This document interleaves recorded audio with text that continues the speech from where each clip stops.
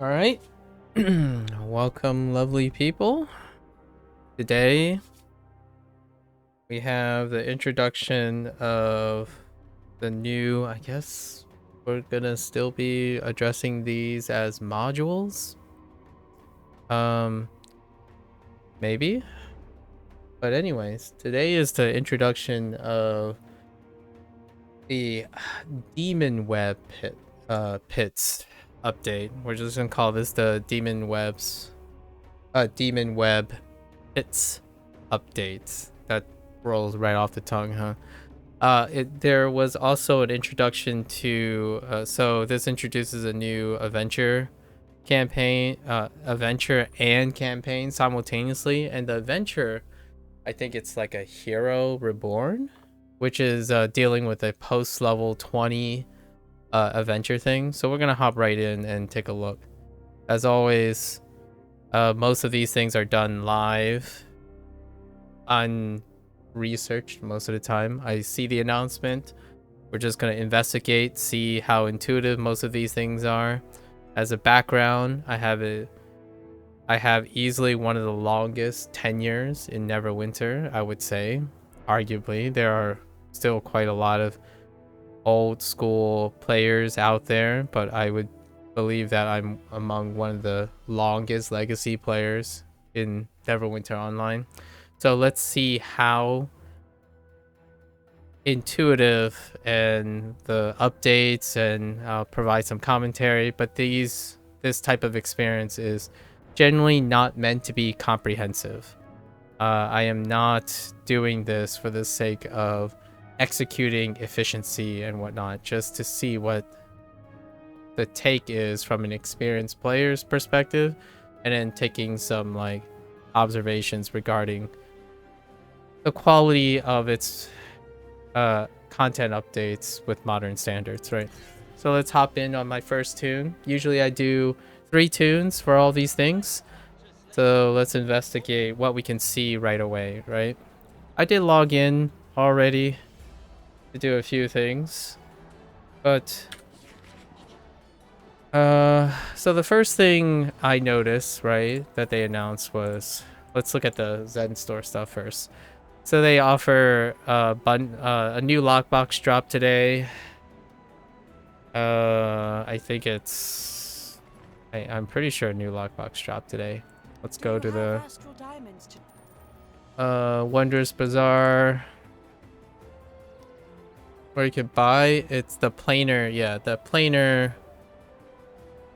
And yeah, the planar panic lockbox. You know, new mythic mount, new mythic companion, Uni the Unicorn, and Bobby the Barbarian. We'll take a look at it when I pick one up from doing the campaigning, and then looking at the UI UX screen for that. And then a new also a new battle pass, right? A new battle pass is added, and where is that? The chaos between realms. And that's the thing I logged in for.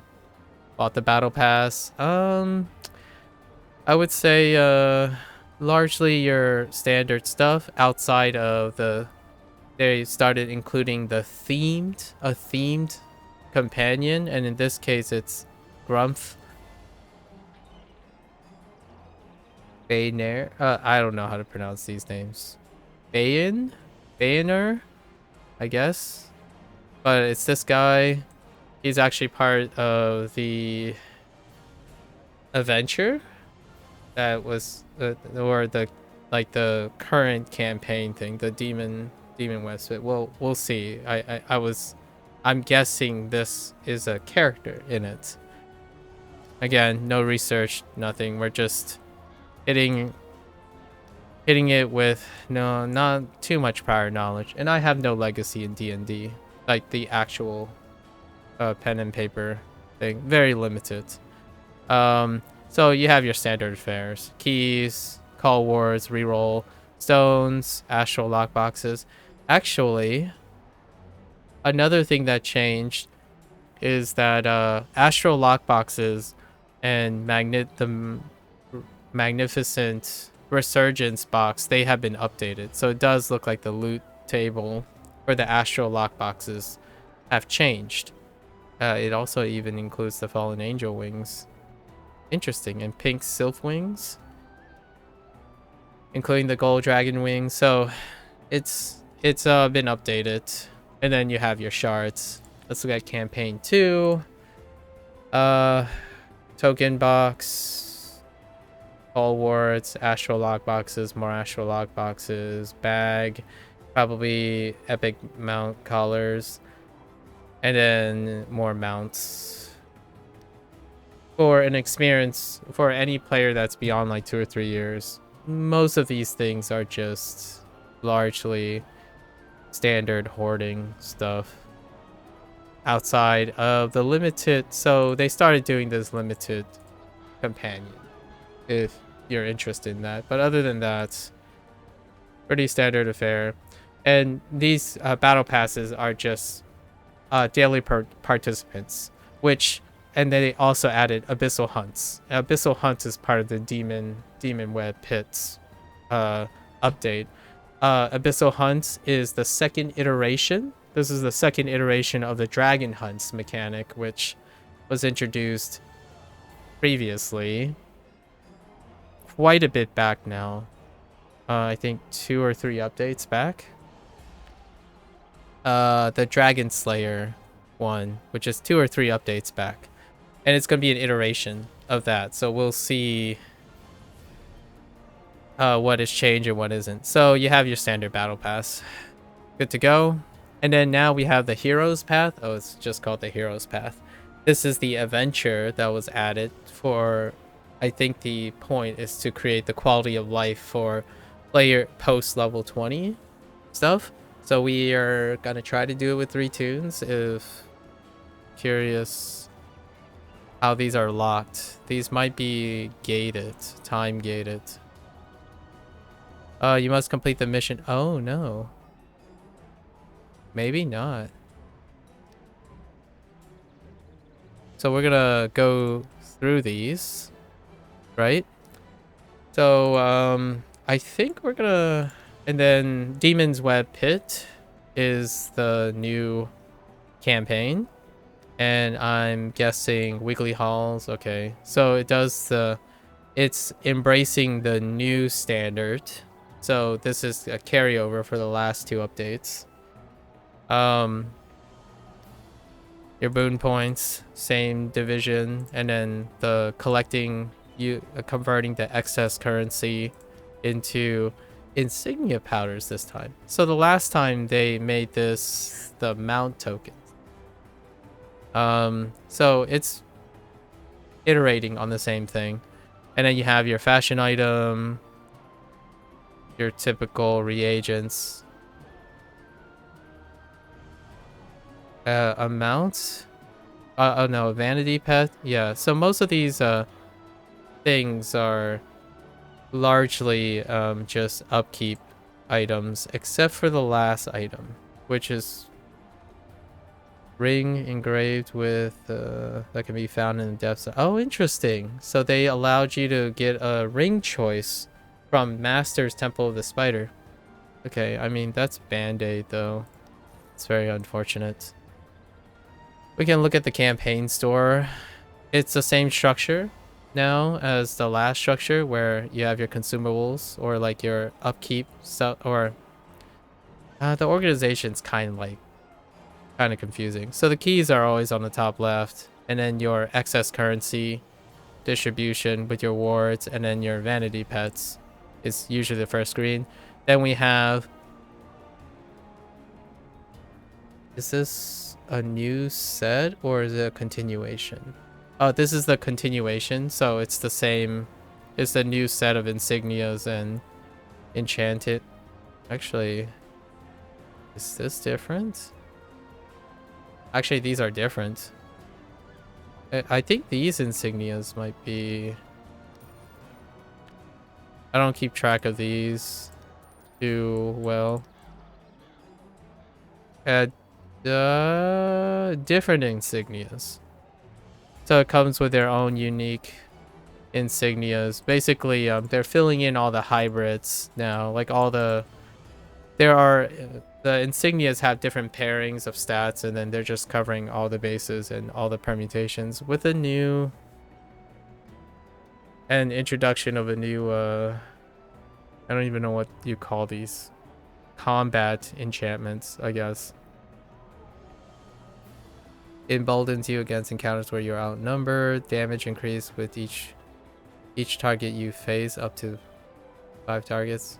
That's interesting. So for the for crowd control, and then of course all the Temple of the Spider stuff, like all the previous stuff, gets their mythic bump, which is what they did with the previous stuff from Temple of the Spider, and then now this is the bump, the mythic bump from the campaign, Mesobarazan. And then here's the new quote-unquote dungeon gear. At least I think the dungeon is referring to... Actually, I don't know. I'm guessing this is the new dungeon. Is there a new dungeon? Oh, there is.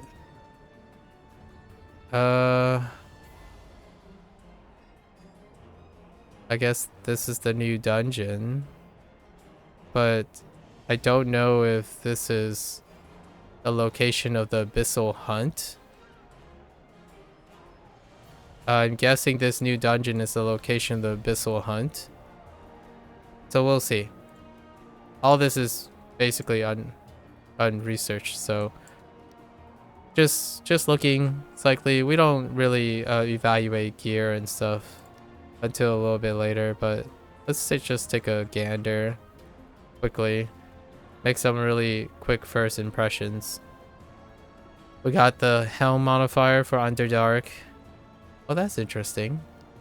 Another Helm modifier for damage. 5 seconds in combat, you gain you 25 away. Okay. Range DPS, I suppose. So we're having kills. So there's a theme about being surrounded by multiple enemies. That's kind of nice. I mean, situational but nice. Non-boss related stuff, I suppose. Your power has a 10%. Oh, okay. When you deal combat damage, yeah.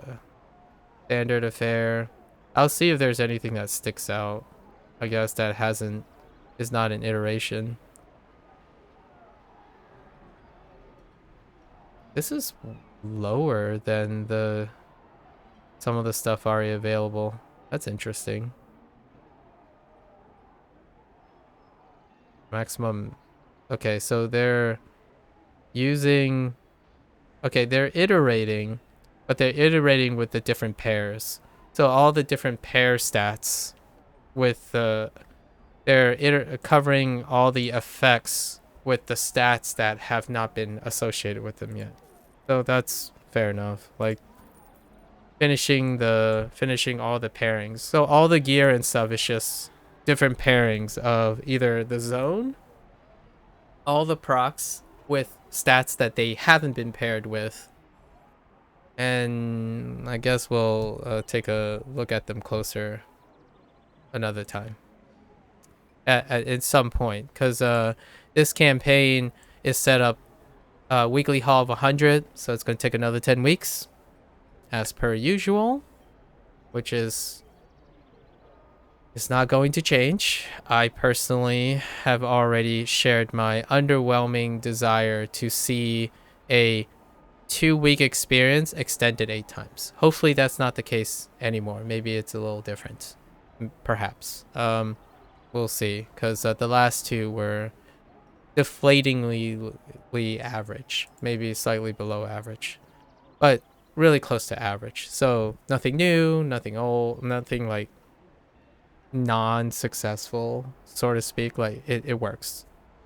Perhaps pleasantly surprised in the future. Okay, so let's start with the adventure thing. and see where we go with this. Yeah, this is fine. So we have the Hero's Path, which is what they're calling the meta adventure set, which I kind of like it. It's meta as in like, maybe not meta. Maybe meta is not the word that I'm thinking of. I'm thinking more like epistatic, like sub adventure. I would probably use the word sub adventure set, something above, like something outside of the leveling progress. But meta is, I guess, pretty meta. Very edgy word. All right, let's start. It looks like Sergeant Knox. Let's go to Sergeant Knox. Enough introductions and whatnot. First week is always exciting to see. Protector's Enclave needs your help. We'll just do the Hero's Path. You've come a long way and done much for this land. It's time for you to return to Instructor Corbin. I hear he has work for you to help you on your path. Instructor Corbin, huh? I don't know what this... this might be the Demon's Web thing. So, let's wait. Corbin is in the... Adventurers Guild? I forgot what the building was called. Alright. Good to see you. You too, Corbin. Ha! Good to see you again. You look ready to begin your journey on the hero's path. I have tasks for you. There is work on the job board beside me as well. Ready to begin? Need something else? Wait. What? Ah, hero. I can tell you have gotten a lot stronger. You look like you're ready for more training. Meet me in the training room when you're ready. Interesting. Does this get refreshed or is this the same thing? I guess we'll find out. Also what's happening right now is a recruitment event, so I'll probably do a 2-character recruitment run just to see if anything changed with the leveling and whatnot. But it's gonna be a post endgame 2-character run, so they're gonna be equipped with like companions and mounts to speed up the process. I just want to know if the path is still the same, or maybe some TLC happened. We'll do that sometime during these updates, these 10 weeks. Technically 10 days. I'm probably going to try to do everything within the day, but we'll see how that goes with hunts. Hunts can take more than a day. Your strength as a warrior will save you in a fight, but a hero needs a full wallet to overcome the debts and fees that come with being an adventurer. Seek out rough astral diamonds, refine as much as you can each day, and then return to me. A strong economy is as essential as a strong blade. I feel like this is a review, but there might be a chance that these are the same quests you do from leveling, but they got refreshed somehow on this tune, but we'll see later. Adventurer, you are now ready to begin completing campaigns throughout Faerun. Yeah. As you complete campaigns, you will gain boon points. Once you have gained enough, you will unlock the ability to gain your first master boon. Return to me when you have done so. Good luck. Okay. It's getting like it's a lot of instructions for, I guess, for the new player transition. Random skirmish. Okay. It's important that you help your fellow members. Join them in completing skirmishes across the Sword Coast, and then return to me. Yeah, so these are a lot of a quality of life instructions, which is less impactful for me, but definitely something that is very reasonable to have when new players join the game. For this task, seek out the Seer, Sabella. Okay. She will guide you on the work to be done. Report back when you've learned all you can. Yeah, that's pointing to the legacy campaign. That's usually not very clear, so that's okay. I already did this, but let's do the other tasks. All right, let's see what this training room is. Like, it's the same training room as the leveling in early on. As I remember, they added it, but advanced training. Welcome back to the demi-plane, adventurer. Ah, Down to business. First, let us discuss threat. When battling foes in a party, you'll want to keep an eye on your threat meter. When targeting an enemy, this meter will display whether or not that enemy is targeting you, and how close they are to switching off their current target to you. If you are the tank, you want threat. If you are a healer or DPS, you want to make sure the tank has time to gain threat, so that the enemies do not attack you. Keep in mind that some special mechanics may ignore threat. okay. Well, there you go. It's officially in the game. Explains how the still fairly limited threat meter works. But you heard it from Corbin. You want to make sure the tank has time to gain threat, right? Anyways. Gain threat. Bonk. I gain threat, right? Oh no, this guy's doing a lot. Okay, here we go. Okay. Well done. Now on to soak abilities. Some foes have special powers called soaks. When you are targeted with a soak, a special indicator will appear around you. And after a delay, a big attack will strike. These attacks are very powerful, but they have a key weakness. Soaks spread their damage evenly between everyone hit. So if your party bands together, you will all survive. This requires good teamwork and coordination. Let's give it a try. Okay, so now Corbin, the hero's path, is adding all the mechanics and indicators that were typically often not explained, but more through trial and error, right? You learn through trial and error, but often also overlooked because of the way progression works in the game. So now they're just explaining it to you, which is great, I guess. It works. So, you know, we're gonna get the indicator, and that's the indicator for the soak. And they gave it an official name. So hey, soak mechanic. That looked painful. Now try standing next to the Yeah. friendly illusion. So it's divided. When this indicator, it divides the damage across everyone who's in the affected area of effect. And it's largely consistent. Excellent. Largely. Next up are tracking abilities. When an enemy uses a tracking ability, you will be marked with an overhead indicator. After a delay, the ability will strike. These abilities can be very dangerous to a party, so it's best to stay away from your party members. Sometimes these abilities leave a lingering effect on the ground, which is even more reason to get away from your party members. Now, let's see how this works in action. So these are the big red arrows, like the red arrows, but for non-colorblind, it's like not 4 arrows, like these things. So the double, yeah.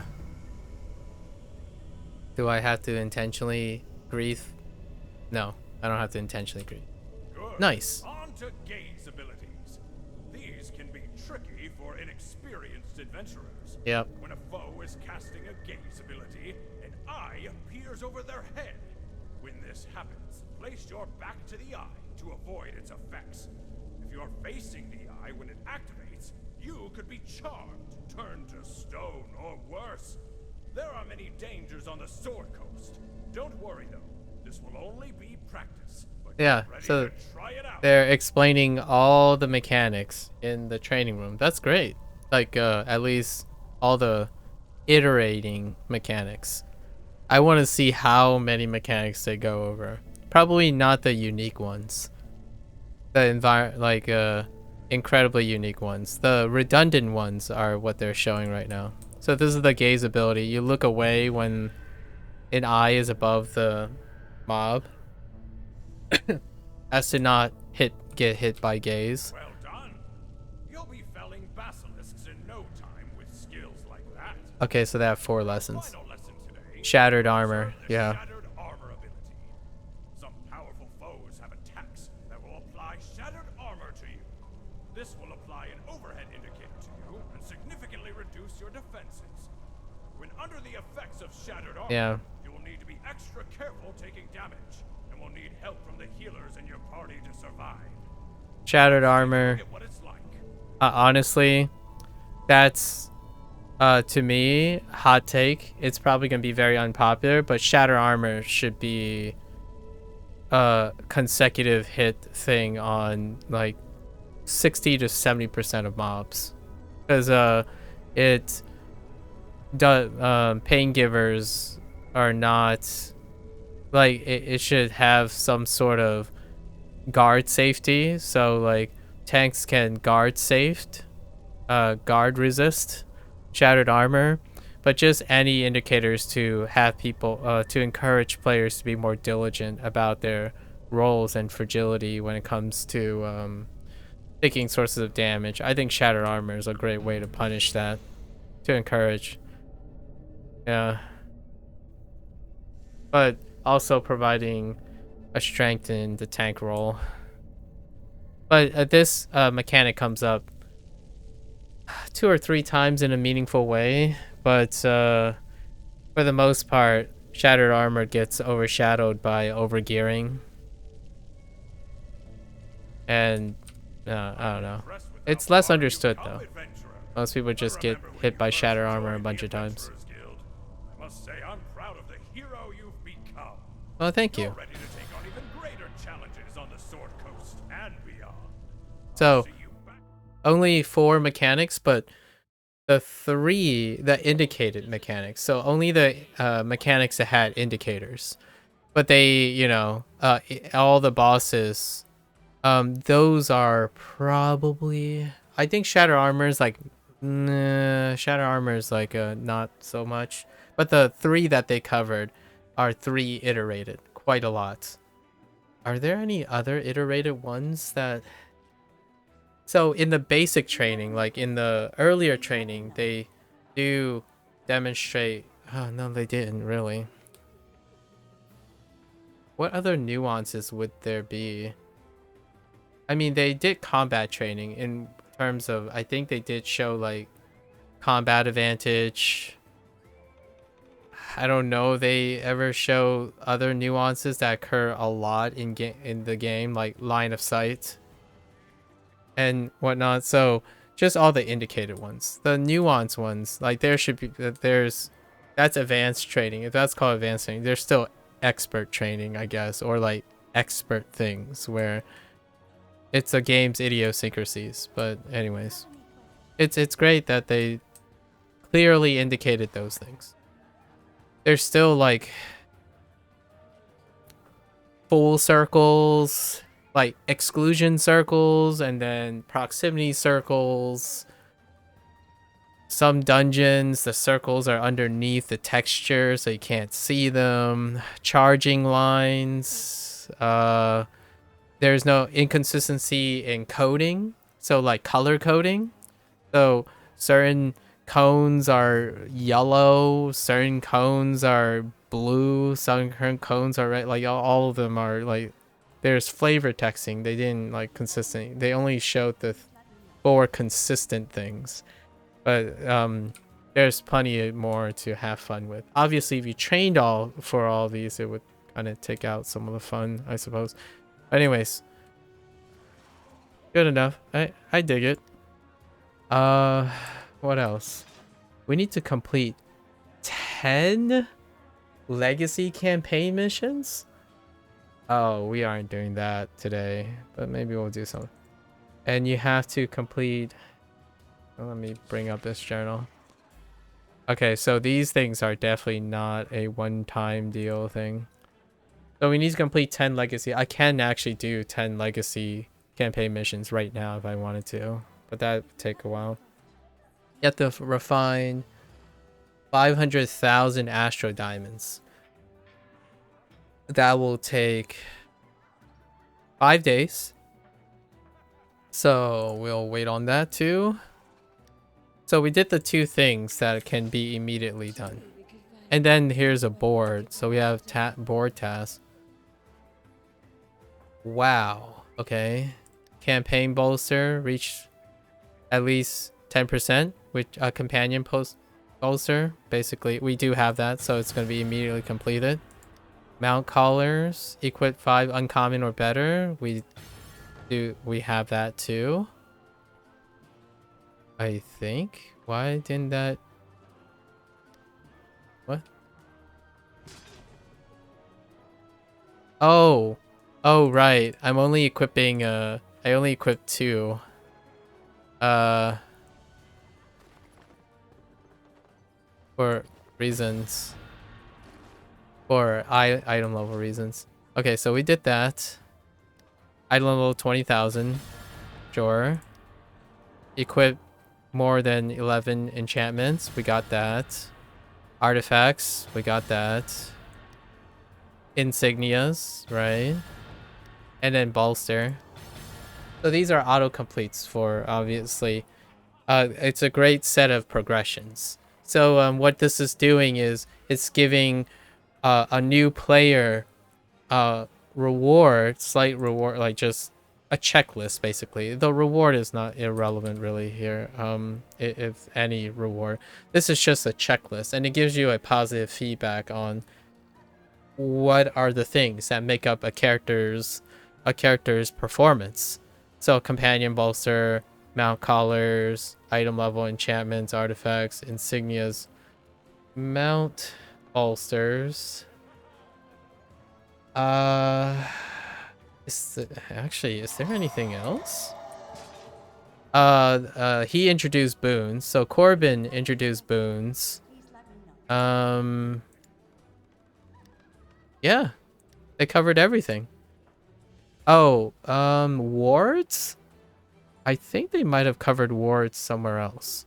So yeah, they covered everything. Good. Excellent. So these are just auto-completes. So let's just... because our characters are well into this. That dopamine, though. Well done. Quite the... Second master boon. Keep completing. We already done the second master boon. So let's just turn this into third master boon. We've done the third master boon as well. So instant complete. Your deeds will be remembered for ages. And I wonder if... oh, so we claim rewards the first step. Oh, interesting. So the first step is the first 7th step. And what were the rewards? 30 companion tokens, 25 mount tokens, and a rare collar. That's fairly... yeah, that checks out for where they are from the tasks. Oh no, it's a rare insignia choice, sorry. Yeah, that makes sense. So you take the rare insignia, whatever it is. I'm just gonna dust it, so it's fine. Okay, and then now we have second round. Oh, and it steps up. That's great. So they step up. Whoa. Then what's the last path? Because I don't think I have the last path. Okay.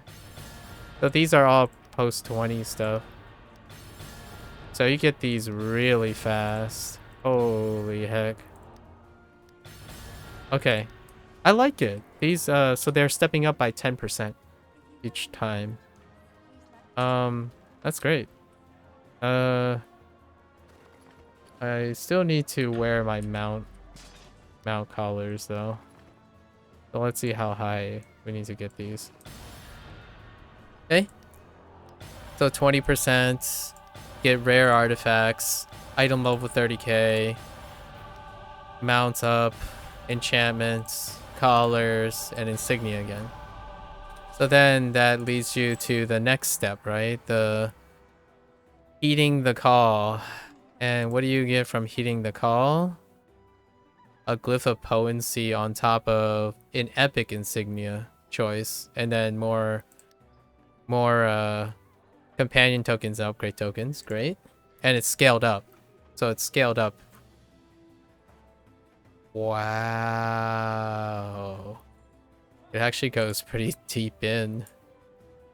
I don't actually think I can fulfill the last one if this is where it's going. So we're just gonna grab one of the epics, right? I'm pretty sure these are bound to account, yeah. So I'm just gonna dust these. Ah, yeah. Oh, this is an unbound glyph. Huh, nice.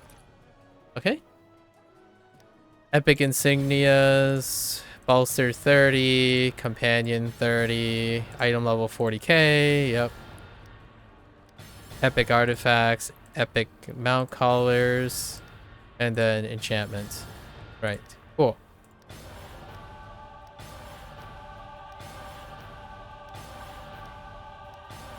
We're not going to do these on the other on all the other characters because on the other two characters, and actually on most of the characters, we're just gonna do this on this one character and just see it because this stuff I'm just gonna be clicking through on my spare time.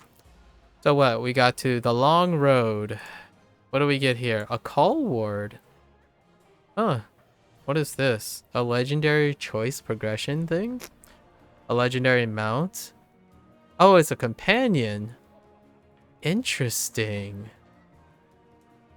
Interesting. Or mount or companion. That's kind of generous. These rewards are the first time you complete this on your account. Oh, okay. We don't have to do all of them. We just have to do one character. I see. That's kind of a little depressing, but yeah, so it's just the first time. Only first time only. So we don't have to claim all these. Okay. But do we have to finish the other thing? Yeah, this says first time reward only. I wonder what the second time is. I guess we'll find out. So let's claim these. Hello? Do I have to like... Okay. And then you get some violet diamonds. We're gonna plop these at the end because I don't know what to do with those. Okay, so here's where we're gonna have a problem because the mount collars have to be legendary. 5 legendary mount collars. I don't even have 5 legendary mount collars. So let's just take a look at or I didn't see the need to have 5 legendary mount collars. There's a very specific reason for me not to, but let's see what the rewards are. You have not started this adventure begin, right? So let's look at the rewards. Here, diamond, call ward, and more glyphs. Okay, fair enough. And then the last one. Interesting. Mantle of Neverwinter's Paragon. What does this look like? It's okay. I guess you can, like, 5 keys. The uncomparable. And what is this? A mythic adventure's choice. Oh, wow. A mythic account bound companion. The other stuff is like meh. But they're the, yeah. Wow. Wow. That's, but that requires mythic collars. I don't know about you, but mythic collars 90k, that's, yeah, by that point most of those are actually irrelevant. It's irrelevant to me now, pragmatically speaking. So okay, I dig it. And then for this completion, this is probably what we have to do on all the characters. 100k Ashwood diamonds for the first time, 450 Seal the North. What the heck? And then another one of those companion packs. That's just probably gonna stack somewhere. Mountain companion packs. So we finished this. So I'm guessing, okay. So it just gets you to do all the daily stuff, all the daily and weekly stuff, which is great. I think that's fantastic. So we covered the hero's path. More or less when you become level 20, it covers more or less all the stuff. That's great. It incentivizes and tells you all the milestones you can hit as a post level 20. So the meta adventure set works well. Kind of reductive, but Works well enough. All right. So now, you know what? Did they release a... I doubt they released a currency companion for this, did they? I'm actually kind of curious. Did the... Huh. Bridge burner pack? Is that what this is? Prototype realm engine? Oh, here it is. So, can I see this? I can't. In Epic, it's 3,000 Zen for,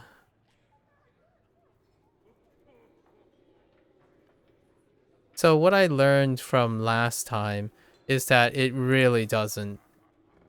It does not accelerate this at all. Like, it really doesn't. And, we exchanged it for something without cost, but yeah, so I haven't highlighted this. So this is the half start, the campaign companion here that increases its currency drop. It's still 15%.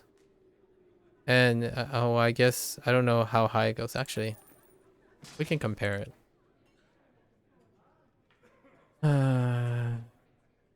Percent is terrible in my opinion. It's it's up though. Oh, no, wait. I guess I didn't. Yeah, it's up. It's 15% now, not 10%. It's still really pep. Like, it's not... percentages of small numbers is just not great in general. So, 3,000 yen for that pack. What's in this pack again? Growth of Life, Fashion, Epic Opal, Power, okay. And a Bridge Burner? Alright, cool. Title, alright.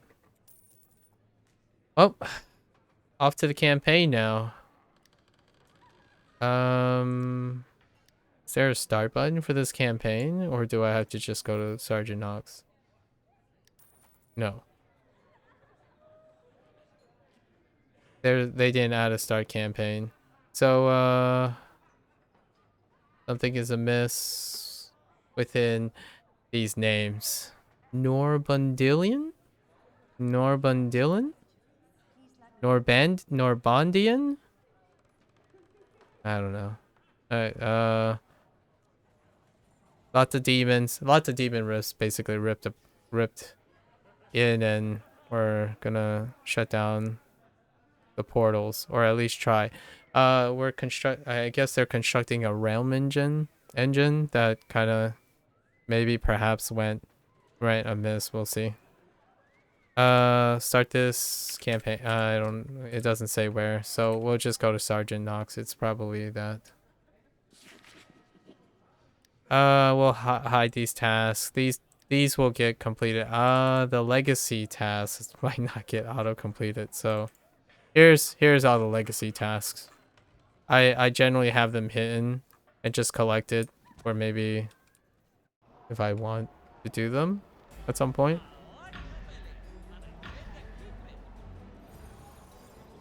Okay. Week 1. It's probably this. Appears there's more trouble brewing Yep. within the Underdark adventurer. Members of Brigand Darth, or more specifically Jarlaxle, has sent missives here to protect his enclave in hopes of reaching you.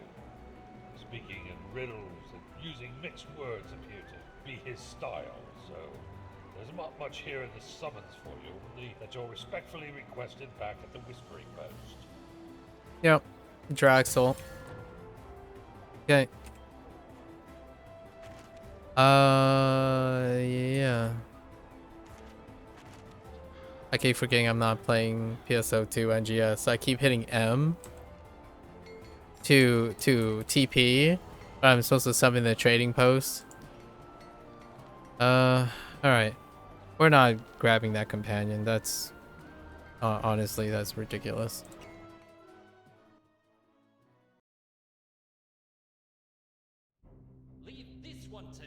Alright, Draxel. So they're using the same hub as the Mesobarazan hub. So I gotta make sure I don't confuse the Well met. already completed things. Ah, I see my missives have found you in good health. I've got some work for an adventurer of your renown, if you're up for it, that is. Anything else? My cousin Nuri has gotten herself into some sort of trouble.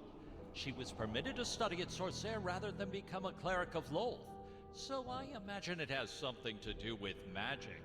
She was scant on the details, but I wish to send aid her way. Think you're up to the task? Alright, sure.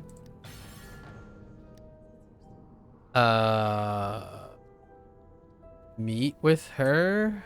Is she in the Whispering Post?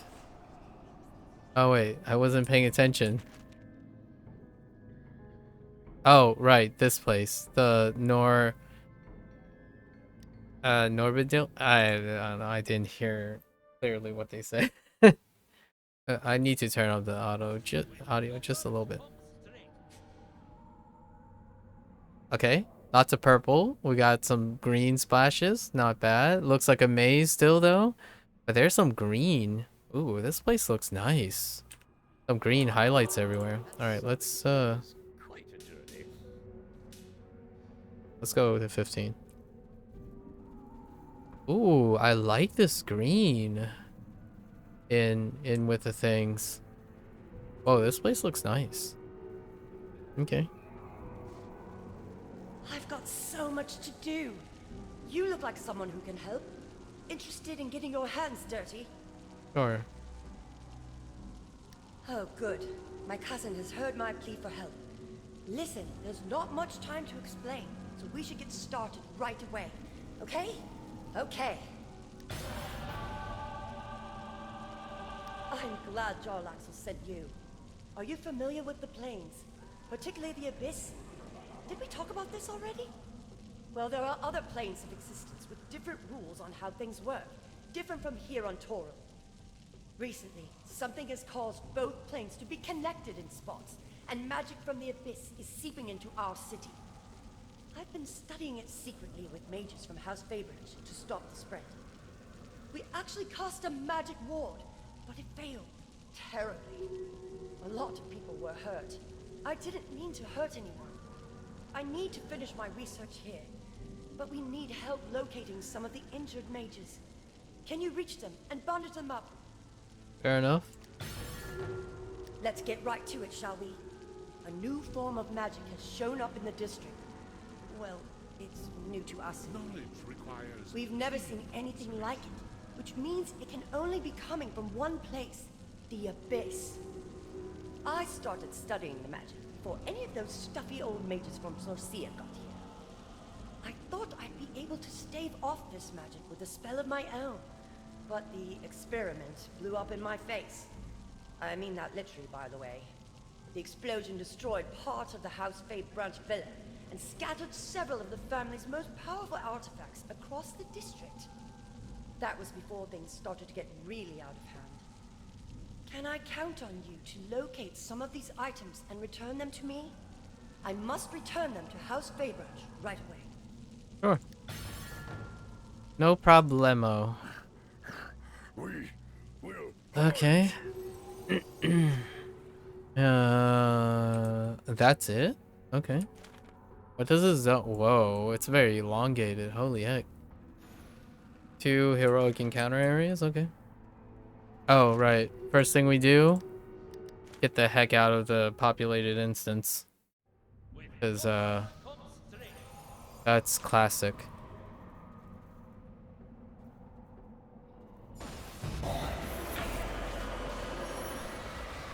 Okay. The scaling's okay. Collecting the artifact looks like a bow. Bandage the injured. Ah, okay. Oh. These are not friendly.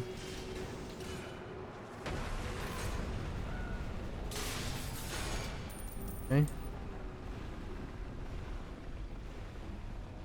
Okay, so 1 per house? They're together though. I like that. I really like this design. This is wonderful.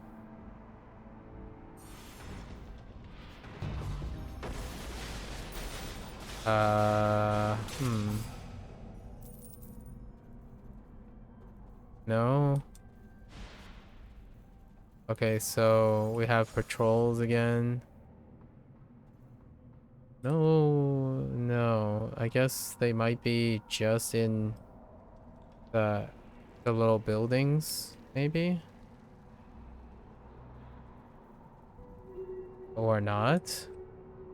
Oh yeah. Okay, so they have to be in the buildings. Fair enough. So far. At least it seems that way. No injured mage in here. Here's one across here though.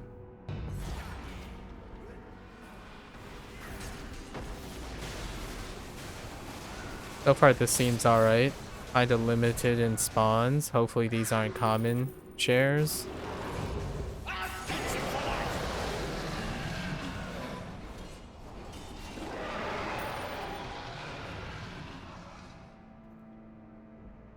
Okay.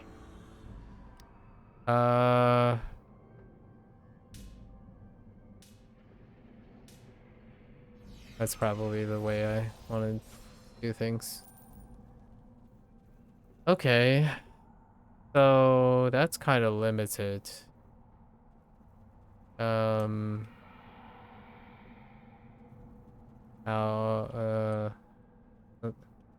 this not the most friendly, not the most friendly pathing either. But I get it. It's kind of like a residential district. Okay, so they can be outside. It's nice to have like an injured indicator to actually see them from far away. Not sure if that was intentional. Or it's just like a consequence of an interaction mechanic. Oh, these are no, they're not predetermined. The heck?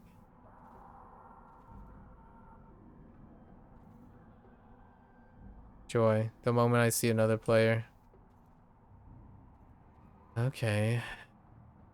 Maybe... okay. Sure. Artifacts are outside, indeed. Alright. This side's definitely better.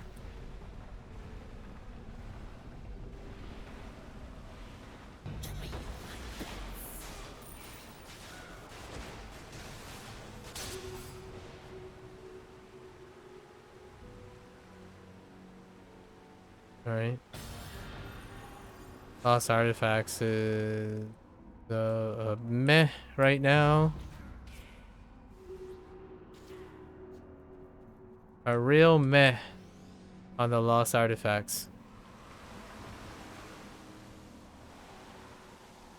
Very meh.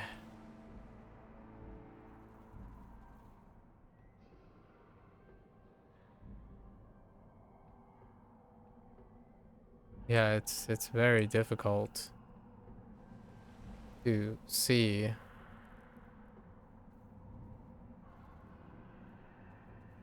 Do they respawn? No. Okay. Oh, I'm not a fan so far.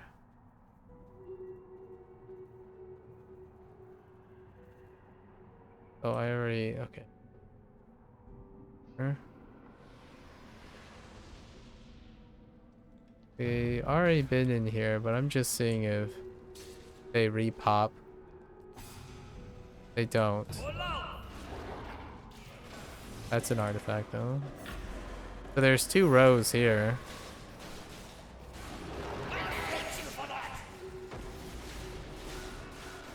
So presumably that's 3 plus the 1 over there.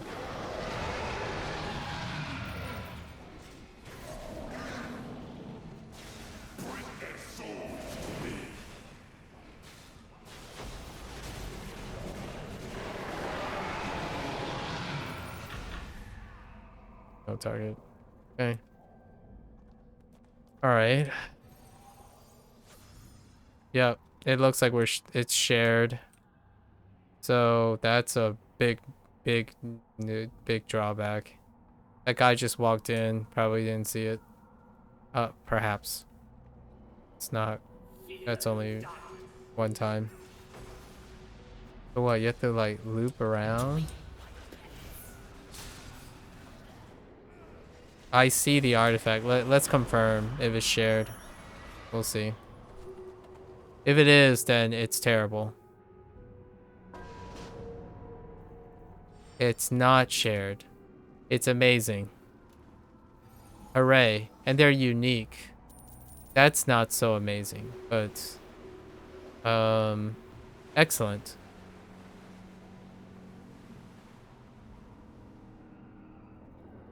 It's not pepped.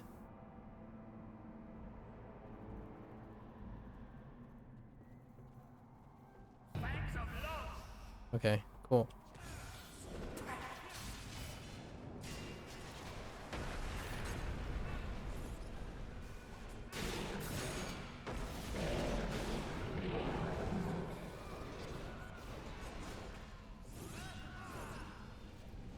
All right. Good news. Artifacts not shared. Individual. I didn't check if the injured mages are shared or not. Okay. And we're definitely just DPing the beginning. It doesn't. The UX always flips back to the Sword Coast. Okay. Alright. Let's do. What do you get? 7 sigils? Amazing. I'll get these back to you. A new situation has come up that requires your attention. Beerice, one of the mages recruited by House Faybranch, has come to plumb the depths of the abyssal tears that have been occurring throughout the city lately. I am sending you to him to help with his research. Hopefully you both can find a way to stem the flood of demons flowing into the city from the abyss. Fair enough. A hunt modifier. Oh, just to look at the hunt modifiers. Okay. Yeah, so this is connected to the campaign. Good. I'm actually, it's kind of nice. So what the Dragon Slayer thing didn't do is they just added a small area, but they made a separate map for this, which is nice. It's a step up. So it's a different environment for the hunt. That which is unseen can often be more tangible than that which is seen. You sound like a goofball. I like it. You're the new help, aren't you? Excellent! You look far more capable than the last one sent to me. Enough small talk for now, though. There is a good deal of research to be done, and very little time in which to do it. You see, I've managed to lose one of my colleagues, a scholar named Sobmers. We were plumbing the mysteries of the lesser abyssal tears that have been appearing throughout the city after Nuri's little mishap. Anyhow, Sobmers managed to get a bit too close to one of the tears and vanished into it. While it is wonderful that she demonstrated that the tears can be traveled in both directions, she seems to have been misplaced.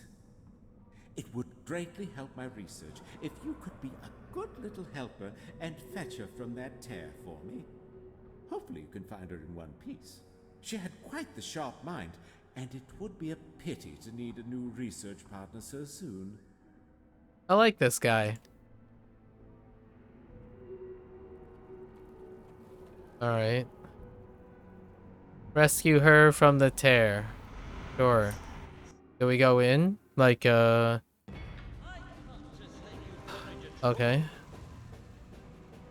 Hi. A Baylor. Whoa, you need to calm down.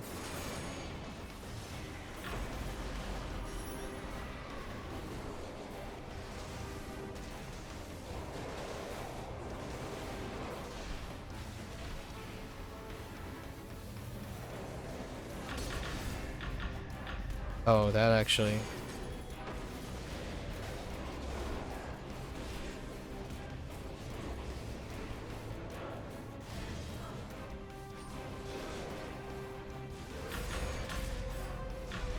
Ow! Oh, that actually hurts quite a lot. Oh, interesting. They added a damage log. Hold up. Oh, that's neat. It tells you what killed you. Okay. Fair enough.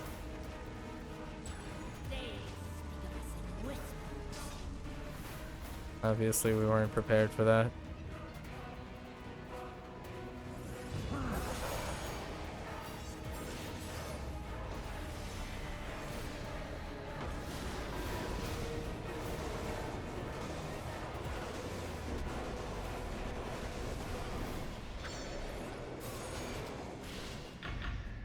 Oh, that's not helpful.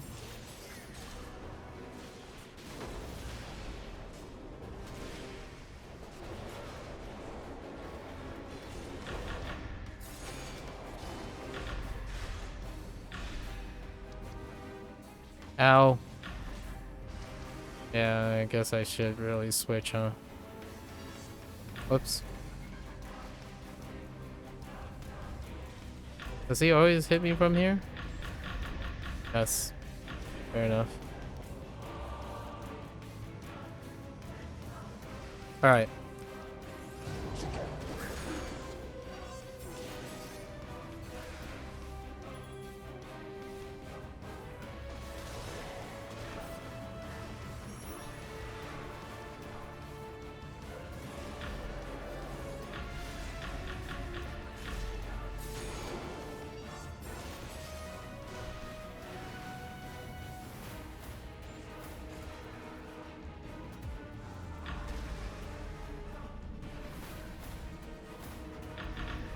Hmm.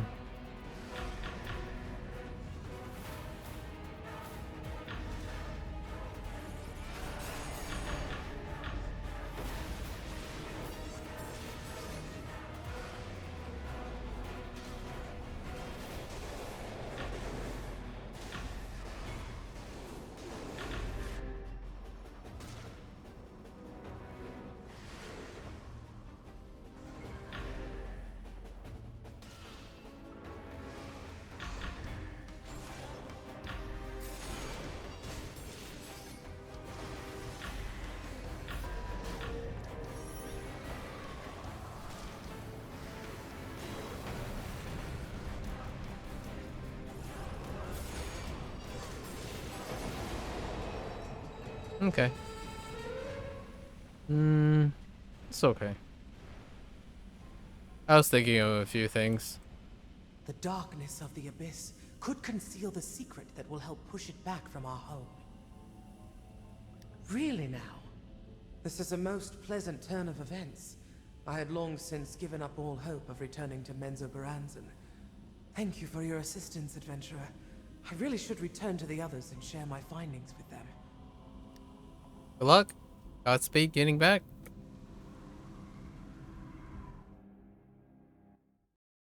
Okay. My blades are sharpened and ready. No one can stand against us. Alright. Back to Nori? Nori? Nuri? Oh no, it's right, Verais. That was Nuri is the other thing. The other What is person. that? Oh, you found her. Yes, yes, very good. Verais? Varys? Hmm. Wait, that's it? Yeah. Nuri is her. You were able to rescue one of Virais' colleagues from one of the abyssal Verais. terrors. Okay. These abductions are a new development that will warrant further attention in the days ahead. You should take this new information and use it to seal the tears when you encounter them.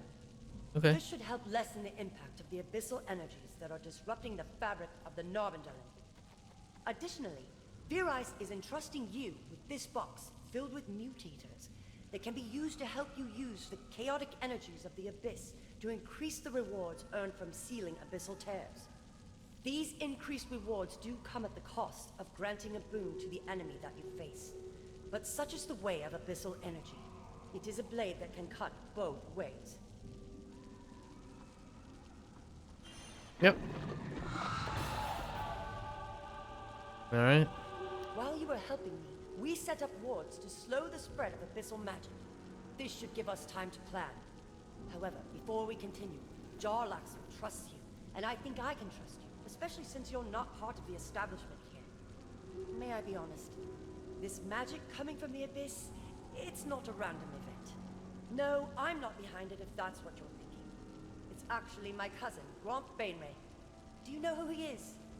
He used to be the one and only Archmage of Menzoberranzan, the wizard responsible for channeling magic into the Narvandel and turning it into a clock each day. Listen, I'll explain more later. For now, I just need you to go out and check on these ward crystals. If you find one inactive, just reactivate it. We need to ensure they stay active for as long as possible to buy us some time. Yeah, so Gromp Bainray. Bainray is the culprit. And Bainray, I see.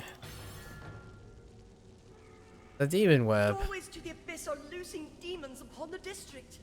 Oh, and it gets worse. Any mages who attempt to banish these demons are quickly overpowered. They're going to need our help. Ugh. This is all my cousin's fault. Gromp cast a powerful spell, a mythal, inside of the Narvandel, and now that mythal is leeching magic from the pillar. If I understand correctly, Gromp plans to use this newfound power to connect our plane to the Abyss and trap Lore within the confines of the Narvandel itself. He wants to exact revenge by turning it into a prison for her. I have a plan, but we can discuss that upon your return. For now, I need you to locate and rescue any mages subdued by the demons. Quickly, before they're torn to shreds. The voice acting is as spot on as usual.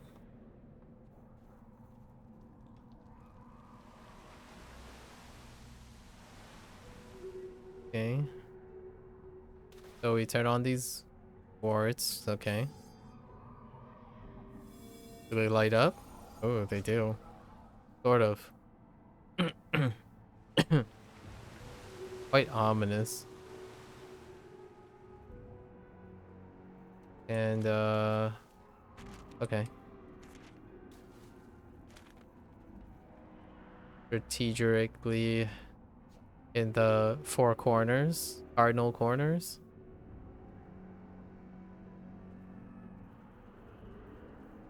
Friendly? Friendly.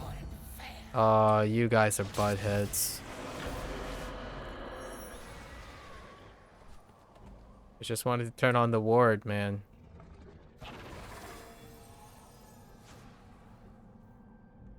I came in peace, but you look for confrontation.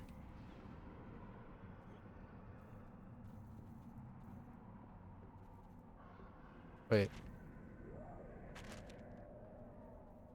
Ooh, that maze, though. Dang. You have to loop around here? Oh. So this part is cut off. Okay. Fair enough.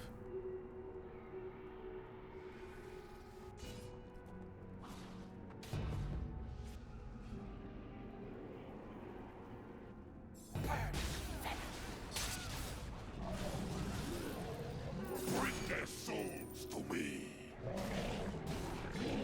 Okay.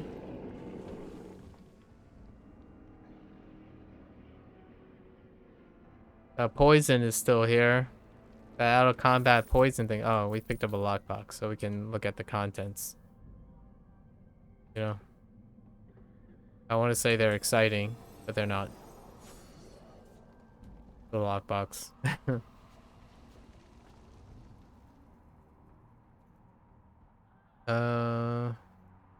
Okay.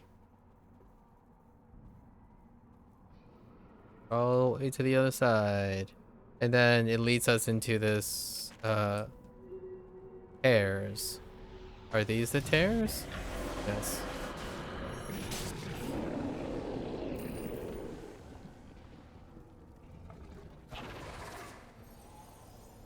So big green things. I like it. Hard to miss. Unless they don't show up until you get really close.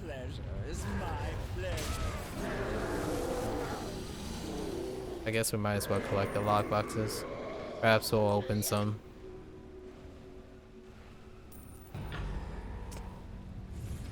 Really, man? I come in peace. Until you try to kill me.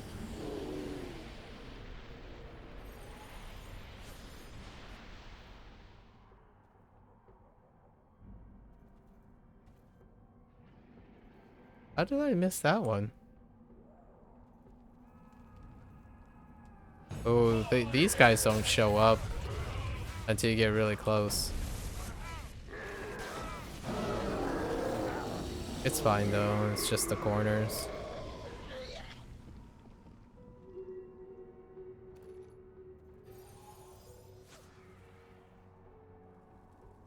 People are yelling for trains! Because, you know.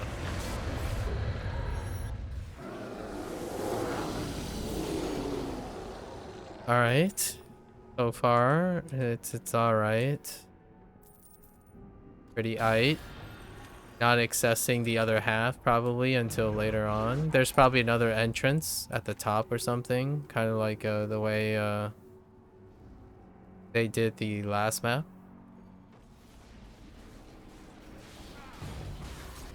Hi, guy. You relentless strike too much, but okay.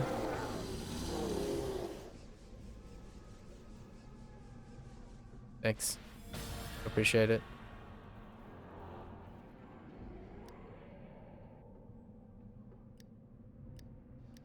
Alright.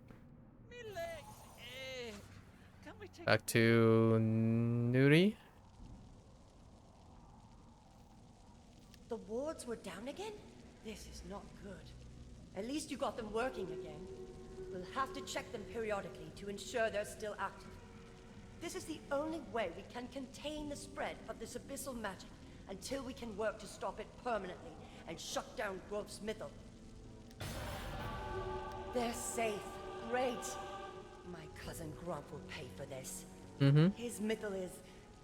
Perhaps I should just tell you. When I said cast a spell to stop his magic, it was more of a device than a spell. I'll explain more later. A realm machine? I went to House Faybranch and asked Matron Halavan for assistance because I knew she would do so quietly. I'm not too fond of drow politics, but Halavan is. She knows that if she assists House Bainray, it will bode well for her entire house. My research? It's just a cover story. This is more about stopping the spread of magic. As I said earlier, I wasn't using a spell. The Mythal Grump created cannot be stopped with any spell I can cast. It's far too powerful.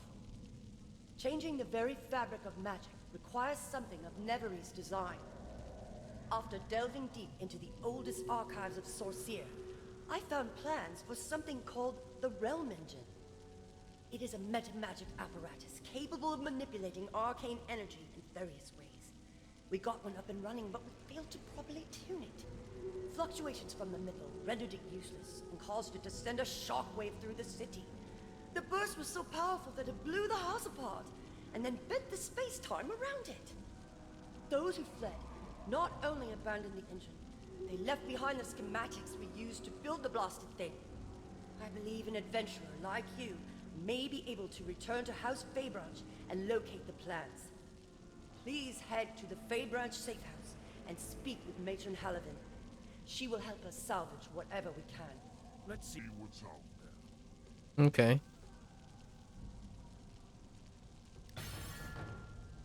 Oh, I just noticed, it's not actually a companion. It's even said on the quest line thing. It's a it's a it's a thingy. It's a potion tray thing. That's kind of nice. Oh, wait. Maybe I should consider this. It's it's an item. It's a potion tray thing. Oh. Wait. Is this a count? It's a gadget, yeah. But is it a count bound or is this just one? It only says one. Are you serious? I need some I need some clarity on that. Not that. Seems kind of nice, I guess. Any additional action for a tank is still additional action.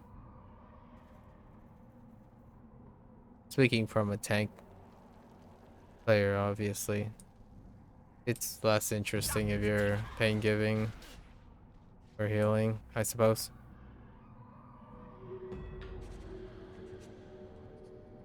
Nice digs, man.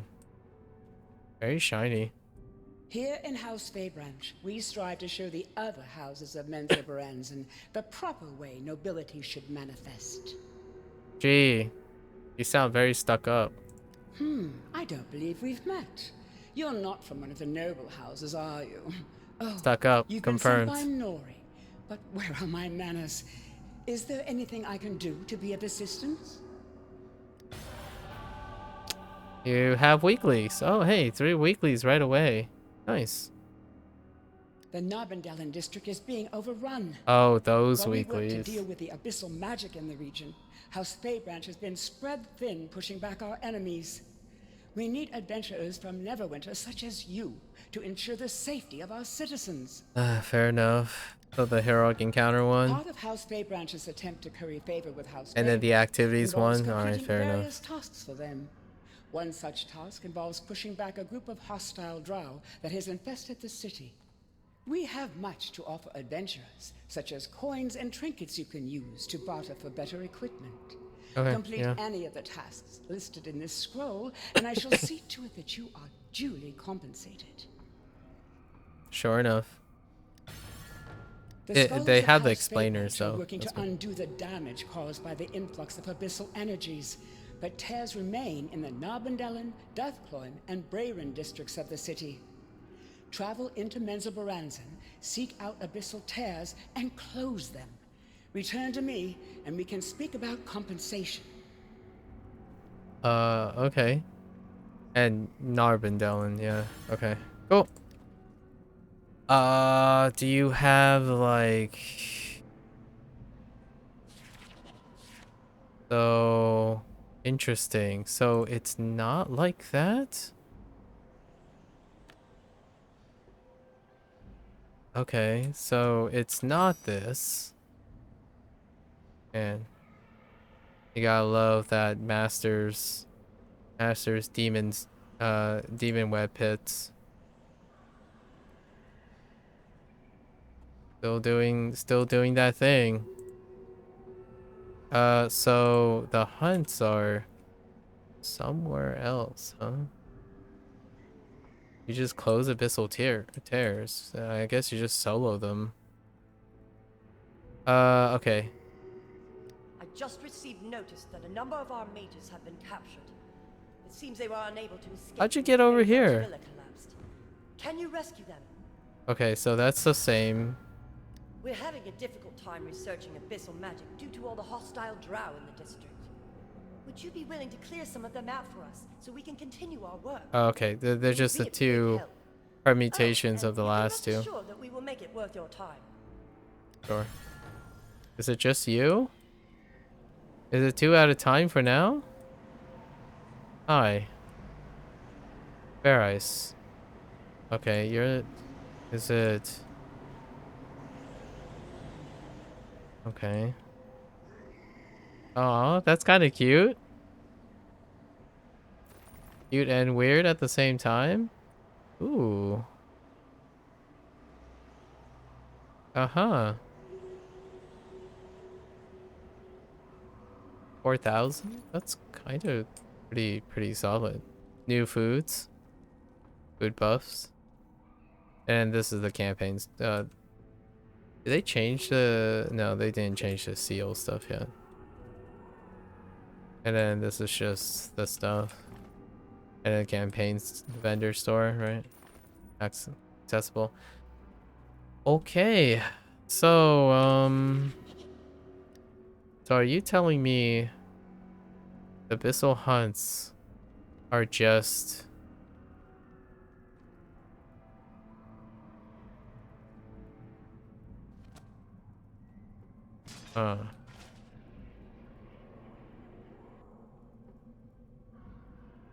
Plus hunts have tricky level 3. It looks like people already... Where can I view these modifiers?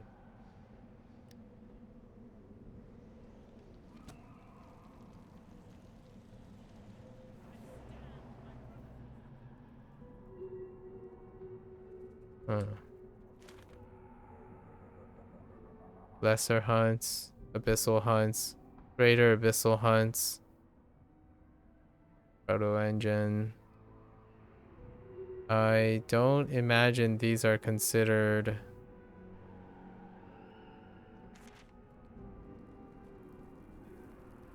Alright, let's just see. I don't imagine these are considered encounters as well. Just walk in one of these. And it's 7 per repeatable, plus 25, 75 for the 3. Which is to do encounters and activities. Okay. Alright, sure.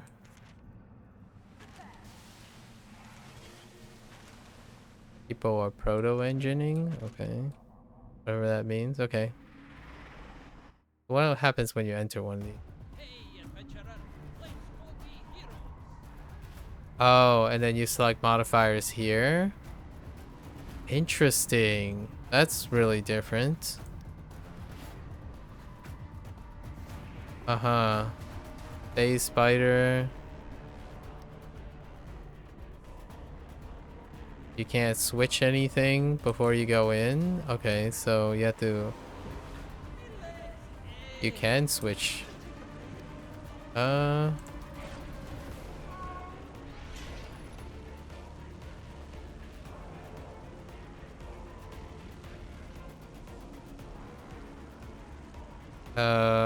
Okay.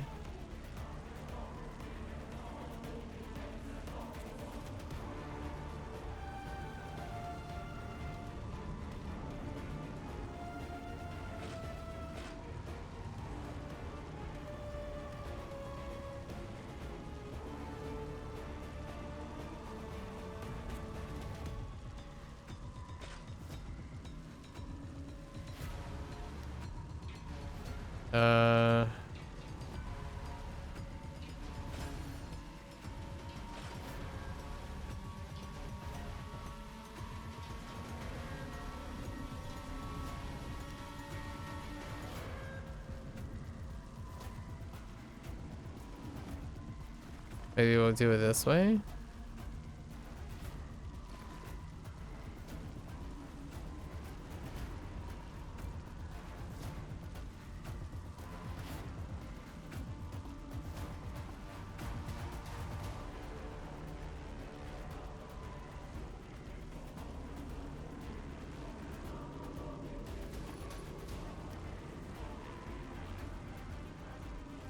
And I switched this around so much to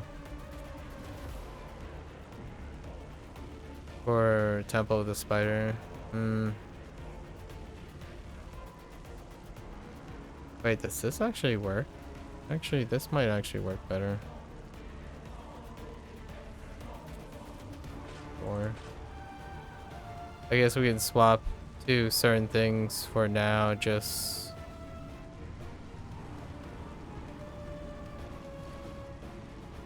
because we're just here to complete stuff.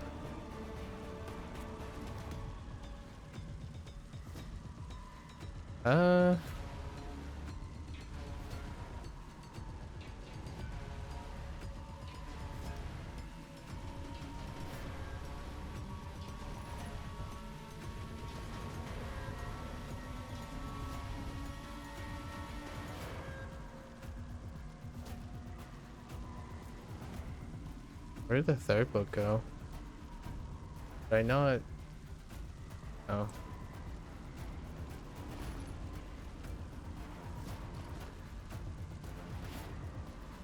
Guess we can try this way?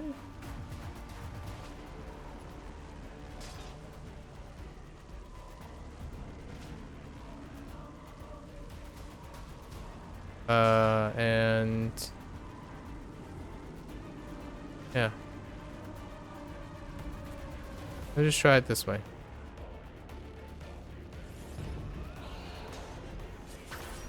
A very strong phase spider, huh?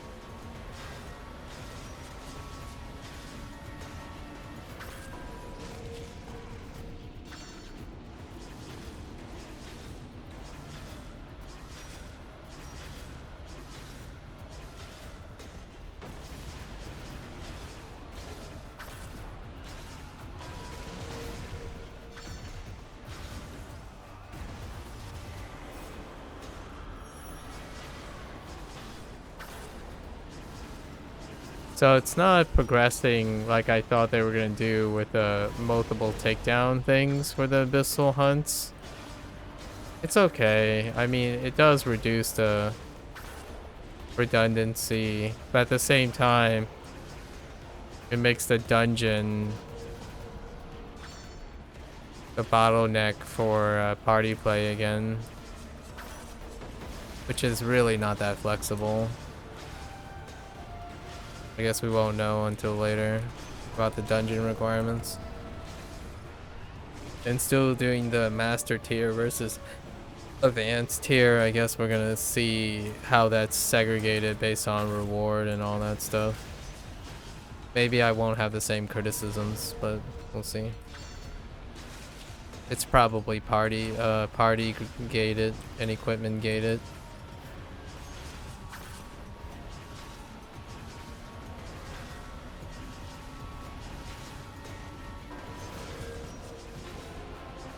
That's just one.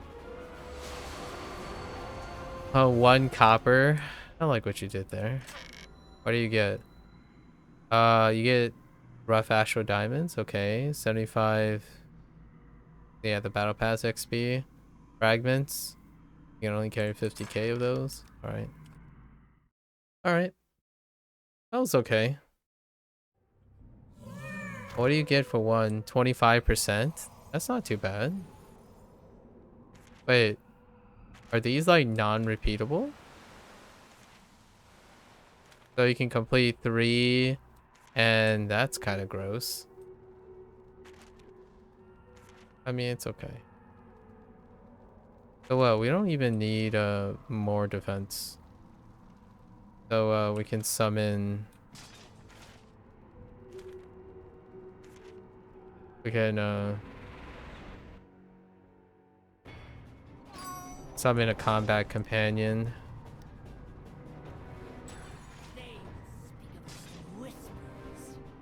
Yeah, that's good enough. Okay.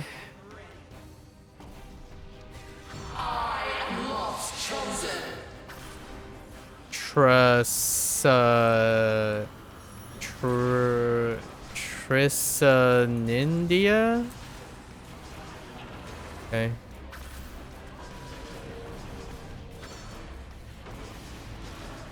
Combat companion for combat advantage. So Face, Spider, and Chris in the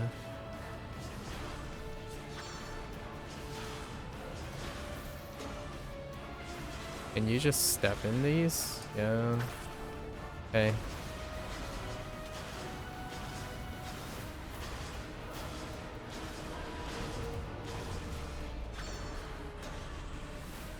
Wow, these are really downscaled.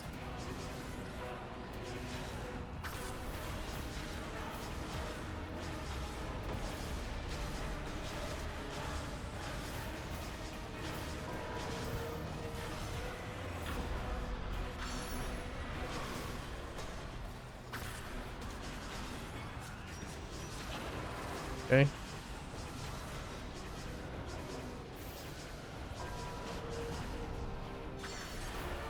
All right. The difference of having combat advantage available to you. Okay, so you only get 1 battle pass XP and more rough Astral Diamonds. I kind of like it. You get Astral Diamonds for those things. Not bad. I stand with my brothers and sisters.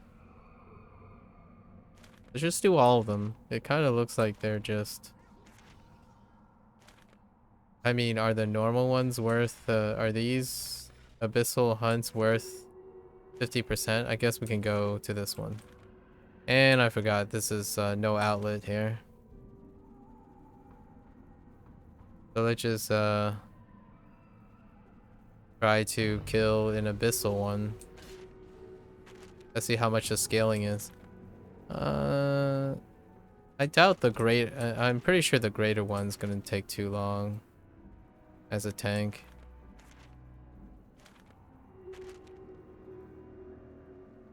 Dang it. Okay. Alright, so let's go in. What the heck? Oh. Might have to go around. No? How to heck? Oh, is it that one staircase right here? Oh. No? How to... Say what?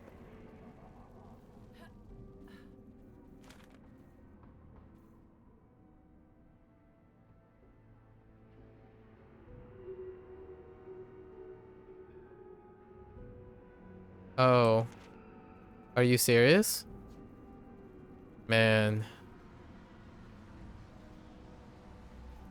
I mean, I like the way what the place looks like, but not a fan of the layout, but it's okay.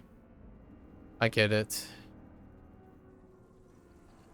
So let's just head in one of these, see what this is like. I was gonna do all of them just to see what they are, but like what the mobs are, but we're going to do them again in 2 ways. So can you tell who you have? Oh yeah, Abyssal Hunt. Manticore. Is this frozen? I mean Fang Breaker? Yeah, Fan Breaker.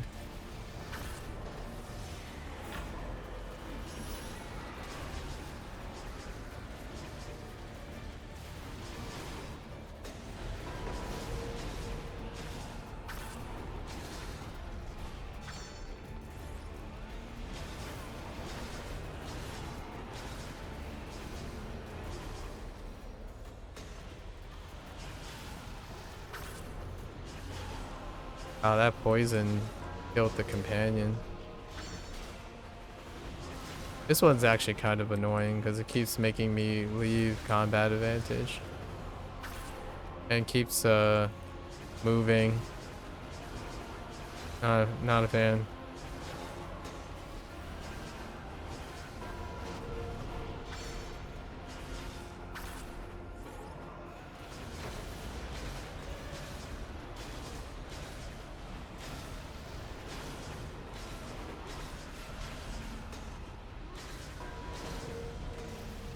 That poison hurts a lot.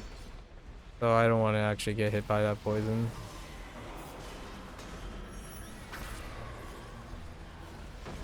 It's annoyingly effective.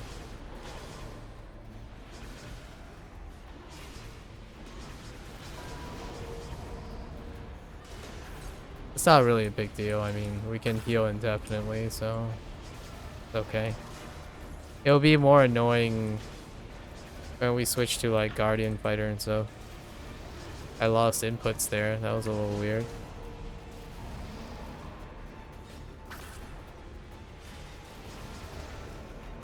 Like, we can't die, per se.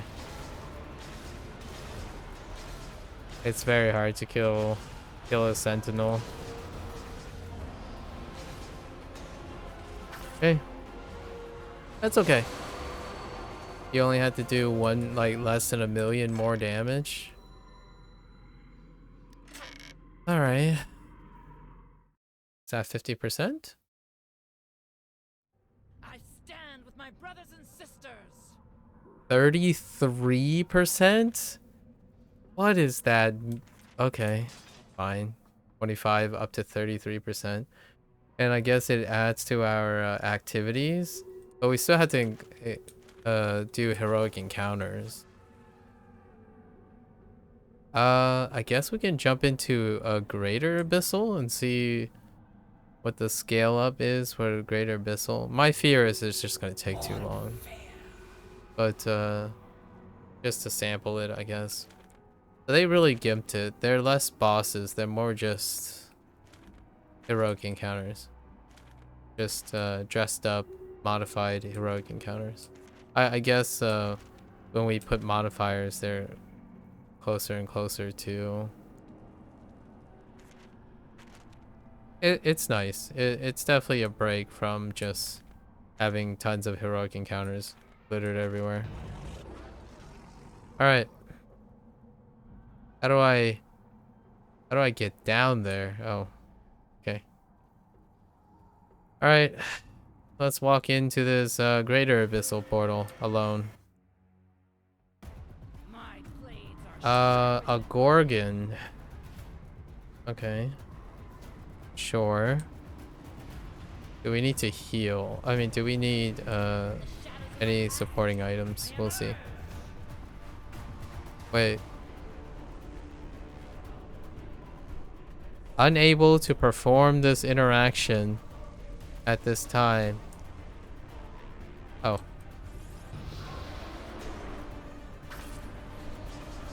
Okay.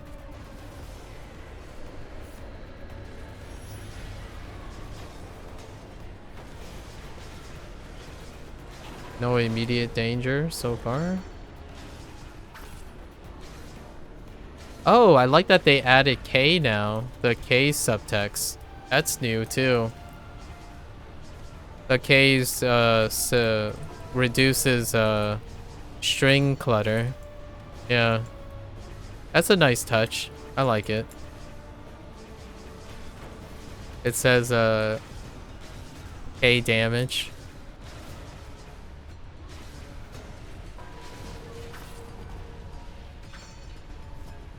Now that damage is like scaling back up again, micro creeping.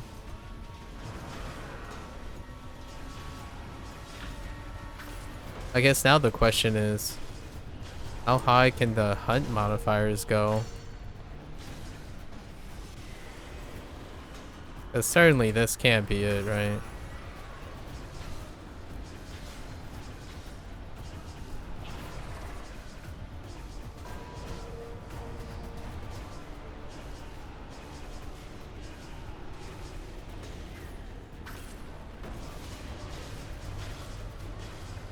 Oh, we know we can solo at least these. The vanilla version.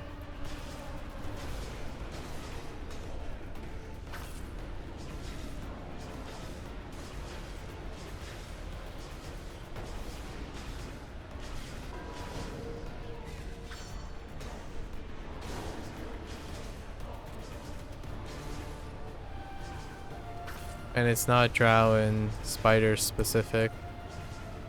It's just any.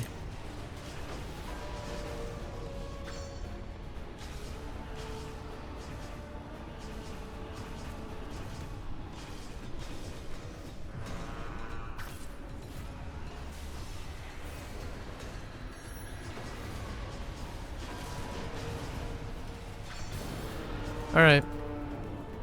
We got 20 abyssal essences. Oh, that's from completing the...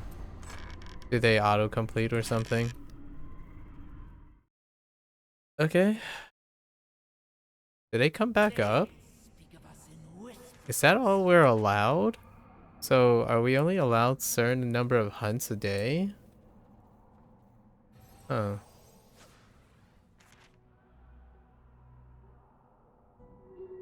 Or what happens when we clear all? Hmm. Hold up. Let's head back to a place I won't be interrupted. Okay, so what currency did I get? These things? Abyssal fragments, sigil, oh yeah, that's that thing. And these things. Brunch, favors. Hmm.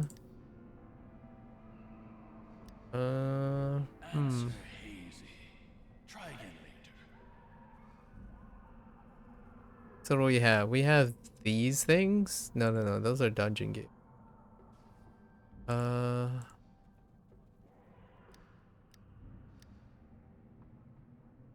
Let me look at this. What is this? It's for completion of masters. Wow, you're really serious about this. You guys are really serious about this. You're gonna continue this streak? Wow. I hope it's scaled down or something. That is pretty pep.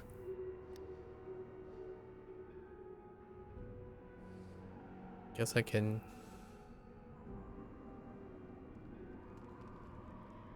improve this from... my other... helmet. That's fair enough, but... wow. What is this rated at? 2050? So, looking at this, yeah, this is gonna be a big pass too. That's a big pass. Okay, when you're struck by critical... Alright, let's look at these a little bit more carefully, seeing that there's master currency involved. No. No. We'll review it more in depth later. Oh, no, they added the 30-second... yeah, they added the 30-second cooldown on this. A third uptime. No. No. What is this? An arm? Arm slot?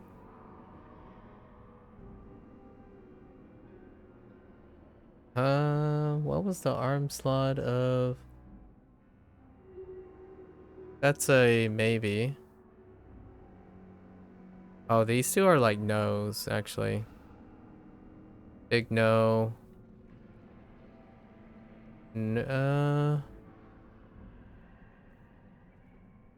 3,000. That's a maybe. That's 6. That's a big ask. It's still a no compared to the alternative. No. No. No. No. No. No. Yeah, wow. Oh, that's... that dungeon might as well not exist. I mean, that's just on first impression. We'll think about it later. How do I view this modifier? I think it's in tools, maybe? No. It's in this. Here we go. So let's view modifiers. Okay. Okay, so those fragments are used for this. Overload enchantments. Oh, interesting. You get overload enchantments. That's not bad. Player artifact mounts and potion slots disabled. I mean, I'll probably just do it myself. overload enchantments, so you don't have to additional pointless players action. Okay, refinement gems, drow glyphs of warding. Huh. Interesting. 104 epic masterworks crafting ingredients. Oh, that's kind of neat. More favor. Okay. Well, yeah. Additional 1 of 3 legendary masterworks crafting ingredients. Huh. At will does damage to player. That's kind of neat. The rewards are kind of neat. I like that. Just picking up overload enchantments is fine. I don't really need this. I could do this on my own. That's kind of interesting. Legendary masterworks crafting ingredients, huh? I'm not a masterworker, but just picking up ingredients can be helpful. And this. So we have like these. All right. Not bad, not bad. Sure. But right now we're just gonna do our weekly hauls, I suppose. Yeah, so we'll do the Abyssal one day each week, and then in the interest of time, right? So it's not too bad. So let's finish up our haul and bootstrap through the other dailies, right? So now I have to like go to a campfire and swap.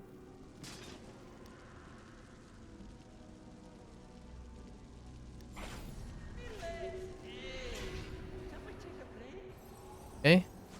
And then we'll just listen to some more VOs, right? VOs are nice.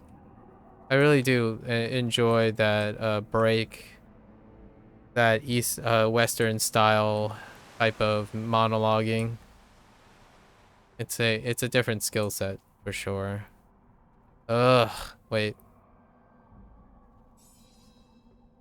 I don't remember what I'm supposed to be doing. Yeah, I'm supposed to be rescuing these guys. I just taking my frustrations out on all these peeps. Well, not that I'm frustrated. This is more of a, you know, it's a live service game. Should feel relaxing. Particularly uneventful, but also relaxing, you know?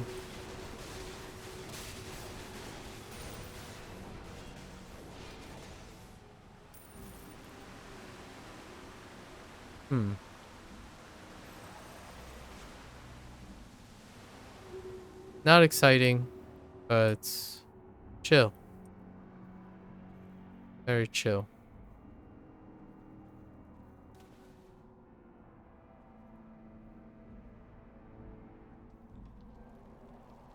So they're not in corners. No. Weird. Are they in here? Only injured things are in here. And this is one of the artifact rooms. Oh no, there are some injured people in here. I mean, prisoner people. Sure. So far things line up. They're paired. I dig it. Serviceable.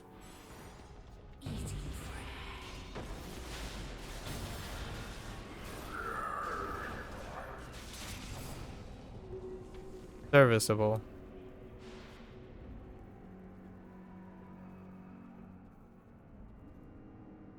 Didn't do the heroic encounters yet. We will instance change when someone calls out for like a proto engine or something. Oh. Now we're going to the center. The center is clear of mobs, which is kind of nice. Sort of clear of mobs.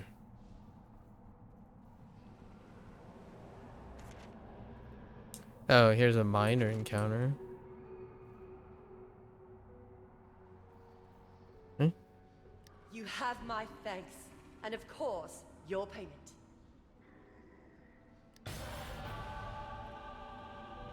They give 5? Okay. I know it's a messy job, but I appreciate you taking the time to handle the hostiles. Fellow drow or not, they were getting in the way.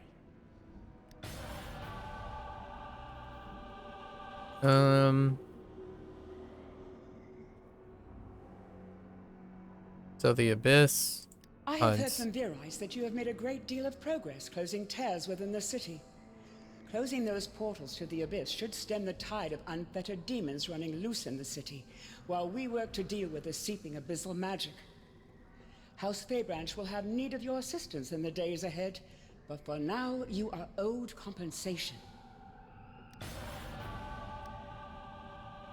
Okay.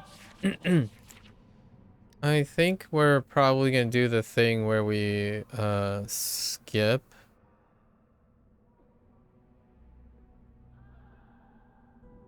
No. Yeah, so yeah, we're gonna do the encounters, I guess. Too late.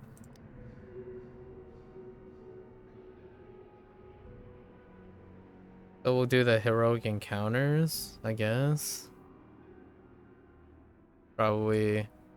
If you do all 3 if you do the 2 outside of the activities one. Oh gosh, that guy there, he's the only one in the instance.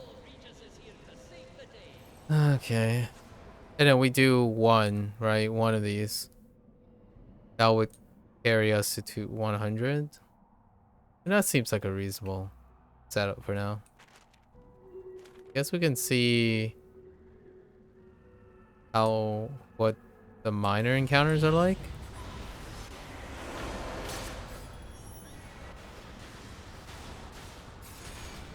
Nope.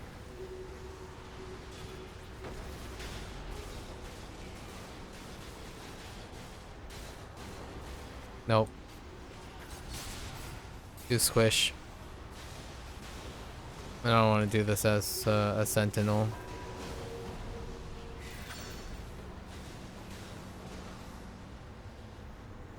Do you want to help? No? Okay, you guys are going to the proto thing? Alright, cool. Good talk. I'll come with you. Hey, you guys mind slowing down? Is that really how you get there? Okay, so you can cut through. Okay. Alright. Oh. Oh, hey. Wow. People are going at it. Just have to clear the area first? Okay. Fair enough. Really interesting looking building. Just... There are some random boxes here, so I'm guessing they're the interactables. There we go. Now collect those pods. Yep. Oh, the pods. Wait. More aggressive drow? Oh, yeah, okay, yeah, the parts.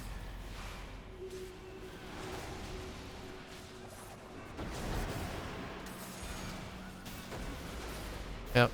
The interactables, okay. Great work. The mages can work on repairing the engine. Weaken the demons and use the engine.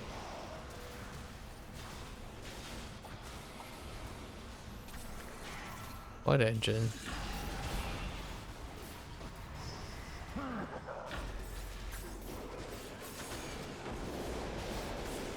Am I gonna get bopped here?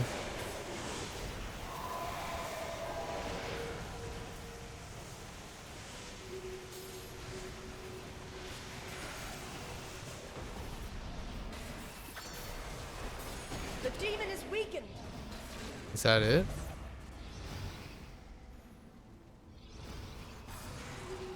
Quick, use the engine. Where's the engine? Oh, this little All right, thing? the prototype works. 40%. Wow. Why is this? That loot thing was really gigantic. Alright. Okay, fair enough. So we just sit here and look? And it just run to the proto engine? Okay. I don't mind this. You do this 3 times. Huh.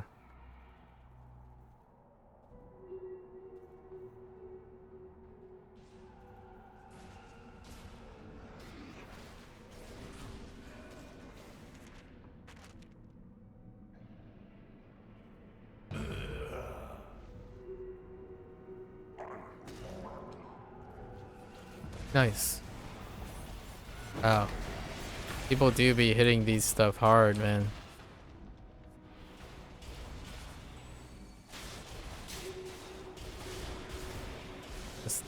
Oh, I can look at the collection to see what if there's anything that drops off of these, I guess. There we go. Now collect those parts. We might only be doing it just for this character. I mean, it's pretty fast.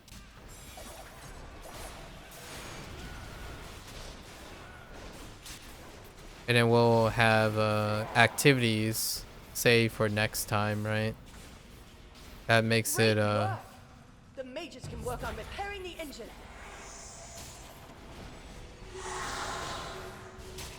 the thirst is quite great here.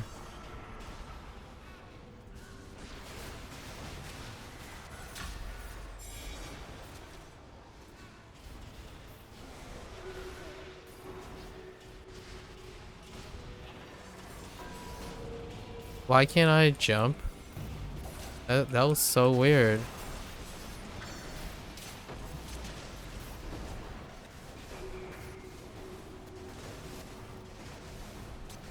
Wow, they got whomped. There's some weak peeps in there. The demon is weakened. Okay. Quick, use the engine.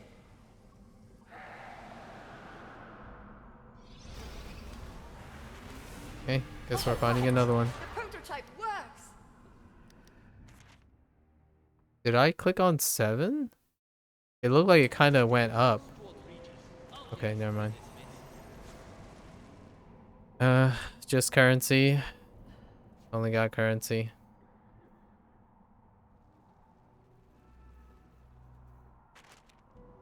Oops.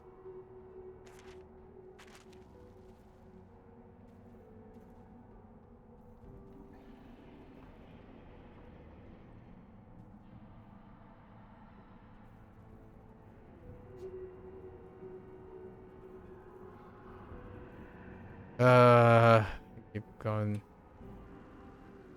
Keep avoiding this building. Wait, I'm not sure if I went to the right instance. Because the menu kind of just shifted. Oh, okay, there's some peeps here. Sure.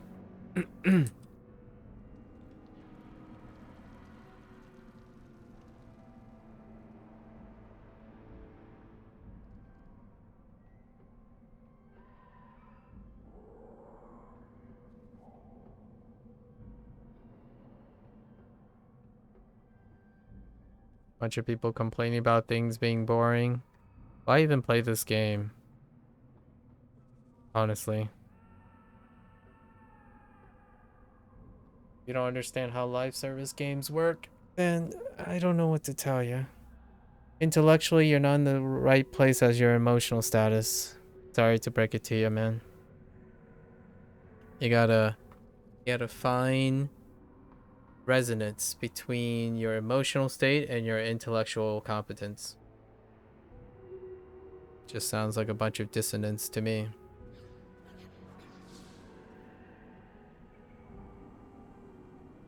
We got some peeps. It's pretty fast. I think I'll do that with the other two today. We spent 2 hours already. You can probably get it down to, and we'll do prep work too, right? Because we turned in 1 daily. Oh, actually, we had lead ups, so it might take a little bit longer on the second week. We'll see. So we do want to do these.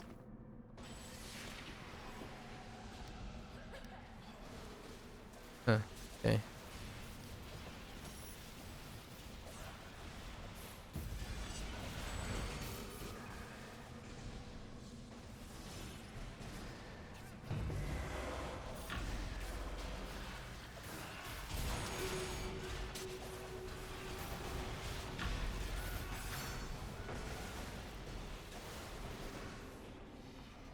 First week enthusiasm, you know?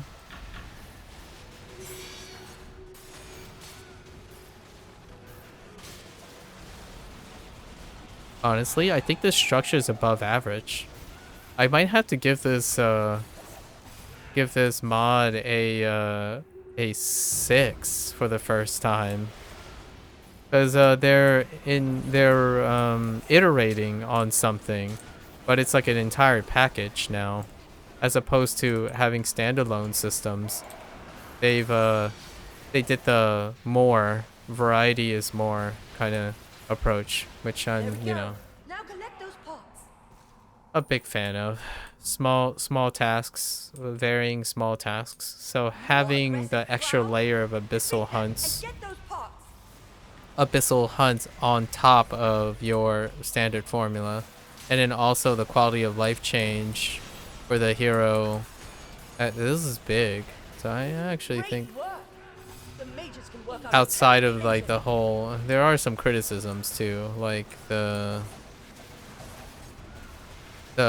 constant gatekeeping with masters dungeons, and the really, in my opinion, what looks like incredibly tone deaf lack of mechanical understanding when it comes to design for gear modifiers again. It's really tone deaf.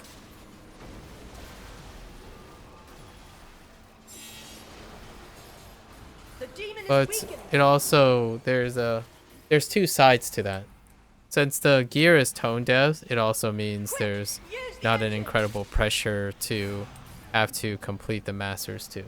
So you can, I guess, complete it for EPing if you want. When you have no teammates. Okay, so there are things, so I can look at them in a bit. Alright, so we complete the stuff for today.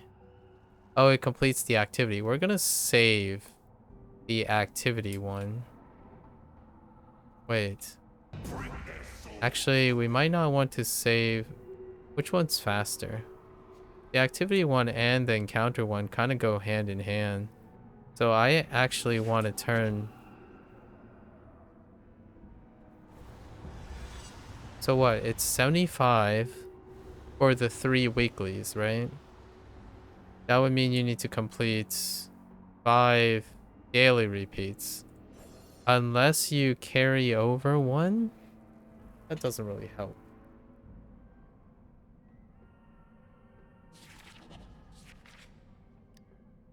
Right? Because they give 25 each. So how do we get this cycle rolling? 75 plus 1. But if you carry over, we'll try it that way. So the heroic is definitely a lot faster than the activity. I don't want to be hopping from heroic to heroic. So we'll see what happens when we bootstrap 5 dailies. Like the 5 daily repeats. And see how much percentage you get. And then you have to do the abyssal stuff, so yeah. So we'll turn in the... It is done then. You adventurers are both resourceful and dependable. Return to me in half a fortnight, and we shall be ready for this task once more. Is it this one or is it? Yeah, this one. Such expedient returns. I trust you were successful in your endeavor. It is good to know House Faybranch can count on you during this time of need. Here is your payment. Return to me in half a fortnight, and we shall request your assistance again. Hold up. Which one was a heroic encounter? A hero's work. Okay, fair enough. So we'll turn in the activity because they have to reset. And they're not, if I turn this in next week, it's not going to reset. So it's not going to double stack. So I still have to do that stuff. But since I'm already at 95, we single stack one of these, and then that'll be our routine for now.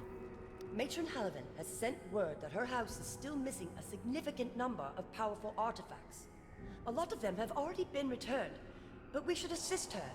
She's been doing a lot of work for me Dialogue lately, change. so it's the least I can do. For the scattered artifacts. We're trying to learn more about the hostile drow here in the Narvandelen. We captured one who is carrying a sigil we've never seen. We would like to gather more of these symbols for study. To keep houses Bainray and Faybranch out of this, you are needed. Okay. Let's see if the first milestone unlocks a thing that we can't actually do because of overflow. Let's see if the overflow thing is still a thing. I guess we just take out the same drow in this area, but let's collect the artifacts again. I was gonna attack them. So the artifacts are in the houses largely. It's kind of 6 artifacts, right? It's the same one. So we've already seen the repeat in the pool. But artifacts are unique, which is great. That means I don't have to change instances. Oh, and the Vissel stuff comes back. Yeah, the Vissel portal things come back.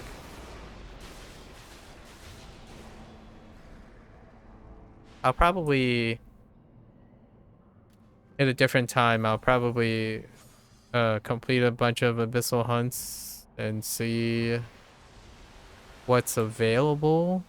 Like, if I use the modifier for overload enchantments, like what overload enchantments are there?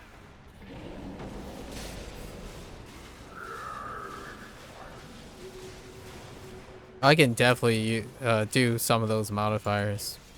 If you're a DPS tank, you can do many of those modifiers because they don't really affect you. They're the insignias. In fact, you might be able to use them to your advantage.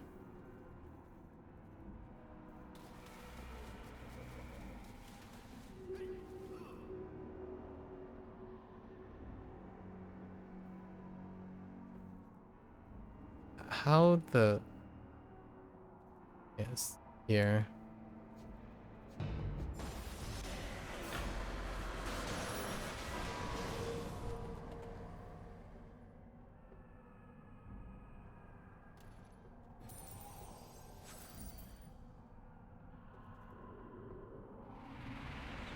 Is it this one? Yeah.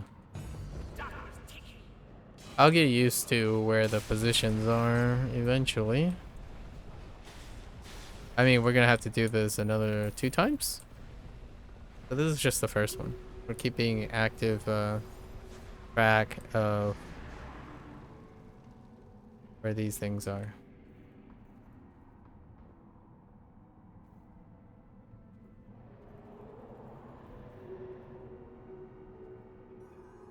The last one, this one, at the wrap around. I guess you can take out these guys while you're here, though.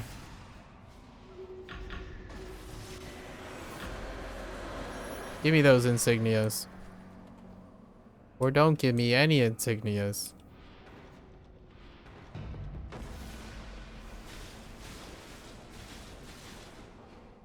Are these not the guys? What the heck? Oh.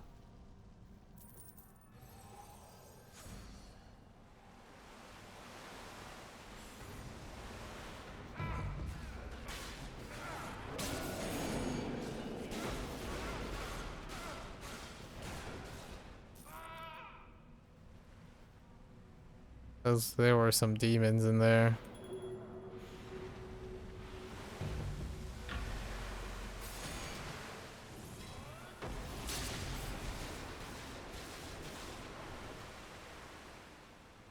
What? Okay. I'm clearly failing at this.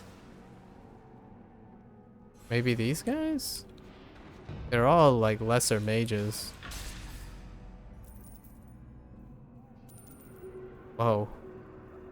What is this lack of drop rate?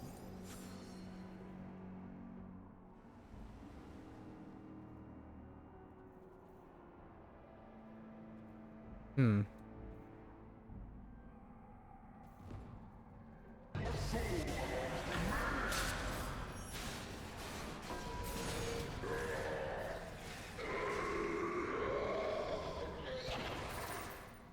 Okay. So, maybe take out the guys that are summoning or coupled with demons? One.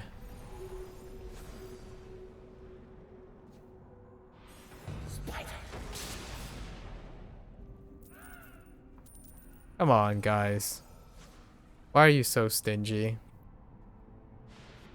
What's up with this stinginess?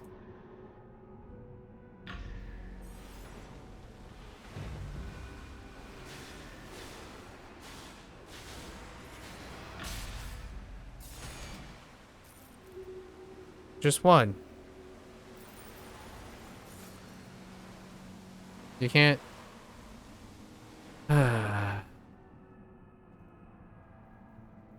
Whoever decided on a drop rate of insignias. Pep.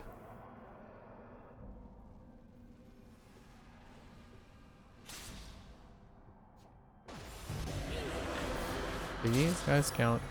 Give me some insignias. What the heck?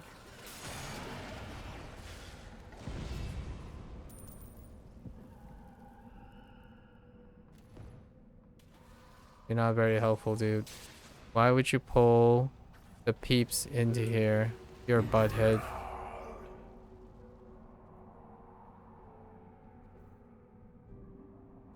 I don't remember where the last artifact was. The heck? How did I miss one?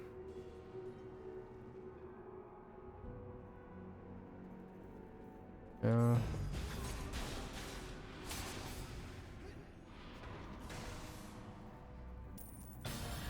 I got that though.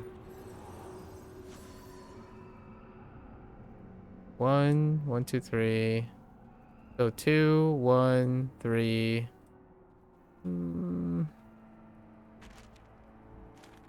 Guess I might have missed this one.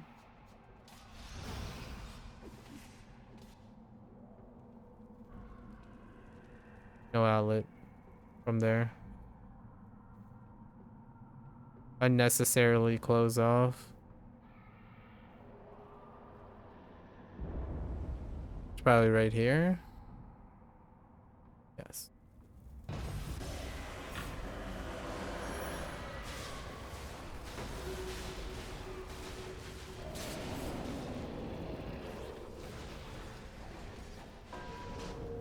Okay.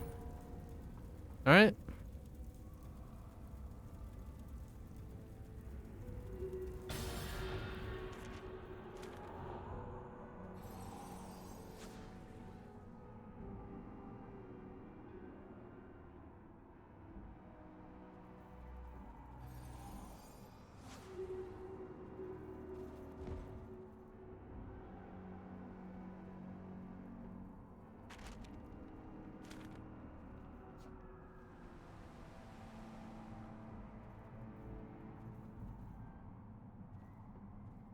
Lots of comments in chat.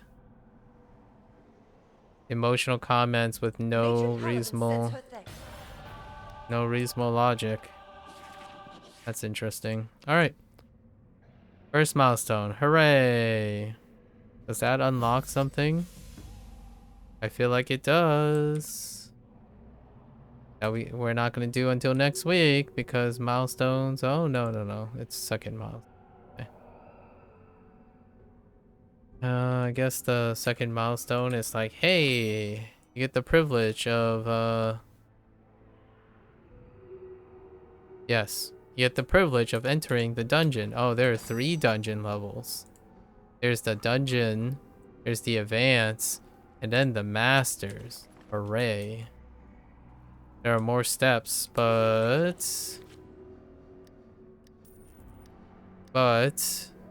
this stuff you skip over is gated by masters.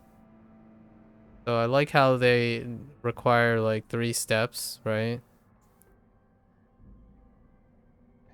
Yeah, no, yeah, it's double. Like this stuff is just cosmetic then. That requirement, this is a load of baloney, how this is done. So they're continuing on that trend. That's unfortunate because what I'm reading in chat and all the stuff that I'm reading in chat, it's just reinforcing the idea of this is legacy. This is legacy loot design. It's very, very negative. It will bring great shame to generally this stuff is doing quote unquote a master's class in general. You need this type of like gated gear, gated gearing. Need a master class in business practices and emotional awareness. It's not very popular. I mean, if they're not going for popular, that's fair enough, I suppose. If they want there's more players to play this game, I suppose that's their prerogative, but that's not hot. Well, that concludes one of the characters, and since we've heard some VOs and whatnot, let's slide the audio and provide some background, some farming tunes. Because we're gonna need some farming tunes.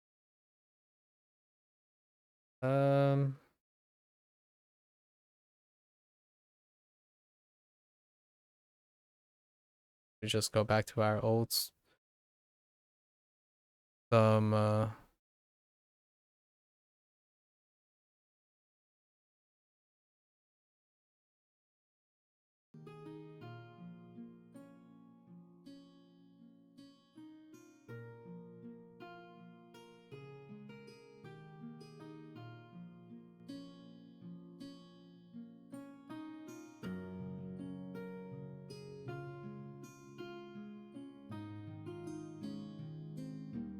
okay. All right. Let's get to our 2 other characters.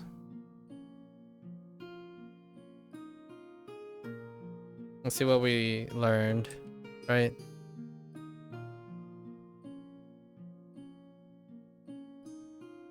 We don't know what the promo stuff. It's supposed to, I guess it's probably the title. Oh, the announcement. We're aware that the Proto Realm engine gadget not granting 15% currency. That checks out. We kind of want a companion in okay. Yeah. All right, let's go. The hero's path. We already saw it. It's really not necessary. It's just claiming stuff. So let's go. We'll add it to our queue though. Basically, it's just a lot of accepting. Actually, oh, didn't do a couple times. Which one was this?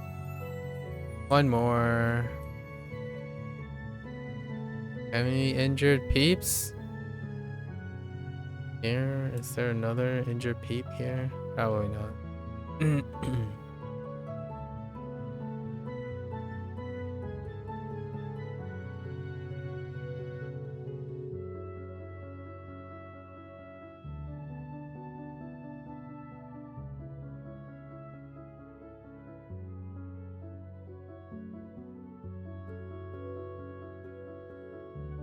Okay.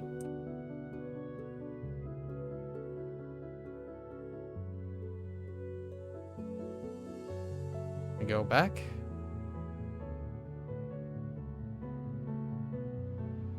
Two.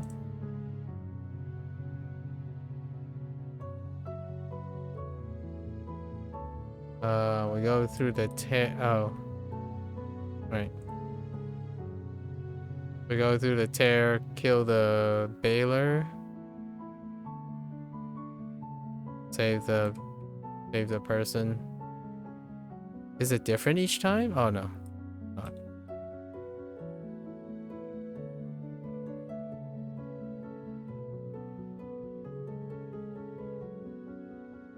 That was weird. Input. Lost input.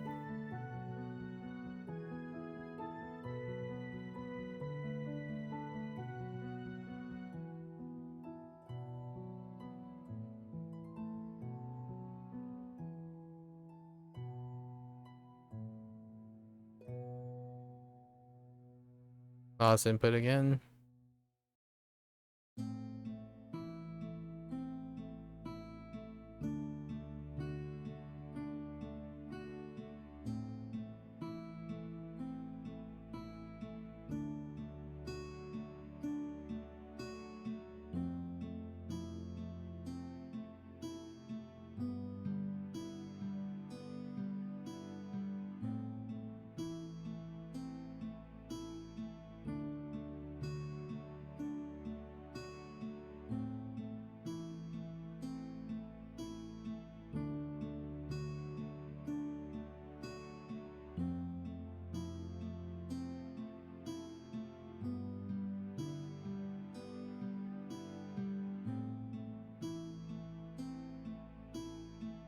Okay.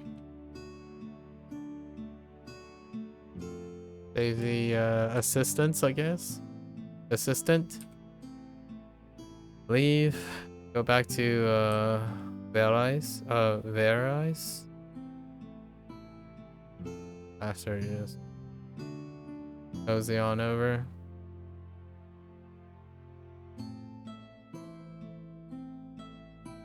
Okay. It's gonna direct us to the house.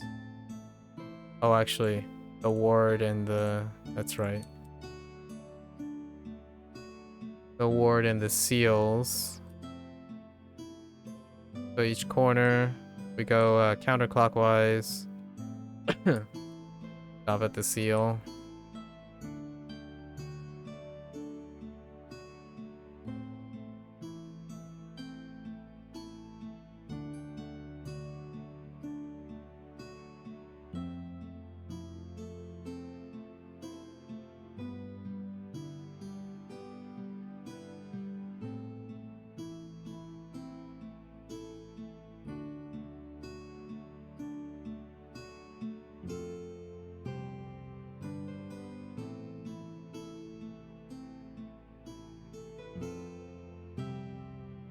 We'll still try out the dungeon next week. Do the basic one. I guess the base one, then the advanced one. Can't really touch the... Can't really touch the Masters one because we have to clear the item level and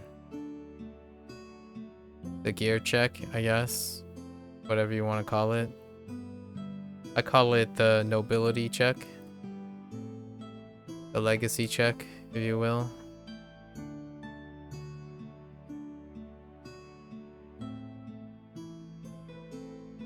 However, we're gonna take a look after we do our third tune.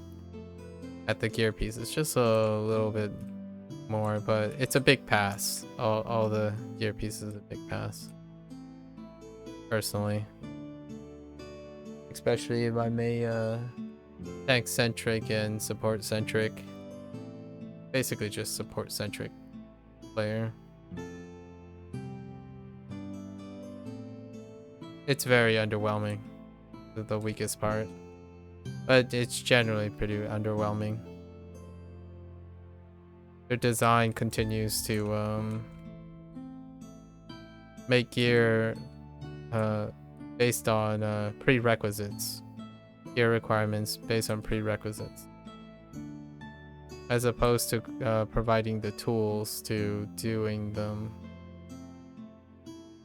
Lingering poison. That's 30 seconds of my life. Every single time.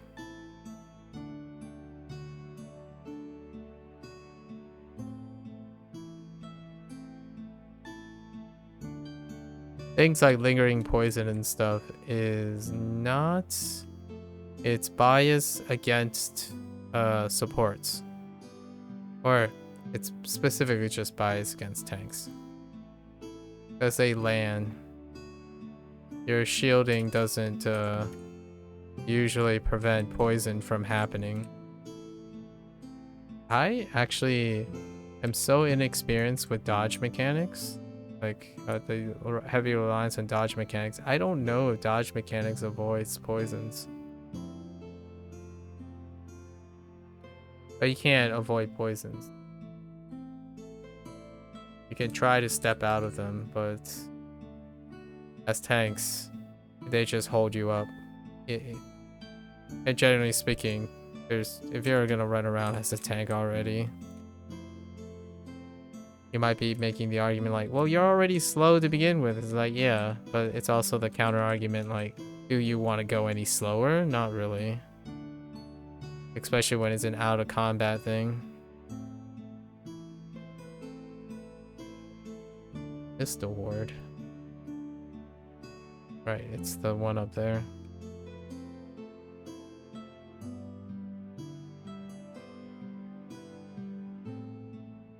Hi guys. Good talk. Can you gather up, please? Or don't gather up and yeah.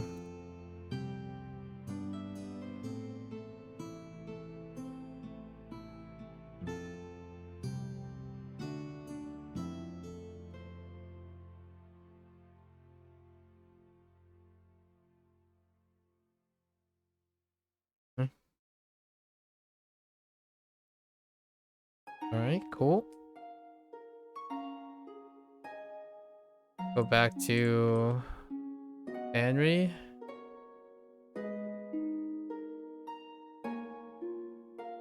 The regular progression reward. I thought they were gonna do like the XP reward, change the XP reward. That was not the case. It's the hero's path that they were referring to.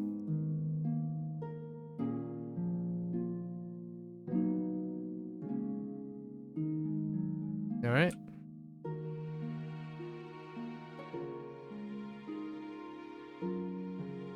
So this basically solidifies another like 2 to 3 months of legacy equipment being gated on another dungeon. Quote unquote, the end game content gate. The end gate. I guess that's the term I'm gonna use from now on. The end gate. The end gate is still up. We need to do what? We need to do a pair of these artifacts. Let's actually hop in on an abyssal.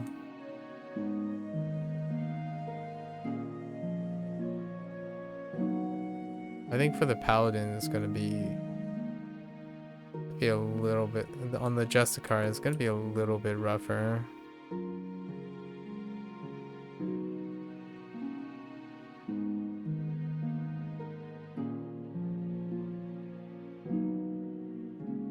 I suppose we could see if we use second wind. Yeah, we can use second wind or whatever it's called.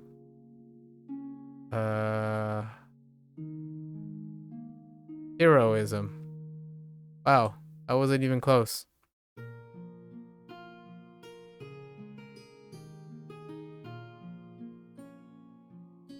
All right. We do have to collect the artifacts at some point. All right, let's hop into this abyssal. Cool. All right. Companion swap. All right. It's phase spider again. Oh, I guess the abyssals are locked.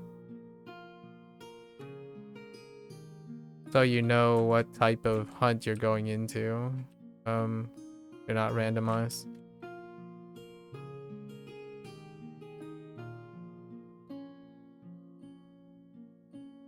In that case, I might actually skip the Manticore. Manticore is like, meh, I'm over it. It goes back to that whole poison thing and tanks and poison thing. And that red area is not accurate. That red cone is still not accurate. You're just moving 90 degrees. You want to move at least... I want to say at minimum, you want to move at least 50 degrees from the moment you see the red cone to where you stop around him. It's not accurate. It'll still hit you if it's not on you, but it just happens to rotate before it's broadcast. It's hard to kind of explain without a visual aid, but anyone who's played this game long enough understands that, I suppose. That doesn't really help for newer players, so it's not accurate.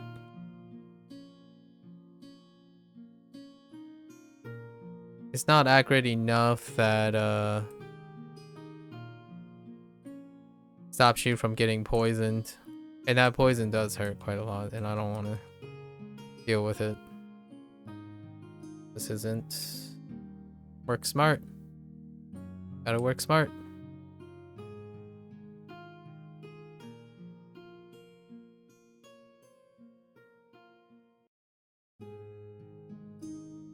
There's no EPing to be won playing a live service game. I mean, you could make up EPing for yourself, I suppose.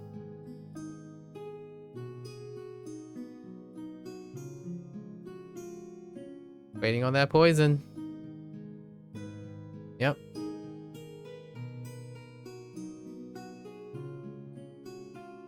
So the artifacts are fast. Now that I know where most of the locations are.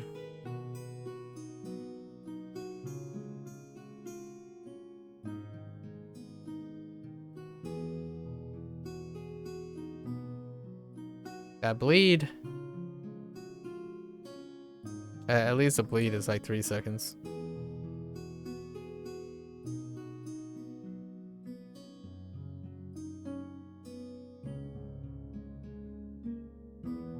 Back in here.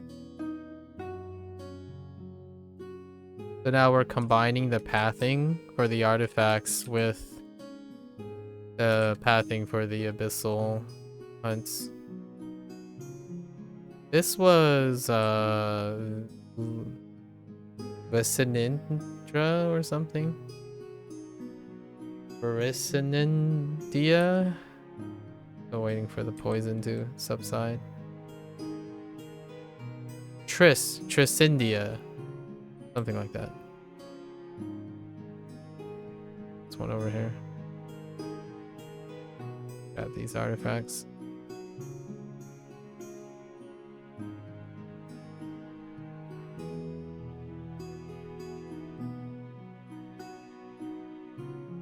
Yeah, an artifact is a single pass, which is good.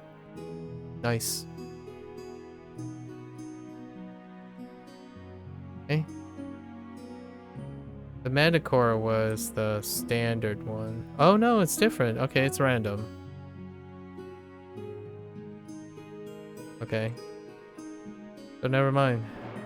I guess it's a coincidence.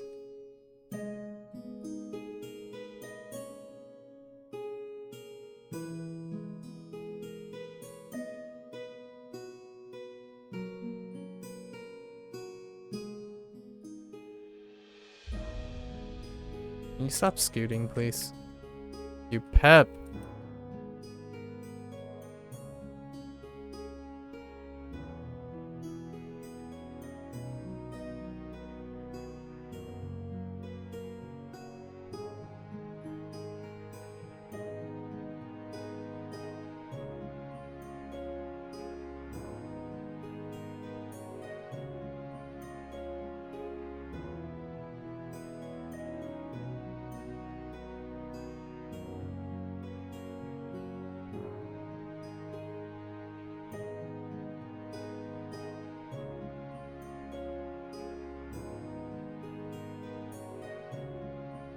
Stop scooting, you little pep.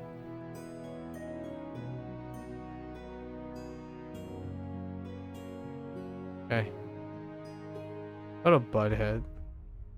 Just kept scooting around. Okay. Oh.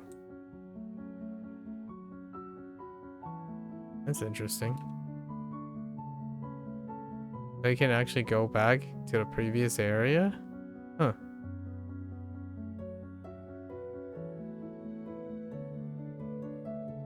Okay.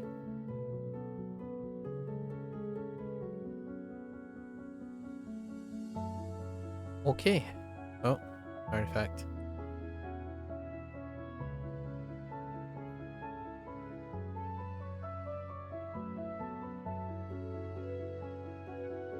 Okay.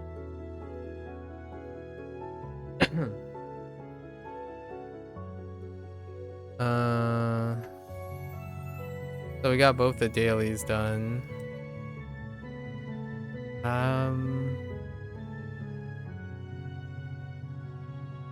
I guess we're doing the lessers. So we're gonna stop by here and we're gonna do the lessers and the normal. The graders are meh.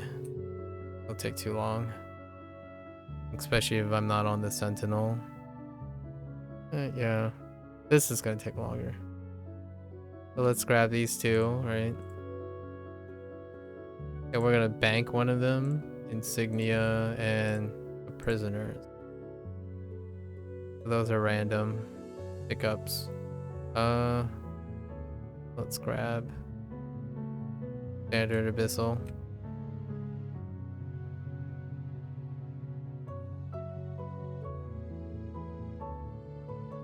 Can you guys drop insignias, please? No?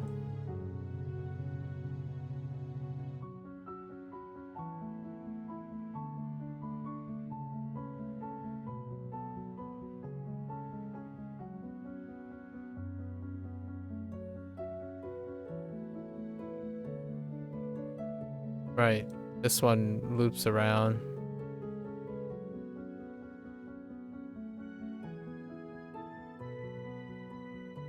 Not that loop. Let's take these guys out for some insignias, maybe.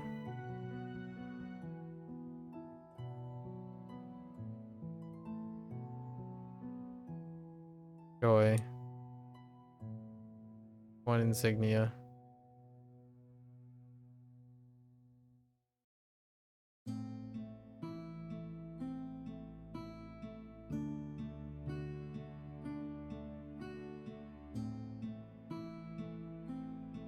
Nope. Nope.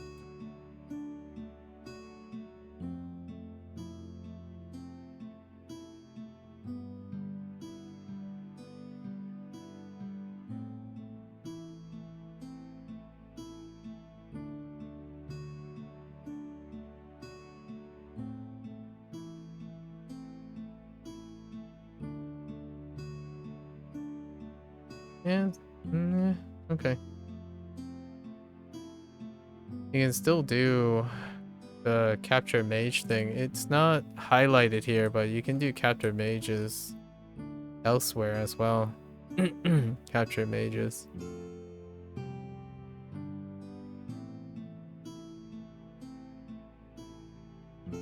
What the heck?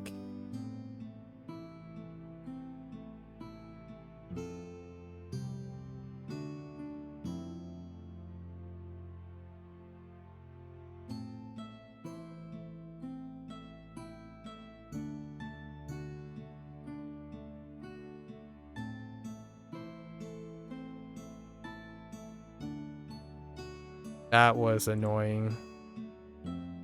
Alright, I'm a little triggered by that.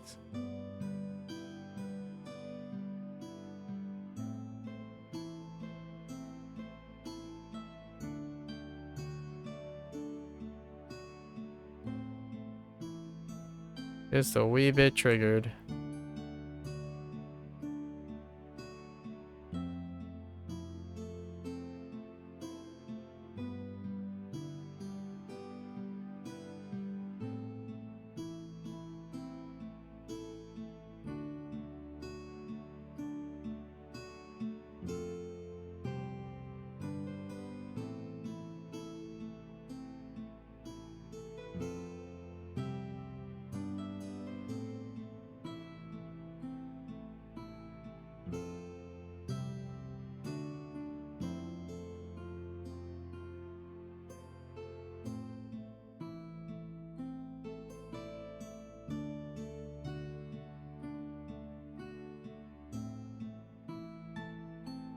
Please. Okay, sure.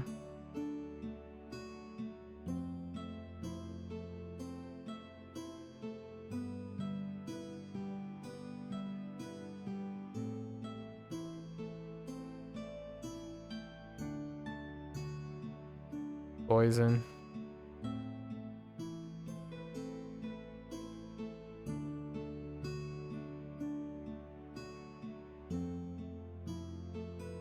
Alright.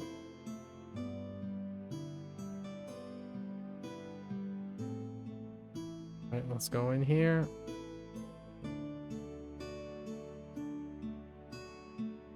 Oh no, it's the Manticore again. Okay. Maybe it's like the only two choices or something. I wouldn't be surprised.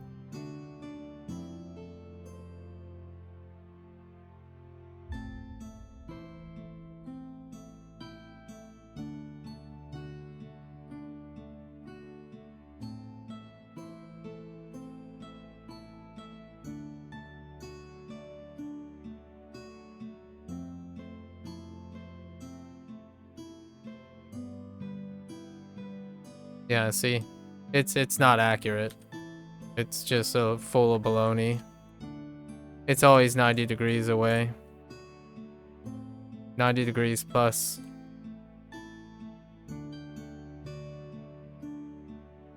That thing is absolutely full of baloney. It's a legacy mechanic. That advanced combat doesn't teach you. The cone is a lie.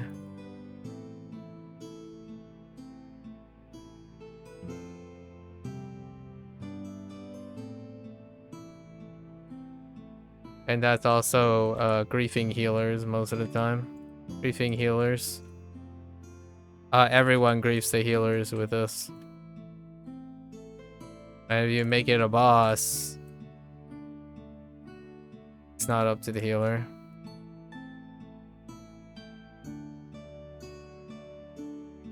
You get the privilege of having a healer that will heal you through that.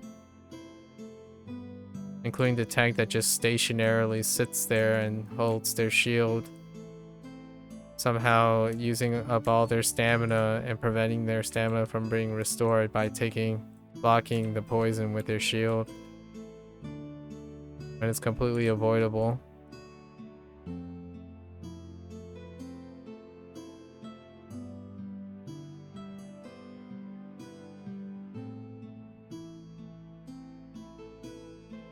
Yep. That's expert mechanics. Expert training. Indicators don't target where they're supposed to. Expert training.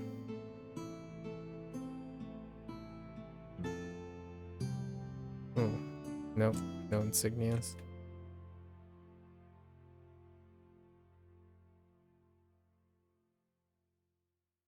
Ooh, double insignias.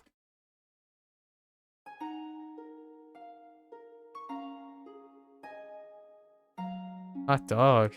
Jackpot.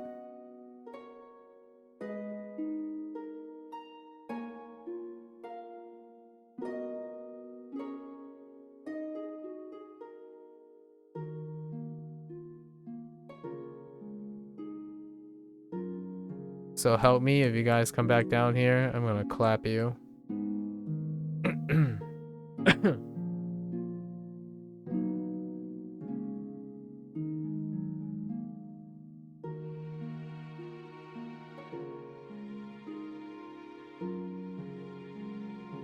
I guess the Manticore wasn't as bad with Justicar.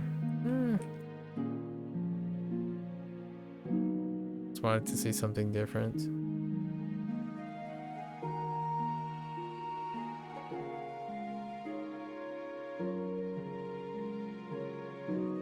Really? What's your malfunction, dude?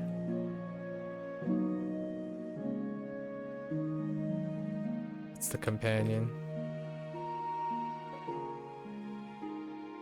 And these things. Insignia drop rates. Yeah. So we do the last abyssal over there.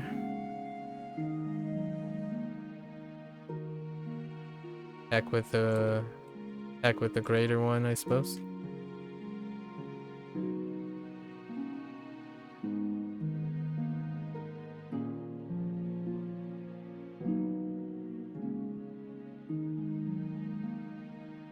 I don't know what's keeping me in combat.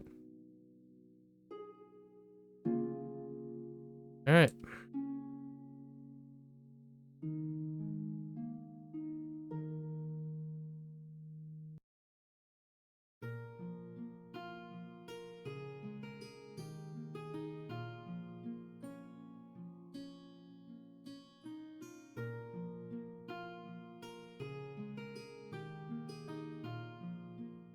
Oh, goes around the corner.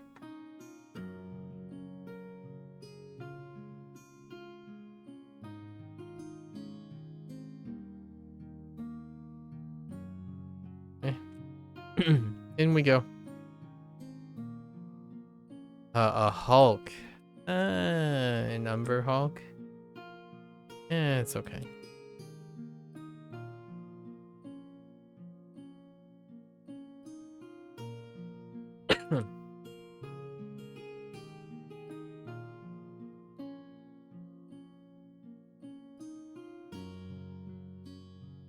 Oh, I forgot about that.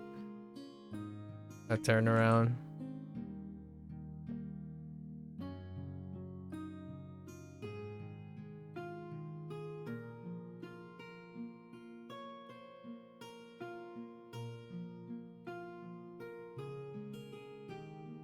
It's right to the slam.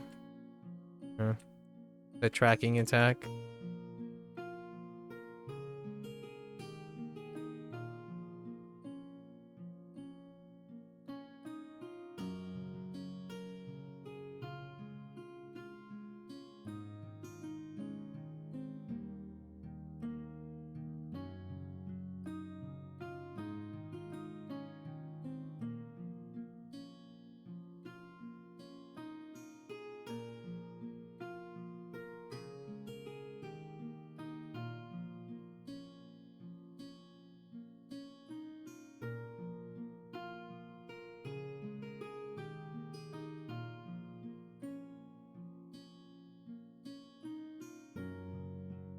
That's a rubber band right there.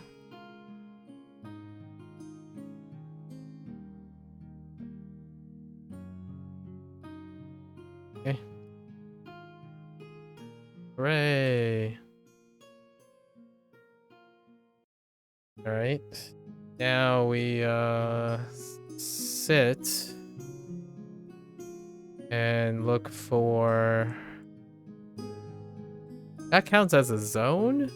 Oh my gosh. The Abyssal Terrors count as a zone.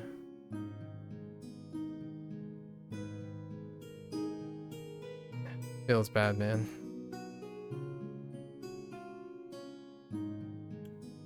Had to look for heroic encounters. This is probably the rate limiting step for now. We'll turn 1 in, and that should leave us 50. Yeah. So we're synced up. 1 in. And now we wait. Unless everyone already left. It's kind of late. in NA is really, it's getting late. So then everyone, like 70% of the player population is from NA.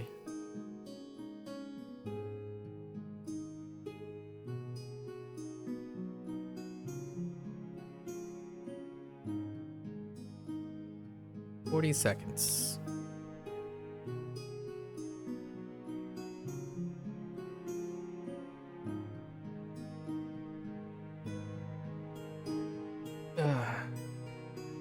We'll open 10 lockboxes just for giggles, I guess. We can look at the lockbox. Let's inspect. There's the unicorn. I do have to admit though, the unicorn's pretty Chad worthy. The barbarian, not so much.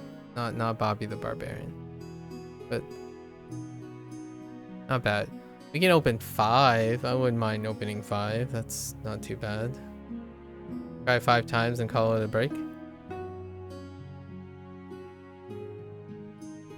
Yeah, beyond that, it's like, man, lockboxes are really uneventful. 22. So we need to do 3 of these for the week 1.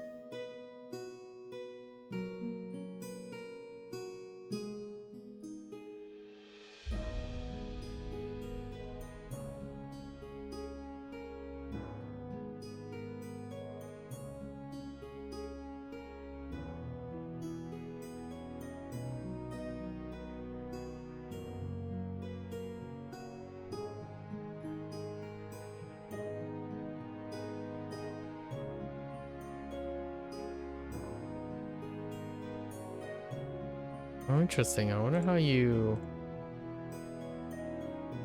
enter from that door.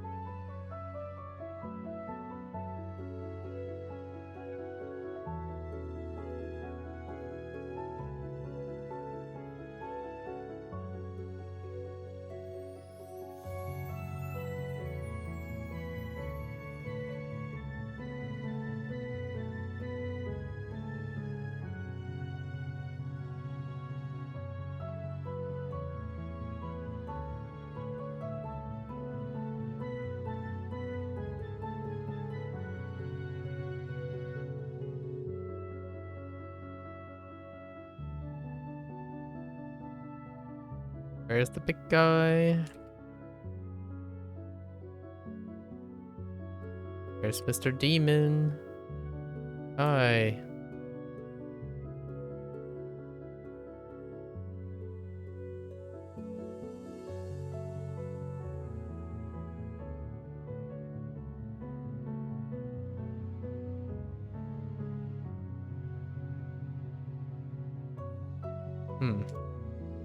Hard time. Interesting. Okay. Off to the next one.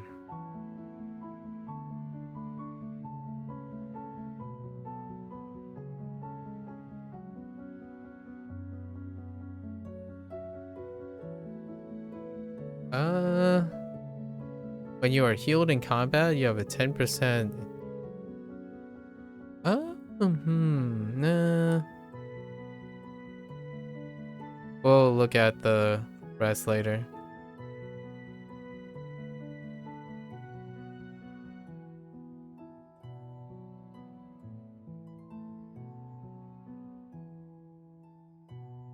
$33. Okay. Oh, I guess we can look at it while we wait. Oh, that's how you do it. Oh, you tag the. Oh, okay, okay. So you can use that. Oh, dang, you can use that campfire. You just have to walk south a little bit. All right, let's take a look at these shirts, I guess. Oh, interesting. A new set. Is it higher than the other set? I think it is. This is what, the crit set? When you deal combat damage with your power, you have a 15% chance to... Yeah, this is the... That's not bad. This is the pep. Yeah, wait. But where does this come from? Heroic encounters? Interesting. So the pants set, the shirt and pants set come from the heroic encounters. Okay. I can see why people would be interested in that. Is there anything else? More rings. Rings of the pit. Let me guess. Masters. Yes. More rings hidden behind. I mean, it's good. The two sets is nice. It's actually quite nice. It removes the need for that specific ring. Oh, that's something that would encourage the nobility to want to hit that stuff. Oh. Okay. We'll have to look at it some more. Hold up. Have to go in.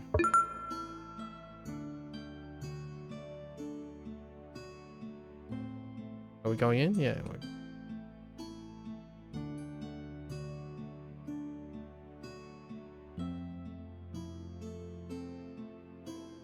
Hello there, Z. How's your day? I guess we're gonna have to evaluate these too, huh? Is this coming from Masters as well? Ugh, it's a Master set too.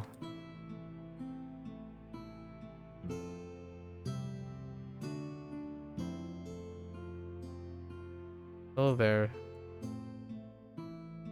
Van. Hello again.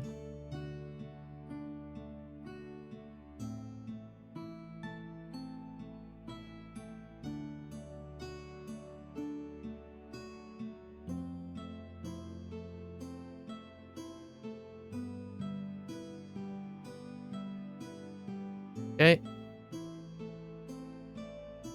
That is what you call... That's what you call network buffering right there. Wait, is this actually bugged? Oh no. Okay. Just network buffer. Alright, let's go find another one.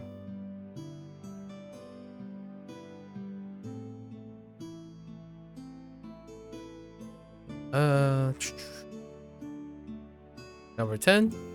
Off we go. That's pretty fast. The campfire is right next to the thing, so that's kind of nice. Silver lining. Your viewers were amazing. They're absolutely fantastic, but they made you mad. Yikes. Did you play a game that resident experts?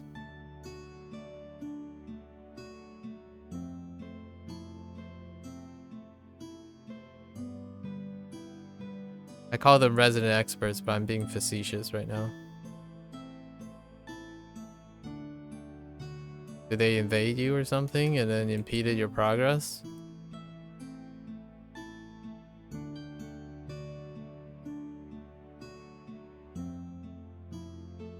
Elden Ring, huh?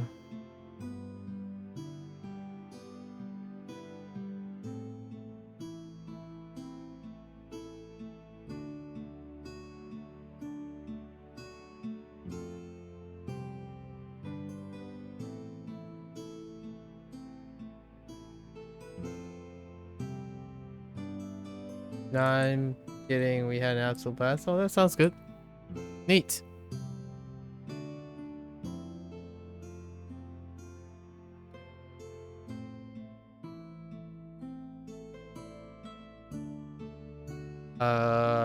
So I play this game called Neverwinter Online. On and off. Well, not really on and off. More like consistently over several years. And today there was a content update, which is typically happens every 3 or 4 months. So and we're reviewing it, or not really reviewing. We're doing week 1. These things are 10 weeks long. More 10 weeks long, but 10 separate days on one day, which is Tuesday. And I play 3 tunes through it just to evaluate it.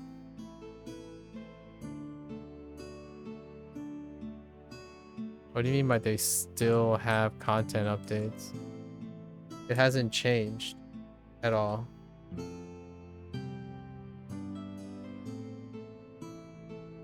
What makes you think what makes you think they wouldn't have content updates?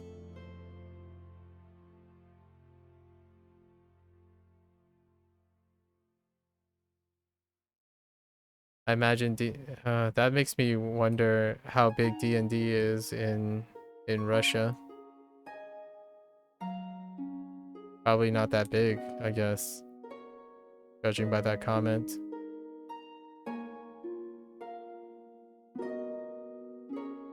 I thought they dropped the game like 14 years ago. Well, here's a funny fact. The game's not even 14 years old.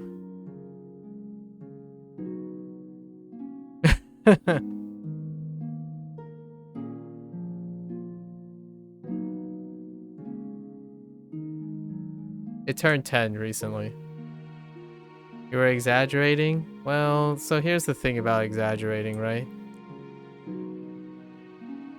It also means that you make a comment based on very limited experience.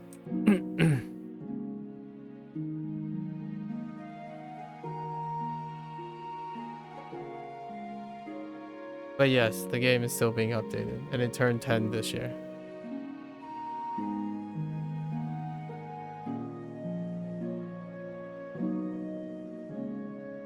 And D&D is bigger than both Elden Ring and Yakuza.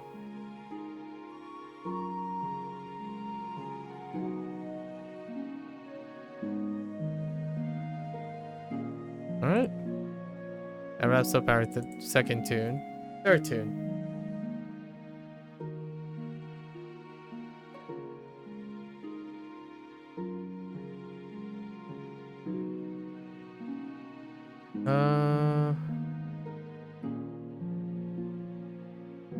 Do I want to... Yeah. Yeah.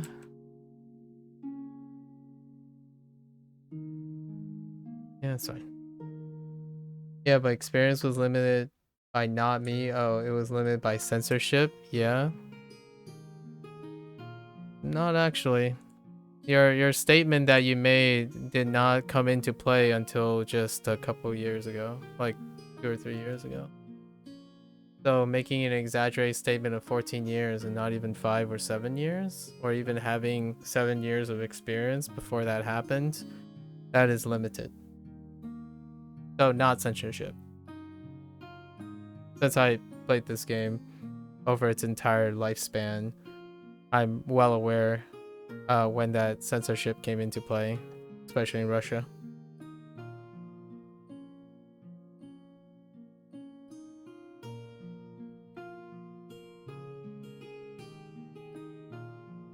I mean, it's what you're doing now to me, honestly, is me questioning how much you understand about your own country versus mine. But I'm not going to do that because I know I have limited experience.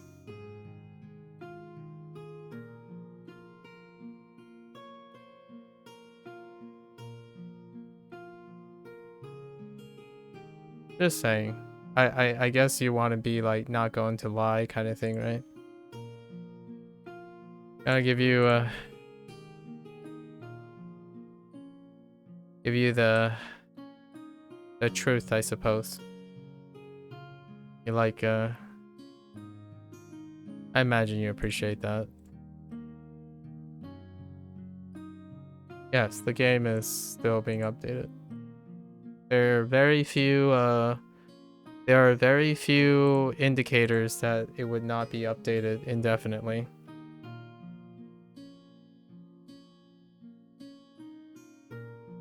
If I don't particularly like a product, or my country doesn't particularly have a product, my first thought is that it would be not successful, is not within my logical outcome. I wouldn't make that assertion right away. Fairly unsafe.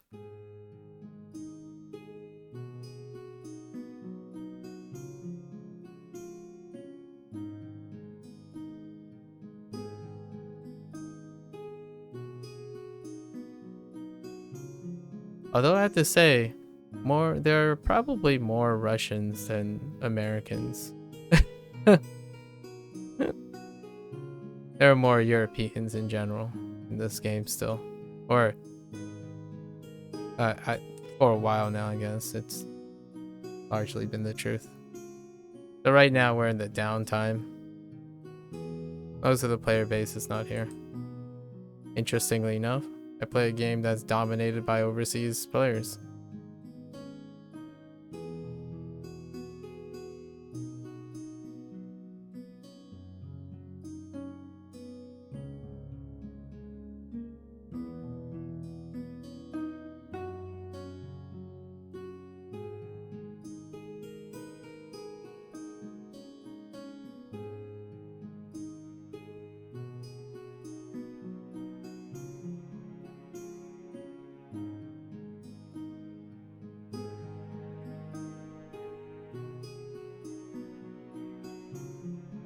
I suppose you can also say that FromSoft took their was greatly inspired off of D&D and Lovecraftian stuff.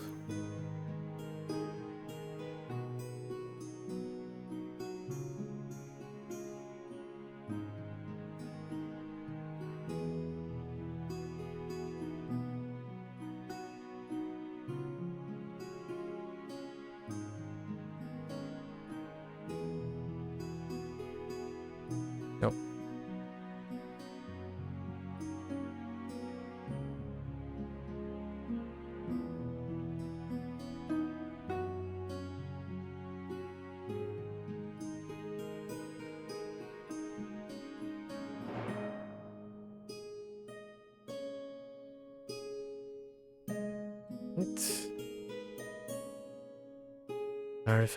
Artifacts.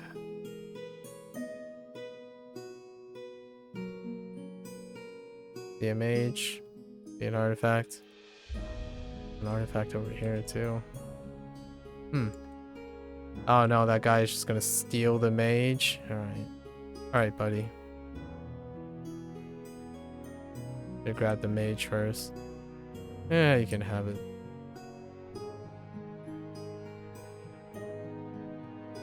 Actually, let's confirm. Is it gone? Yep.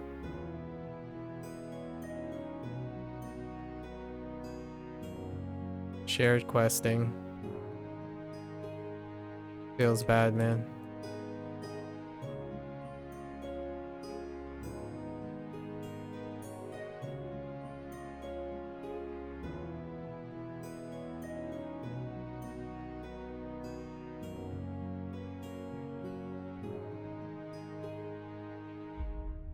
A quick instant swap because we need more injured mages.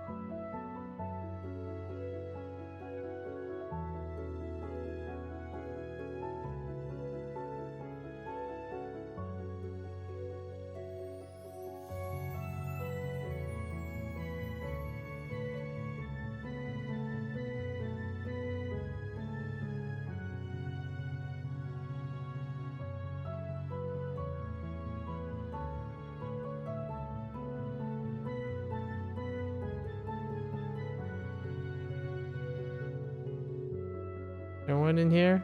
Yes, there is one in here.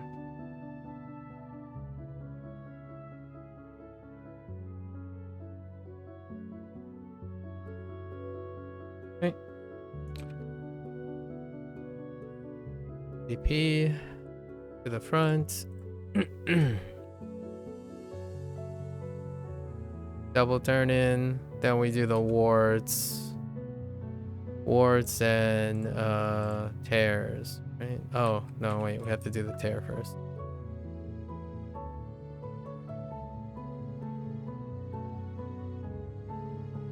Might get bopped here. Oh, wait. Right. Gotta talk to Bear Rice first.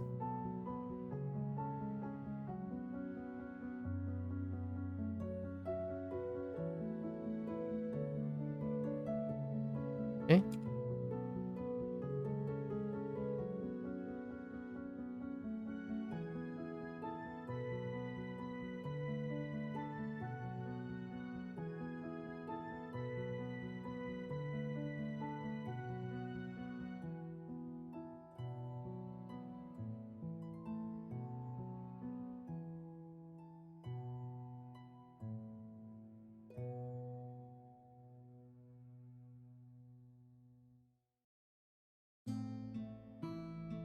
Oh.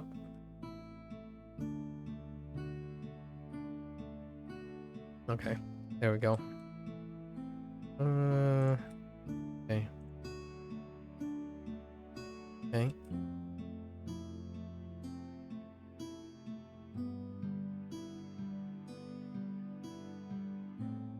Ow.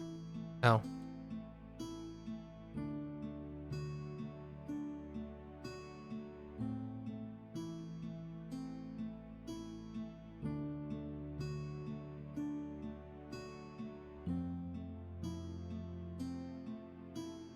That just missed. I truly think that missed. That's unfortunate.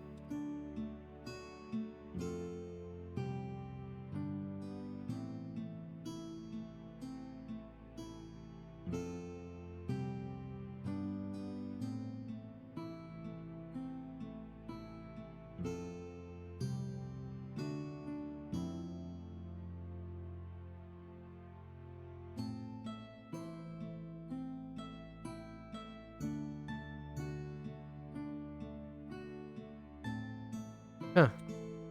That wasn't as terrible as the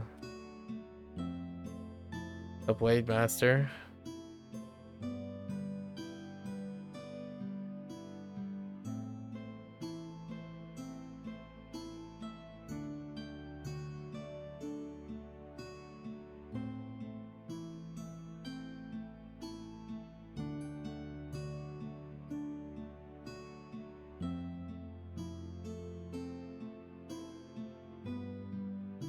Okay.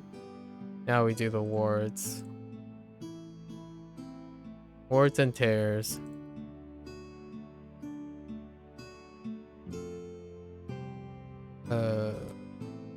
Right.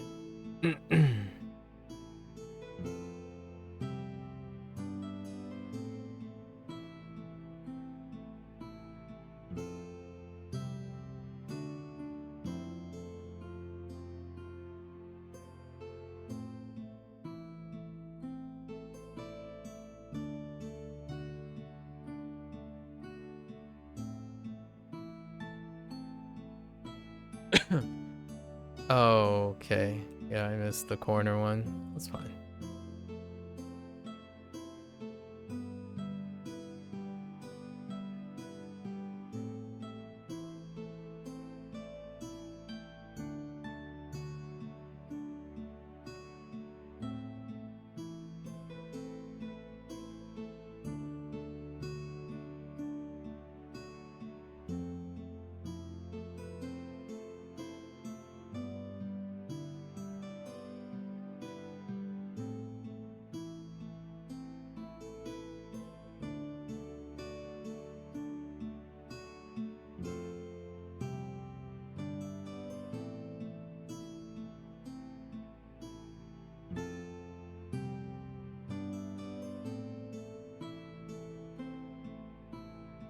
Alright.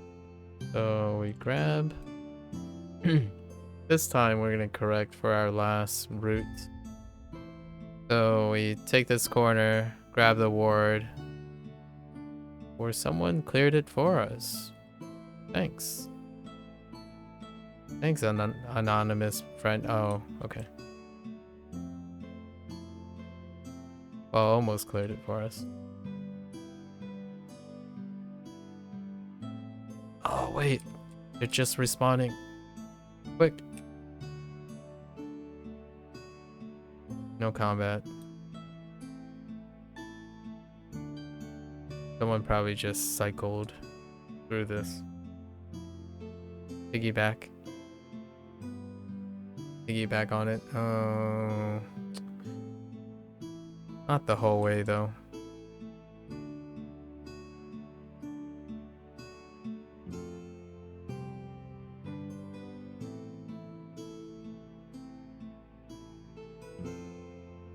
Oh, there they are, actually. The other dude. Hey.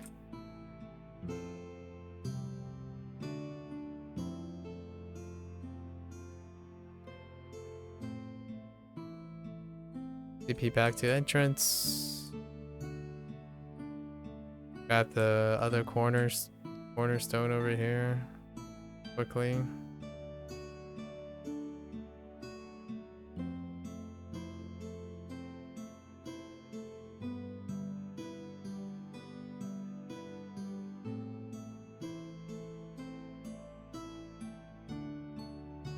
Too lazy. TP back. Entrance. Alright. Turn this in. Then now we move to the house. In the middle. Get our weeklies. Turn in 2 dailies. Or actually, turn in 1. And then we do our 3 heroics. That's all we can do. Dungeons will be unlocked next week. Abyssal hunts are not involved. Very involved this time around. Or the hunts are not involved around this. So I'll probably sample them and then share my thoughts about them. They're more bootstrappy and I'll report back about that. So what do we have? Insignias and testing crystals. That's new. Same places. Interesting. Okay. So I guess we can do the reverse. We can just go around, do ping pong down. Take out anything we see for insignias.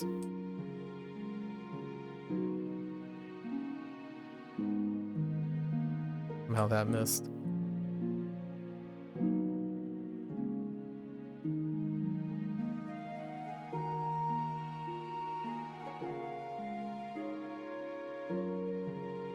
Come on, don't be stingy.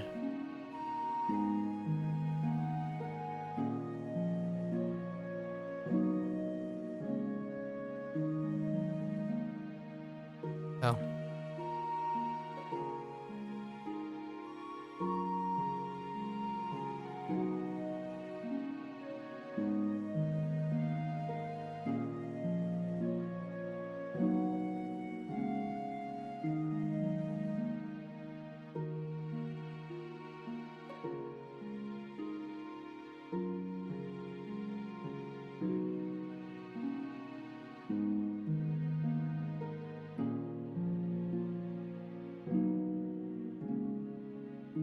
Okay.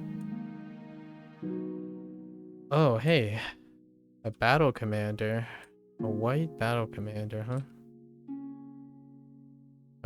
What am I doing? Commander strike. Swap. Let's go.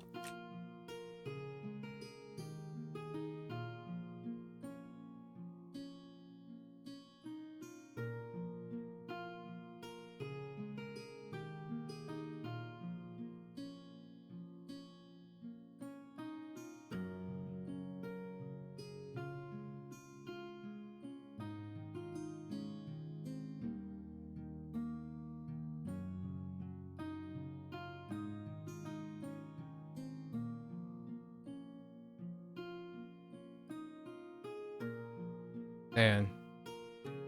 The dreadnought is just so much more utility than the other two. Comes to clear time. Okay.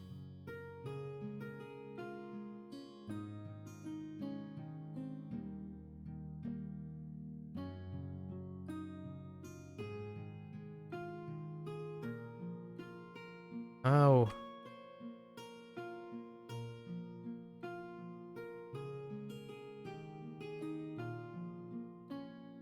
Swamp. Swamp. Hey. Alright. So we go across to the other side. Killing anything we see. In hopes of an insignia. Okay, cool. Done with insignias. Alrighty.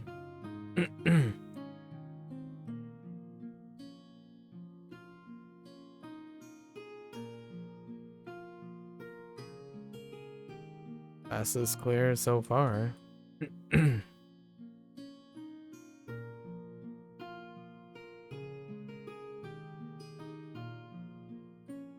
get these guys. The heck with you guys. Around the corner. Oh, no. That's not the right abyssal. Fine. Avoid as much combat. This might be a new one too, since it's loading for the first time.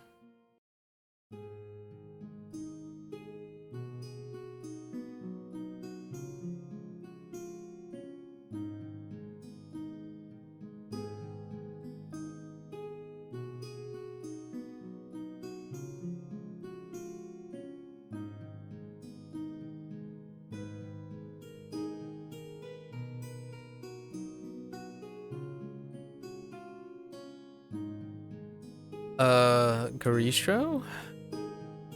Okay. Oh, and is using the Undermountain asset. Fair enough.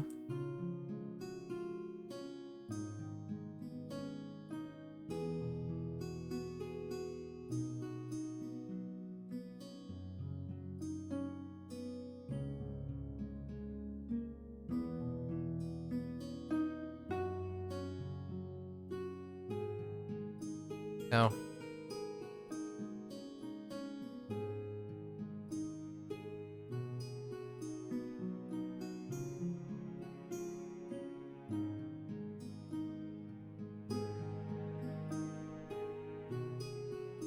Oh, I took that to the face. Okay. Next one, next one.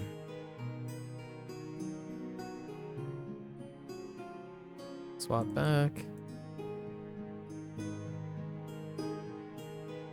Okay.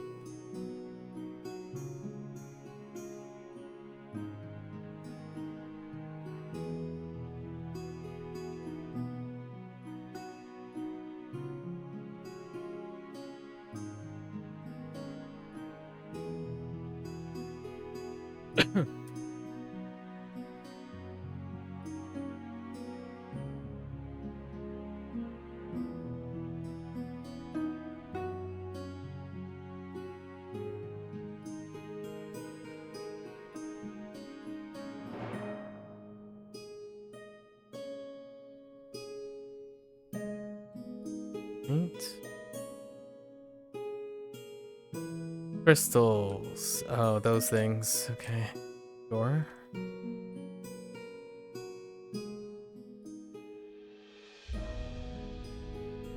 No, not these things. These things? Huh?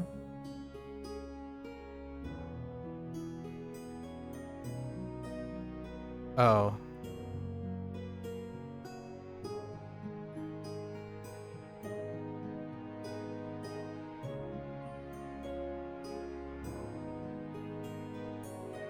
No. No. No? Hmm. Say what?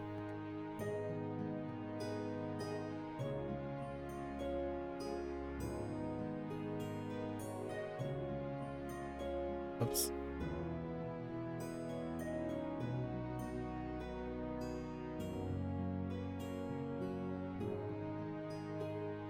Oh. Huh.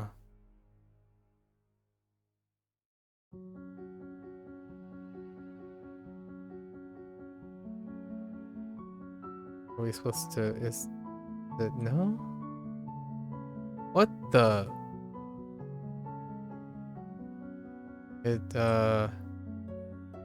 Instructions unclear. Very...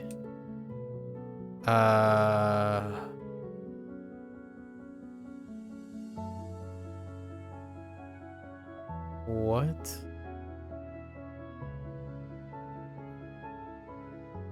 What the heck?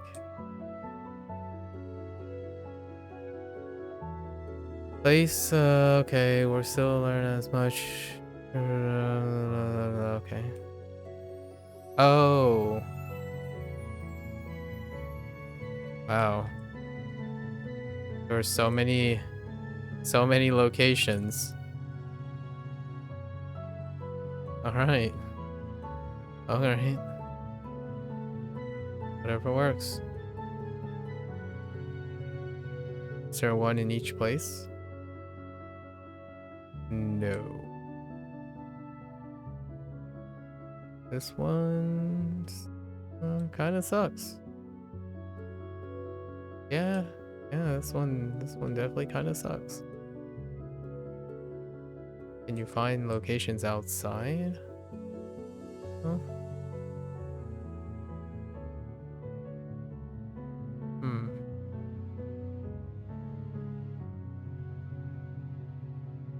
Maybe in the courtyard? No? Oh, yeah. Sucking less now.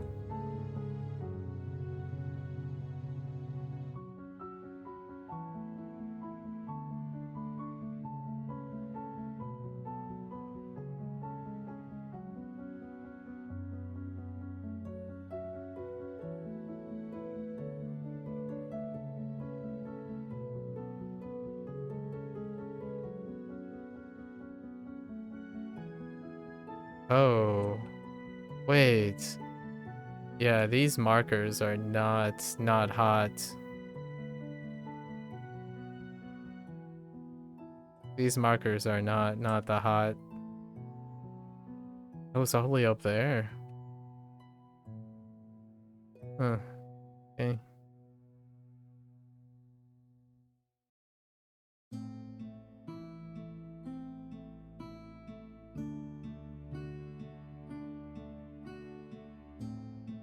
You guys have a little tiny pedestal?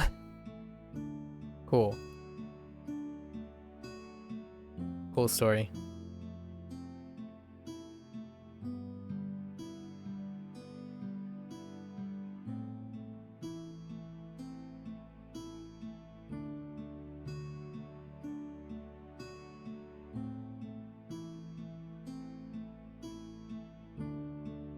How about you guys? Can you spawn here? No? No. Looks like it's buildings only.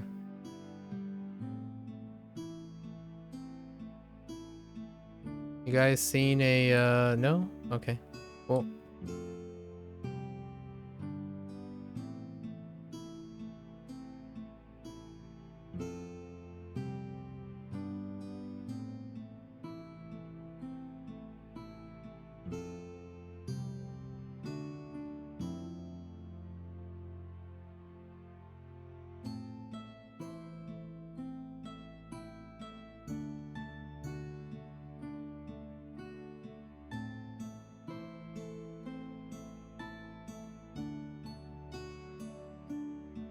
Okay.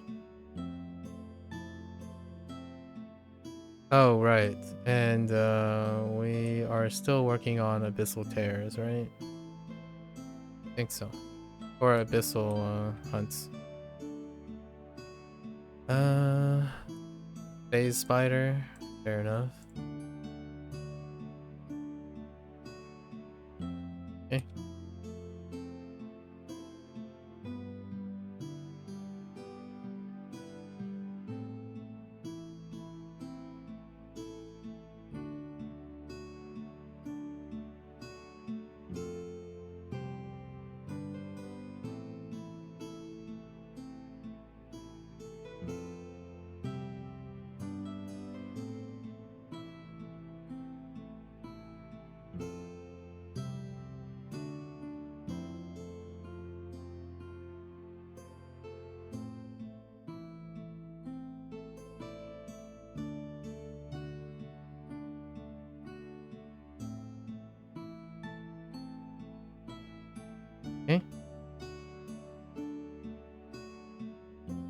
Off we go.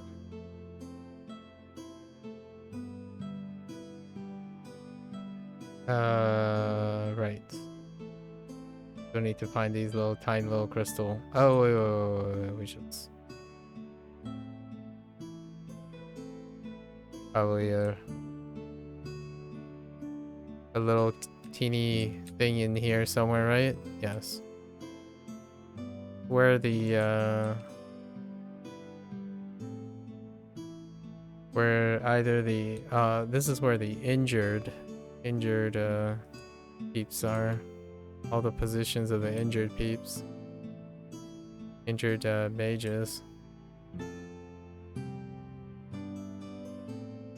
That would mean there might be a pedestal right here. Yep. Okay. So they just interchange the...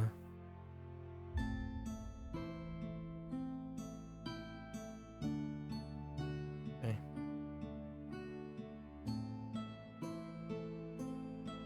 So it's more or less the same if your instance is populated by this or not. Fair enough.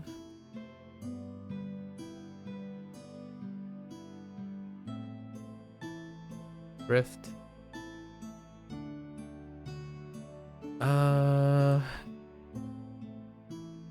Hezro? Which one's Hezro? Oh.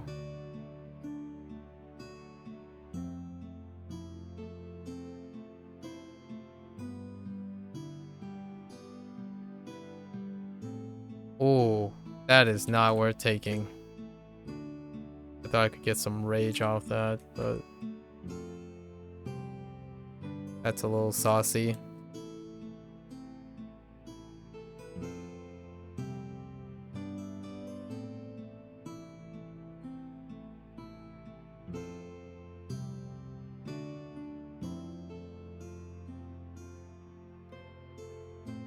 Guy hits like a dump truck. Why? Okay. Alright.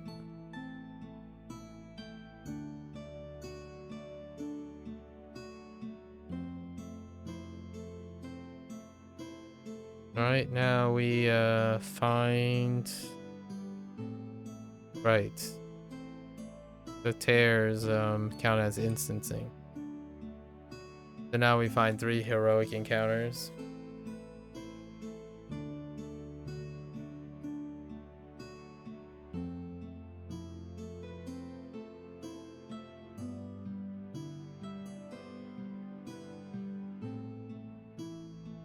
Let's turn one of the dailies in.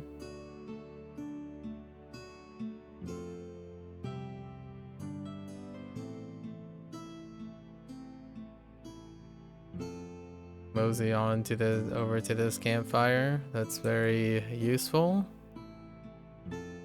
Prime campfire position right here.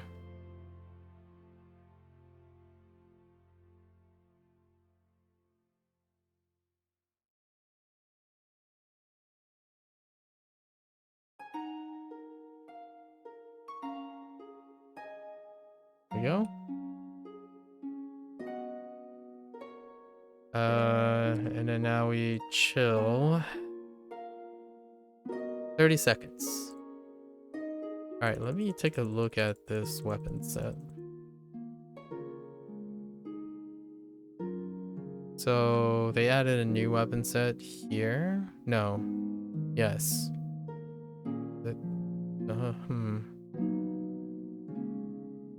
Oh, interesting. Oh no, something's attacking me. Oh, hi. Oh, so they introduced, oh, they did do it. They did the thing that I was criticizing, but is it still Masterworks though? So they did do it. This thing. That's where the legendary stuff came from. Interesting. So they did do it. Okay. But you probably still need to craft this, right? Hands on equipped, yeah. You probably still have to craft this though.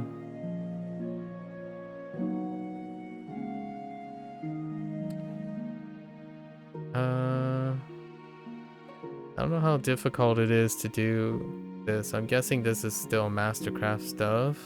Let's see if there are any crazy peeps that already managed. Yeah, this is probably still gonna be absurd though. Oh, but it's specifically to Durga, a Durger. So you would need to make the Durger set because they specifically stated that. Okay. It's okay, but that's one of my criticisms, and that's okay. But it's still hidden behind a Mastercraft, so that's why they have the hunts drop Mastercraft material. I'm curious what the starting cost of these things are going to be later. And then this one was, it's just 33% bump. Oh, it's a flat bump. That's actually quite good. It's a flat bump of 3%. Interesting. At the start, you're... Wow, this is really good. Alright. I guess there is a Demonweb Pits Master. Alright. The weapon set is pretty good. This stuff, though... Oh, I guess you can... Interesting. So there is a step up, but... These step up are... It's meh, except for this. I guess, if you're using it to clear. Yeah, we already went through all this. It's alright. It's kind of a mixed bag, but... And then you can step up the old gear. Oh, here's the more Masterworks gear. The health 50%. Are these the same? Accuracy, yeah, these come in pairs. Yep. Just different stats. Action gain above 50. That's okay. Crit above 50. It's like okay. Is that it? Artifacts. Is this from Advanced? The artifact is from the Advanced. Whenever you hit a character with a critical attack, the damage the enemy takes will be increased by 1% for... Huh. Oh. But it's on the on the actual enemy.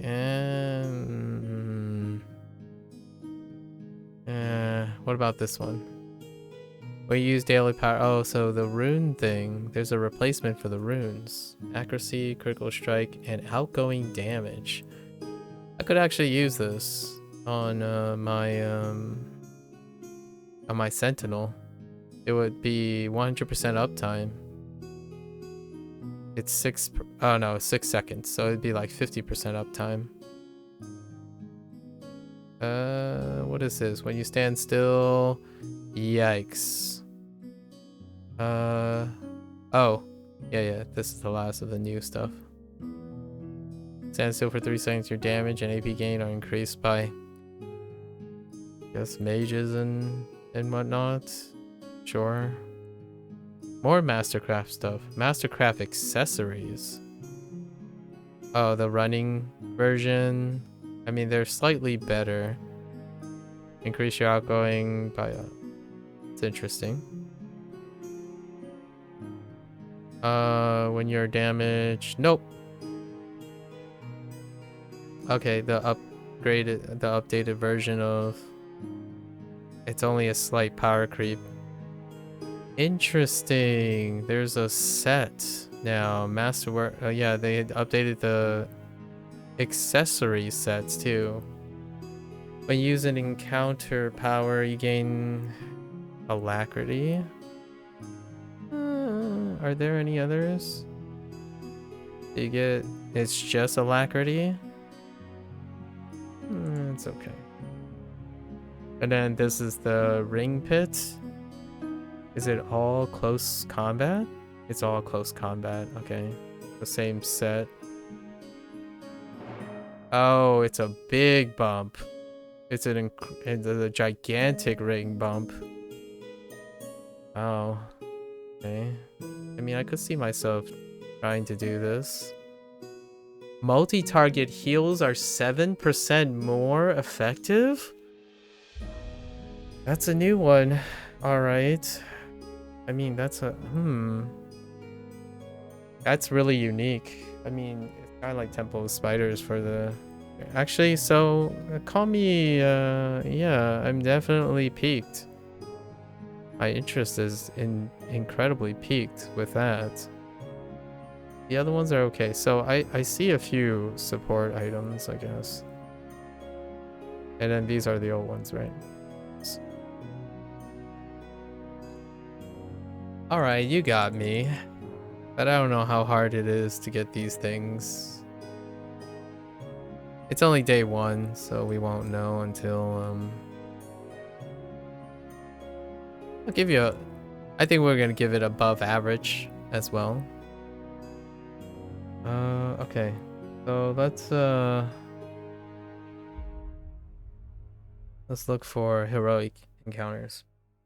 So this week 1 is above average. I might even give it even higher.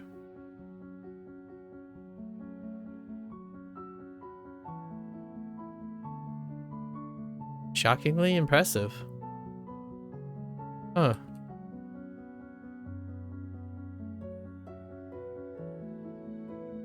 Huh. I'm gonna have to rethink right now. I might actually give this week 1 with the other stuff. I mean, I guess we're not, we're gonna try to keep it away from talking about the gear specifically because it is hidden behind Demonweb. So we'll have to see first how accessible Demonweb is beforehand. If it's accessible, I'll probably record some stuff for Demonweb. I didn't record anything for Master Temple of the Spider because it was not accessible. Too much downtime to it's too gated to do reliably as a recording session because it would just be me standing there waiting to organize something. But maybe the Demonweb pit is gonna be different. I don't know. But the interesting ones are minus the Mastercraft. So you can actually get the Mastercraft reagents from the hunts. So that could give you the ticket. That reduces the... Yeah, I think I'm gonna give this a +1 because you can do something in the campaign zone to get more party oriented to do Masters thing. I think this is that's great. I mean, it's gonna more or less make everyone who invested in a lot of Mastercraft feel really, really horrible, but nevertheless, the other ones are still useful. You can still use them because this is only unique to the Durger weapons. But I would work on these so I could actually work and get someone to craft these. Well played. Well played.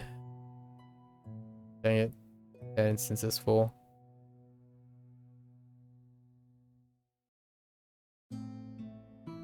And it's accessible now because you can start working towards it now. Huh. I might actually end up putting in some extra time on the side for that stuff. That stuff I will not be recording because it's me running circuits over and over again. Like Abyssal Hunt circuits. Maybe if it's very convenient. So we can start working towards that already. Amazing. So one of the biggest criticisms, or biggest gateways, It's kinda softened. Only kinda. We have to see how accessible Demonweb Pits is. It might not be that accessible. Master Dungeon.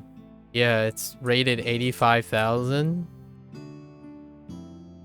That screams. I guess most people are now going to be 10k.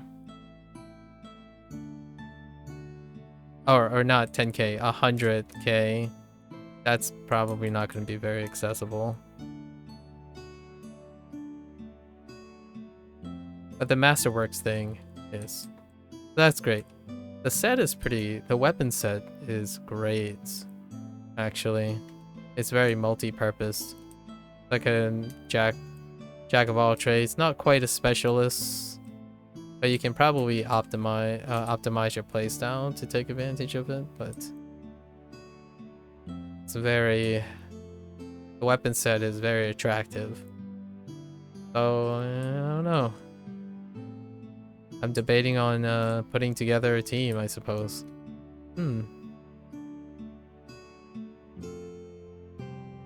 That ring, though.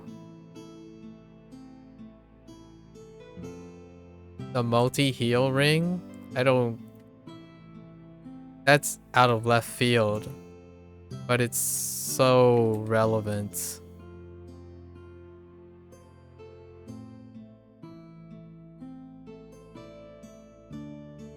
I mean, if you want a pocket healer to join you on your beck and call because no one else wants to heal, you help a healer get that ring. That's I mean not a lot of people were helping healers in Temple of the Spider to get their divinity gear, but anyways. I guess we can start working on Masterwork stuff. We're collecting the reagents. We need to figure out what the reagents are, since I don't have a Masterworks. I don't have a Masterworks character. Kind of abandoned it.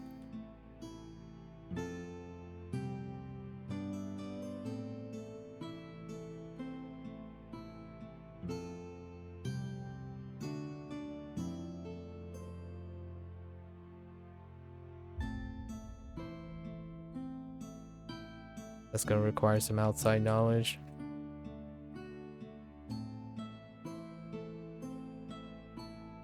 I could just sit in zone chat or sit in the game and just watch the chat light up about the Masterworks requirement.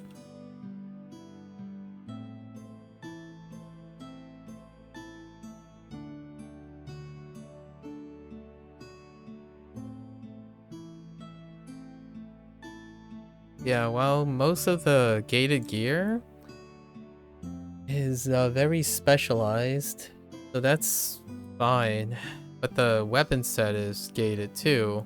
But the weapon set is gated by an arguably more team-oriented. The weapon set that's not gated is arguably even more team-oriented. So they did the thing. That gives a lot of extra. I don't know whose idea it was, if someone voiced it, but having the campaign party item be for the dungeon that has an equally solo item, that's great. That's my literal criticism for the last two mods.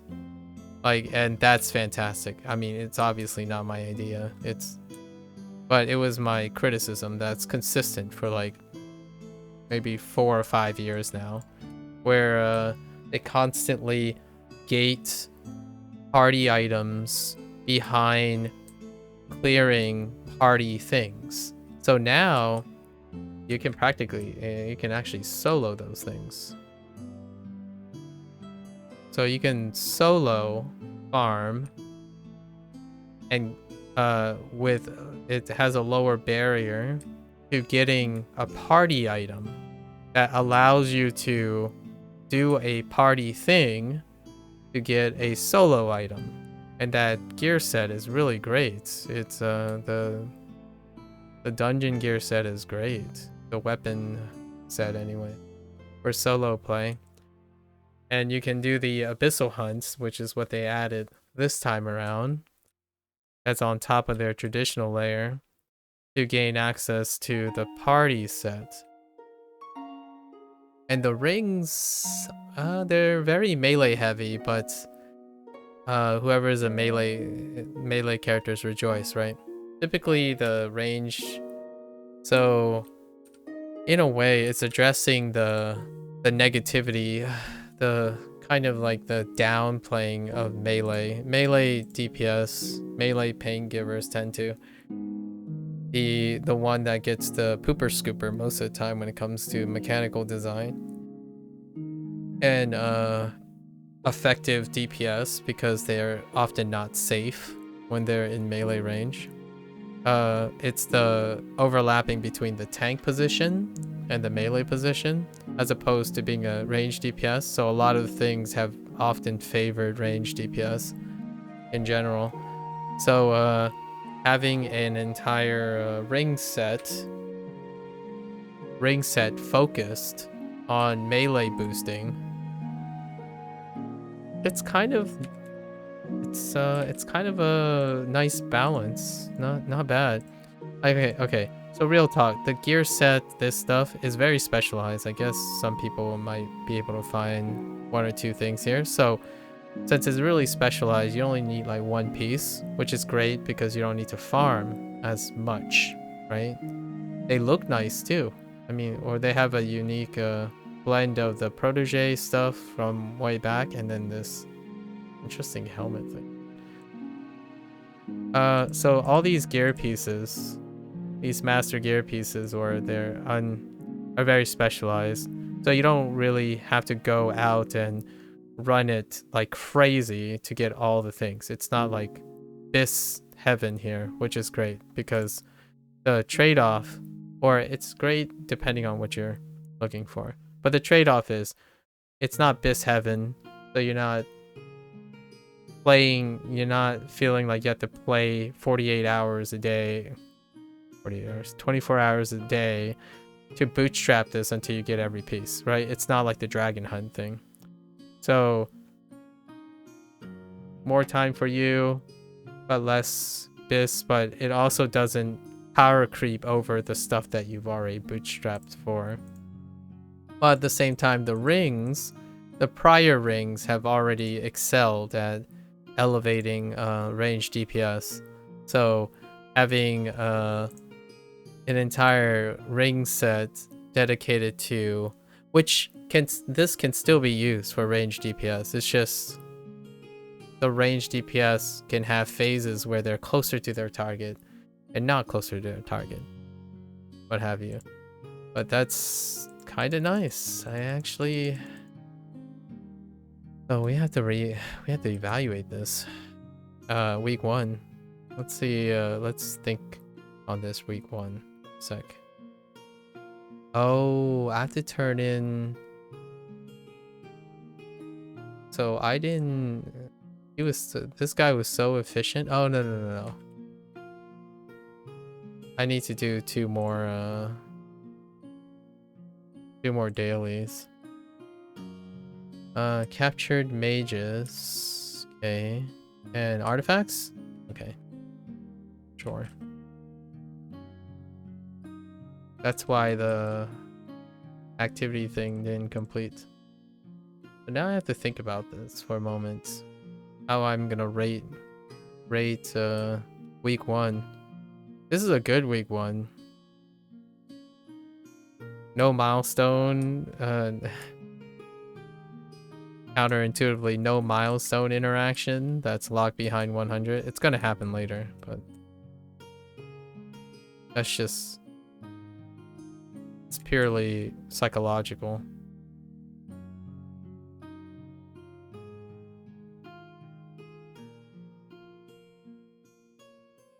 Like whether you choose to take a currency when you're over the weekly haul just to do the milestone the week you cross the milestone. Maybe not. Who knows? I'm actually optimistic now. It was a little seeing the armor was a little underwhelming. Everything else, I think they kind of knocked it out of the park.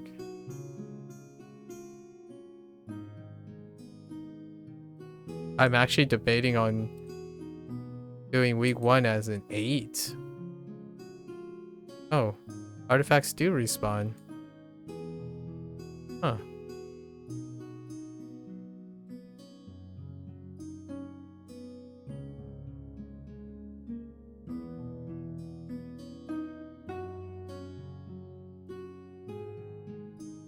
This might actually be one of the,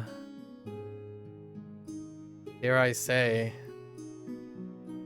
this might be one of the best first weeks in the last 4 years.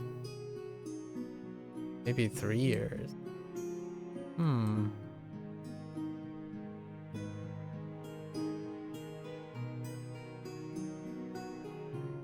Yeah, such a strong first week. I mean, obviously, we still got 9 more weeks, right? And I don't imagine the rest of the weeks would be dramatically different. As a first week thing, it's incredible. I gotta gather my thoughts of what makes this above average. Well above average. It's so subtle, but honestly it makes quite a dramatic difference in the way this content is consumed. It could be really grindy, but I mean, we're not ranking grindiness. That's a different story. That's more of a live service game expectation meets people who don't understand expectations, their own expectations.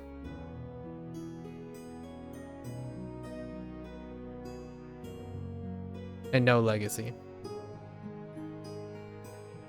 The lack of legacy is very paramount, what I just said.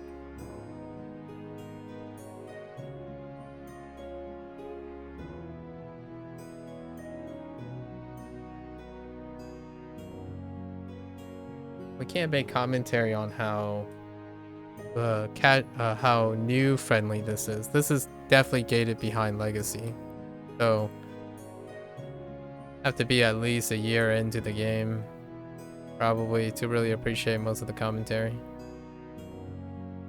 I'm about to say, but hold up. Sin. I'm still low on, I guess we're just gonna do heroic encounters for this guy.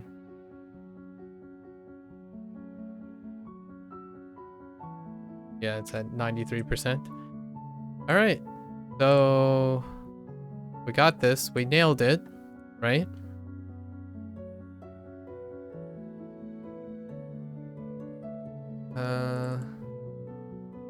I would just want to open 3 lockboxes just for kicks and giggles. I have 68 keys. You know, let's just open 5 lockboxes just for the first bonus, right? All right, maybe sometimes lucky. Yeah, we'll just get the 250. Yeah, everything else is like, whoa, why? All right, 1. Okay, we low rolled like crazy. Just 1. Low roll it again. Incredible. Low rolled again. Absolutely out of the park. Keep those low rolls happening. Yep. All low rolls. Cool. That's it. Not opening any more lockboxes. there you go. We'll wait for another, I guess these new lockboxes come every like 3 months or something, 2.5 months. There you go. That's, there's your gotcha. Okay, so let's review some stuff. So rating the first week. The first week is generally like the one that we spend easily the most time. Okay. So what was introduced? Like the meats, the hero's path, right? Meta adventure set. Most people say like, oh yeah, this is boring, this is annoying and stuff. It's like, but the vast majority of people that say that is, this is not catered towards them. The meta adventure set is meant to be post any player that just post it right after, like maybe all of these. So all the leveling adventures, right after the leveling adventures, the meta set, the hero's path comes into play while you're basically completing these things here. Because it's right at the cusp. I think it's the first step is 20k. Yeah, it's right at the cusp of Undermountain. And this is when you keep proceeding through your adventures. And these are one-time deals. You just complete them, they just keep going. And then campaigns are the ones that are the bootstrapping things. So they placed it arbitrarily between here, which is the very first step. And they teach you what? The advanced combat training, which is the 4 targeted signals that are repeated, the 4 mechanics, which is great because as it's boring to all the established players, 3 of them are incredibly obtuse. So it's just a quality of life change. So, and then you just get bonus rewards for doing being informed on what you're already informed. So it's just icing on the cake. Making sure the incentive for getting boons, right? That's from campaigning. Your random dungeon queues, all your daily queues, and then your weekly missions.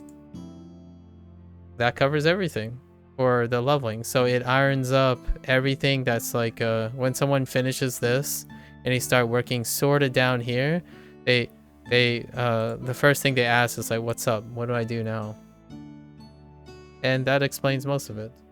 Great. It's the live service part.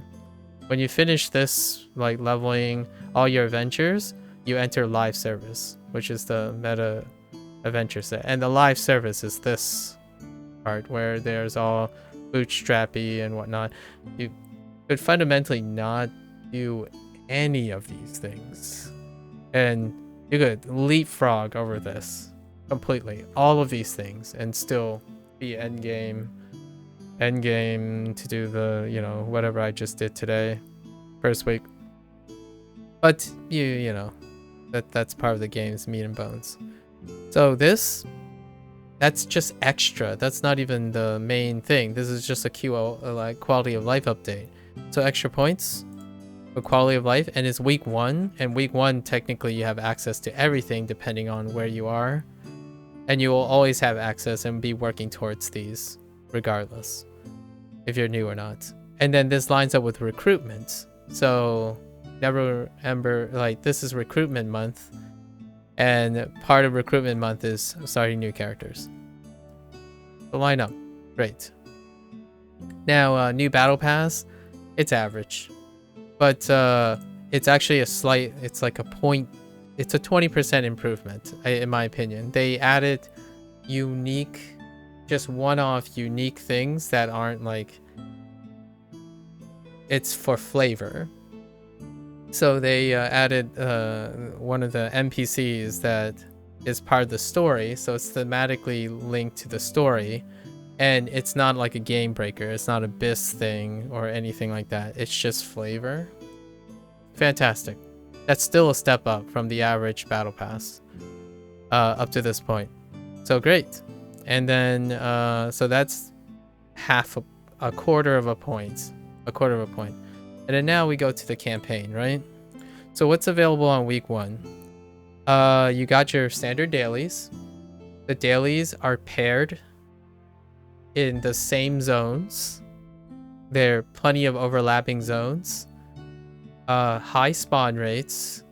And the pickup ones are unique.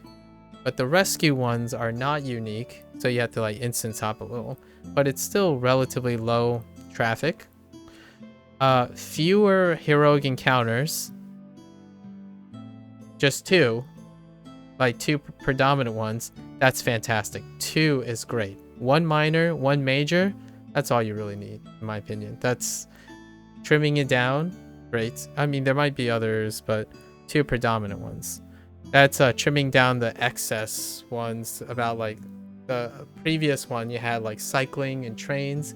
And trains are great and all, but 2. So they substituted it, then the other ones, the other locations, with abyssal hunts, which is a more streamlined version that is reward focused, and it's scaled down so it has less a barrier entry, and they call them abyssal hunts of the Dragon Slayer campaign, which the Dragon Slayer campaign is the system where you can modify the bosses to increase rewards, but this was used to get mat and currency that is used specifically within this campaign. Instead of that, they decide to create rewards, modifier rewards from the abyssal hunt to generalize stuff. So outside of Masterworks, right? So they even included the Masterworks thing. So I'm gonna see what the rate is in using Tricky and Itty Bitty, because I would love to do that one. And then you have refinement gems and all the other stuff, which is great because then these are supplemental to the random queues that most people do. In fact, I probably am going to do pointless just to see how much additional ones. So this blends activities as opposed to choosing to have to do this kind of thing. Excellent. I think it's great. The hunts are they're okay. They're just mini bosses, right? And mini bosses are the midsection between the end game stuff, which is really long, inherently long, long for the general audience in this player base, and then the super short, which is your dailies, weeklies, and stuff. So it's great. If it was like something else, like a skirmish where it's like horde mode and stuff, not so much, right? This game is not that type of game. It would be kind of fun to see it personally, but this is great. I think this gets an incredible amount of points, and then this just highlights something, right? I don't know where the rest of the reagents are, but if we are to take face value that this set, the Durger set, the Mastercraft ingredients, like all the Mastercraft things, are actually in the Abyssal Hunt, which is kind of what it's suggesting. Like the unique things that are hard to get are part of the Abyssal Hunt.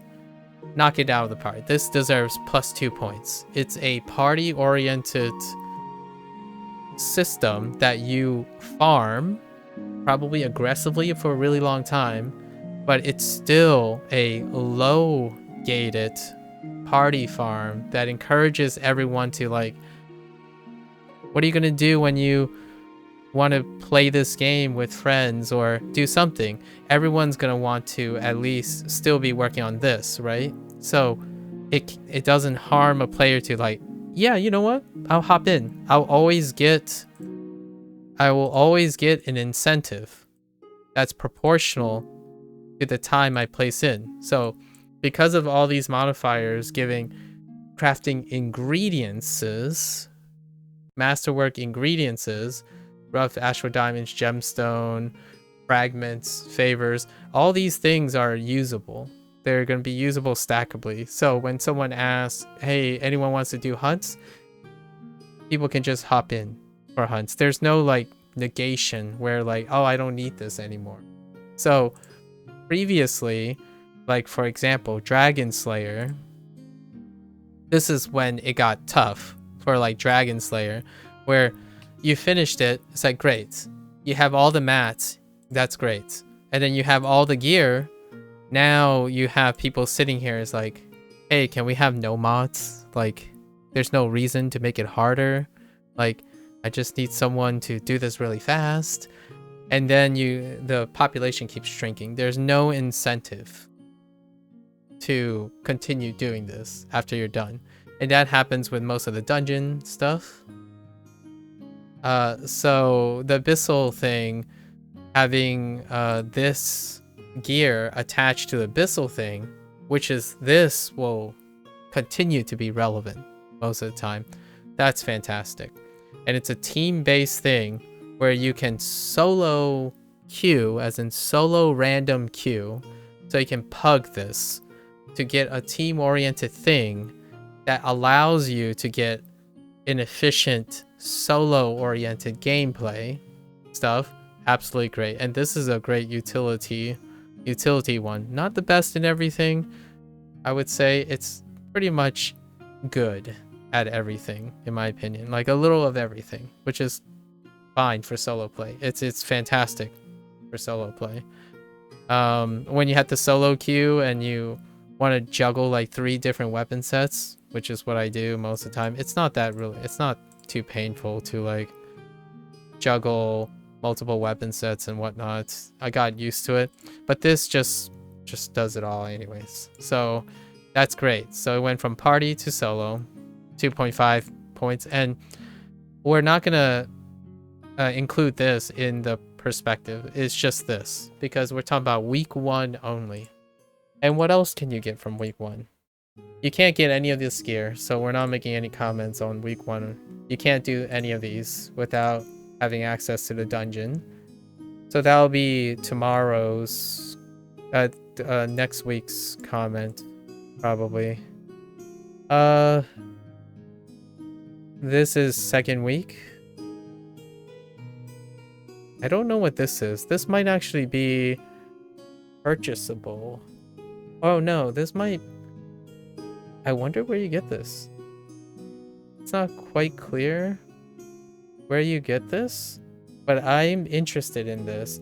And since it's not labeled with a dungeon, this gets extra points for me because this is a support. You can, in this type of modifier, the rune modifier, is useful for all 3 roles.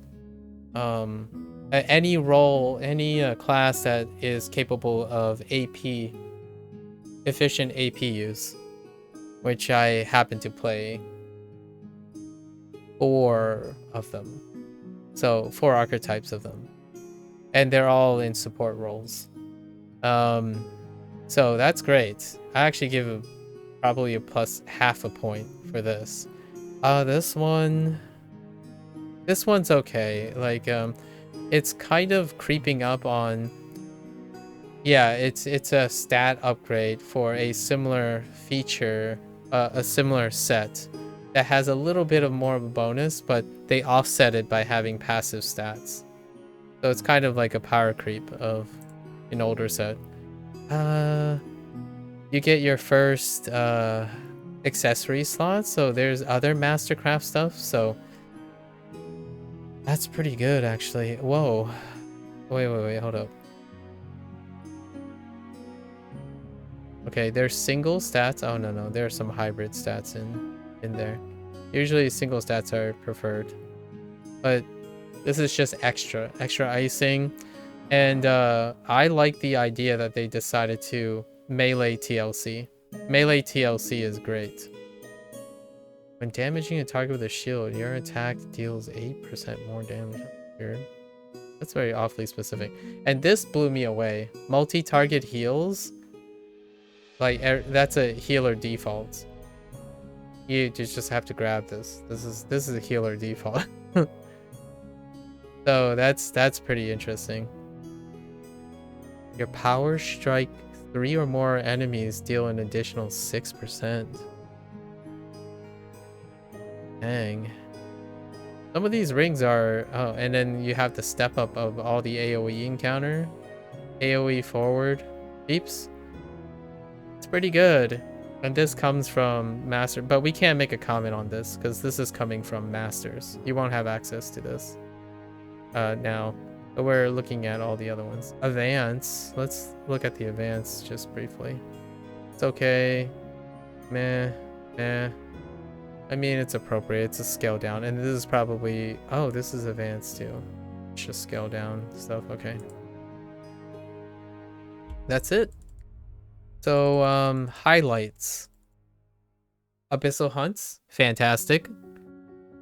How can I highlight Abyssal Hunts? It replaces heroic... It decreases the heroic encounter tedium.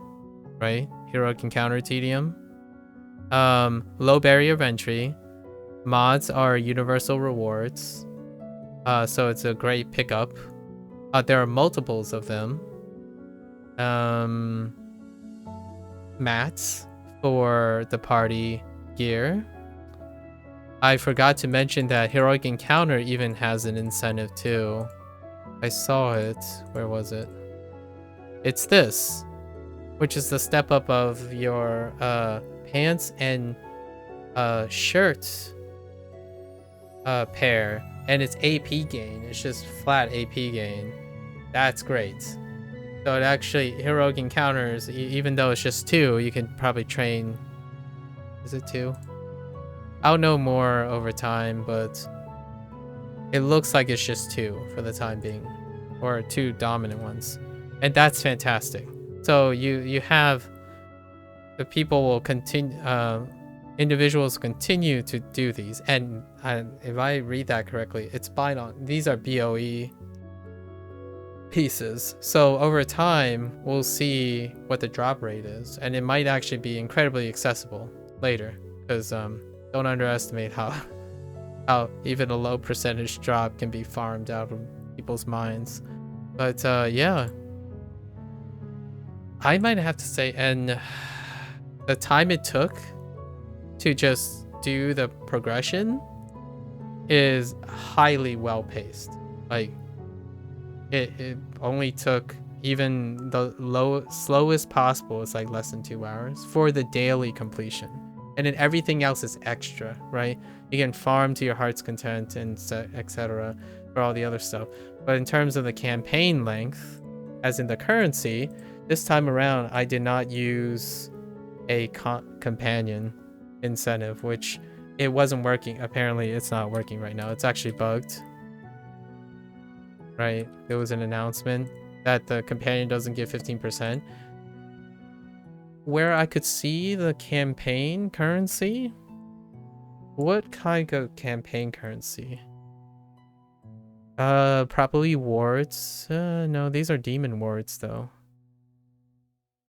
I guess for the demon, probably demon is the major type in Demonweb pit, right? The dungeon. You can probably get these, oh, those are overload wards. I wonder what the overload wards are. They're not standard wards, or standard, these things. So there might be another loot table for the wards you get, the overload stuff, possibly. Oh, look at this. I can already upgrade. I can already step this up today. Wow, that's fast. It's a low threshold for mythic uptick.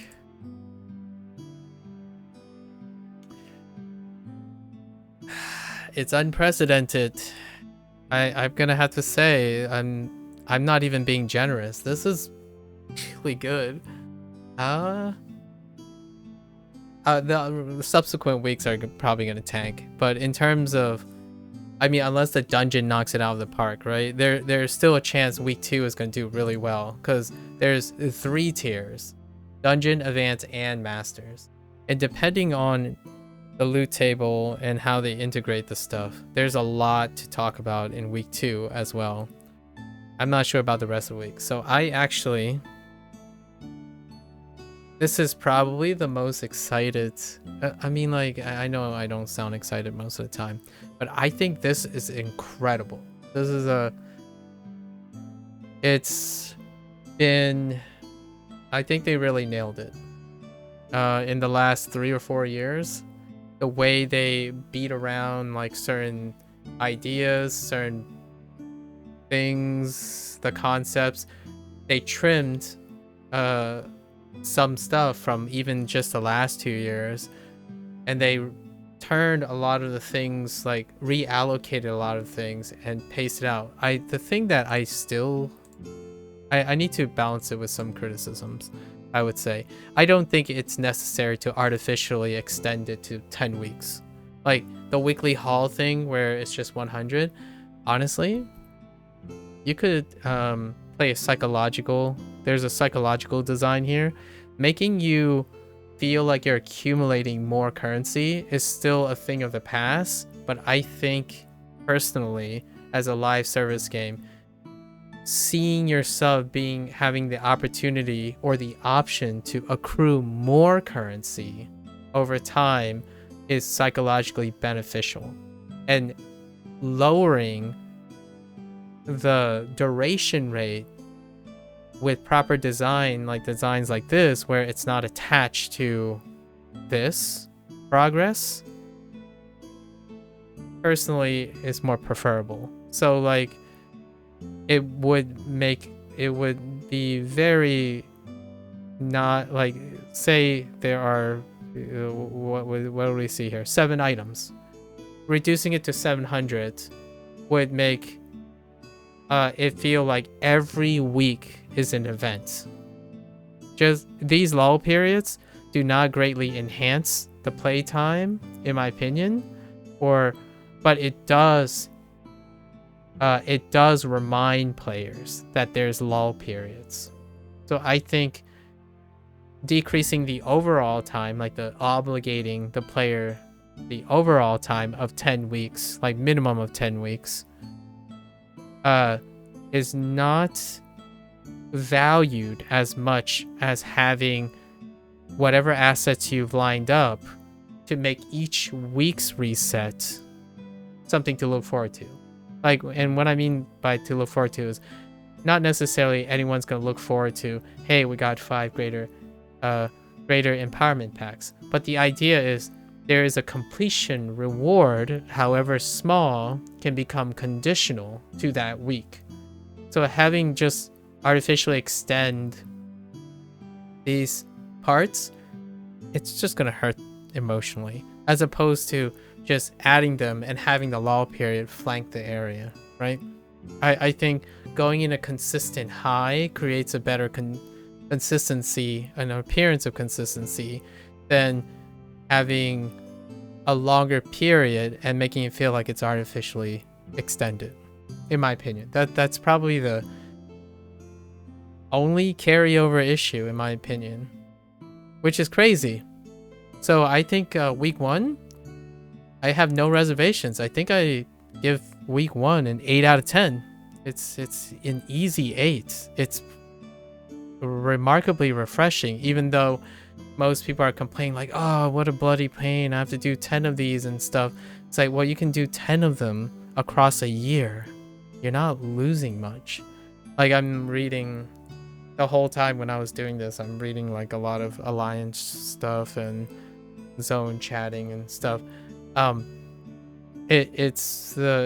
Still in the end, the player basis, you have to be handed everything on day 1, which, frankly speaking, psychologically, that's non-sustainable. So I don't empathize with that. However,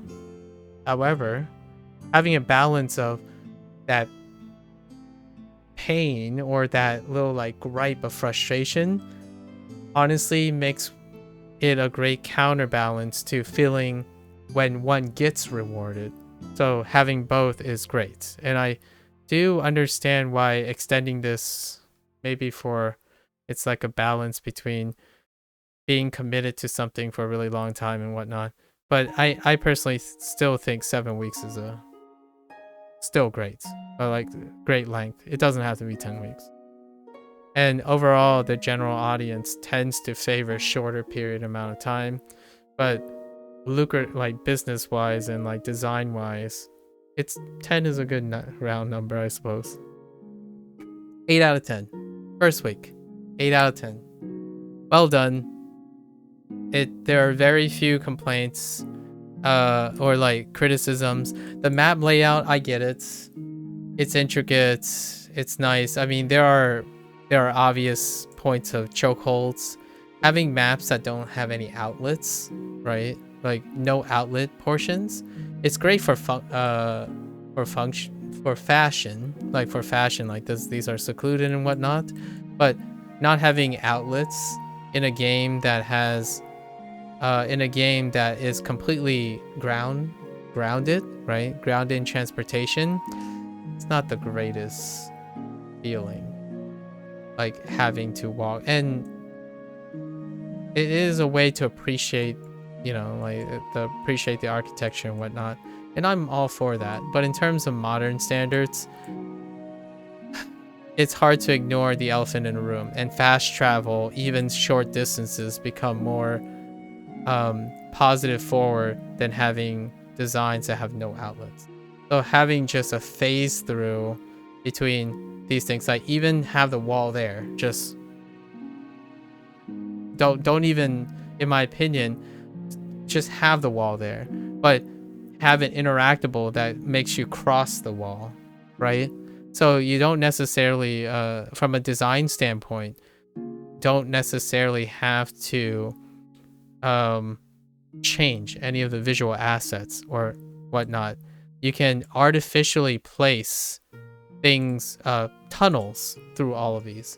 In modern games, in my opinion, the modernization of games for traversing ground, you typically have an interactable. So what happens is, like, you can vault over a wall, and it's auto, right? It's just vaulting over.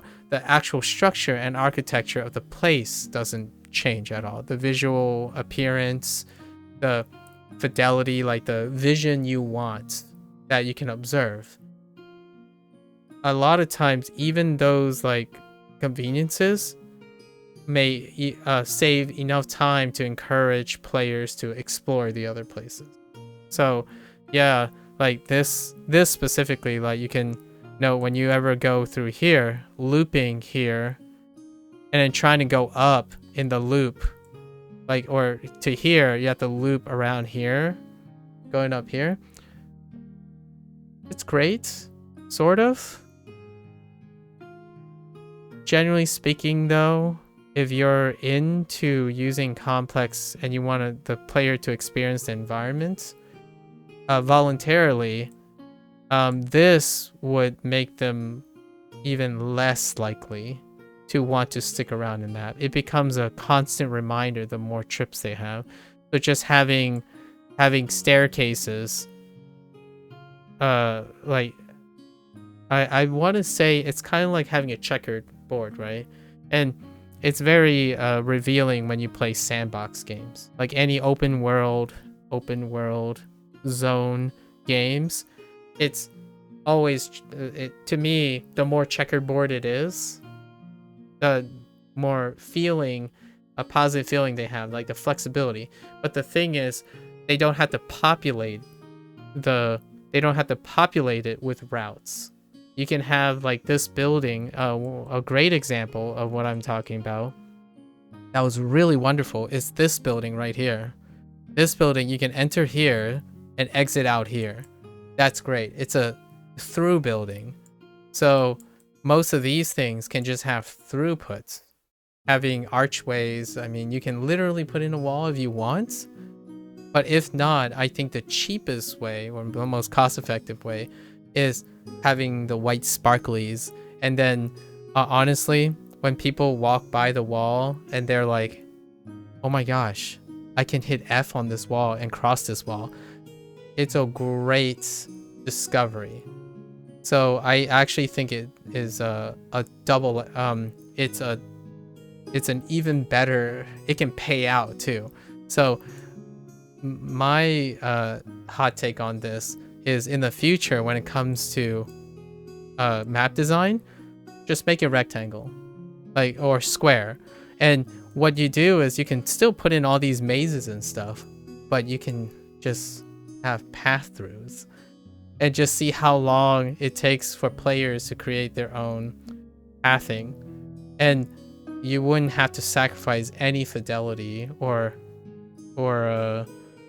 any like visual artistic liberties that I know that I'm really in favor of. I'm that guy that likes to take scenic routes. Or if the devs went out of their way to make a really mazy thing, it's intended in some way to capture something for the pathing. Like, I understand this looks like it's a secluded cluster here. This is a secluded courtyard here, so you have no outlets going from here to here, right? And then this is sectioned off, so there's only one outlet right here. But, oh yeah, actually there's one up here too. So overall, this map is fantastic. And what I mean by that is, it's not true for many of the maps. Like, when we look at the other zones, yeah, there's really long, windy things, but having like the go into a cave and showing out another cave, it really gets people.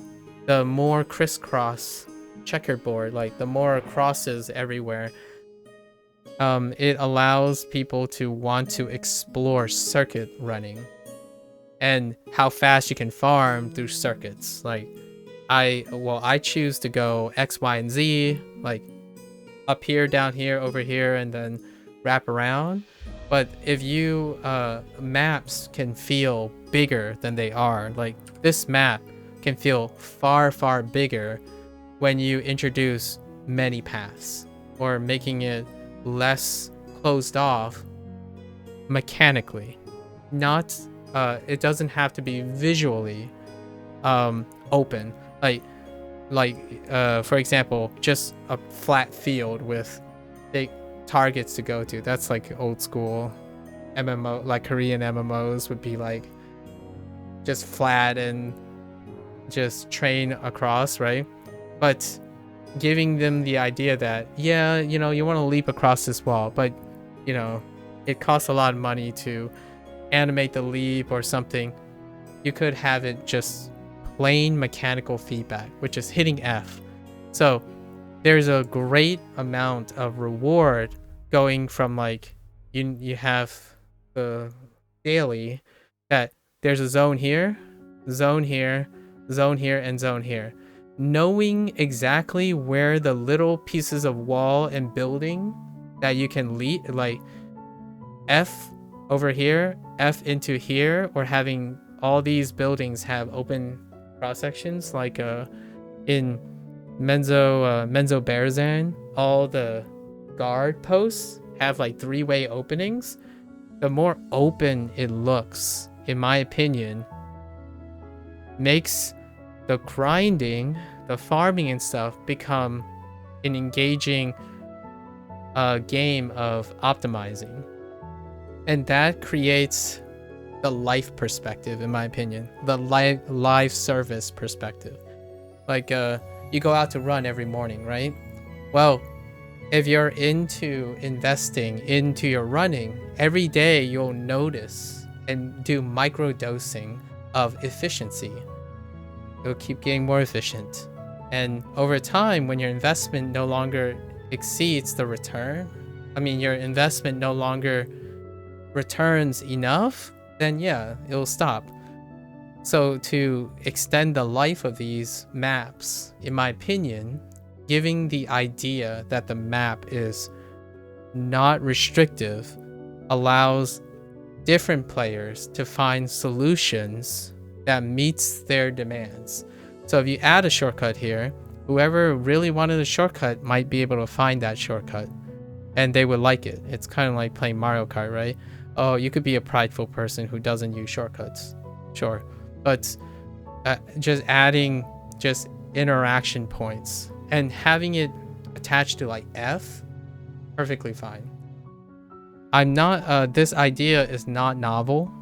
I am actually taking this from I'm gonna give this nod to Sega and the PSO2 team, because their layouts are really just open.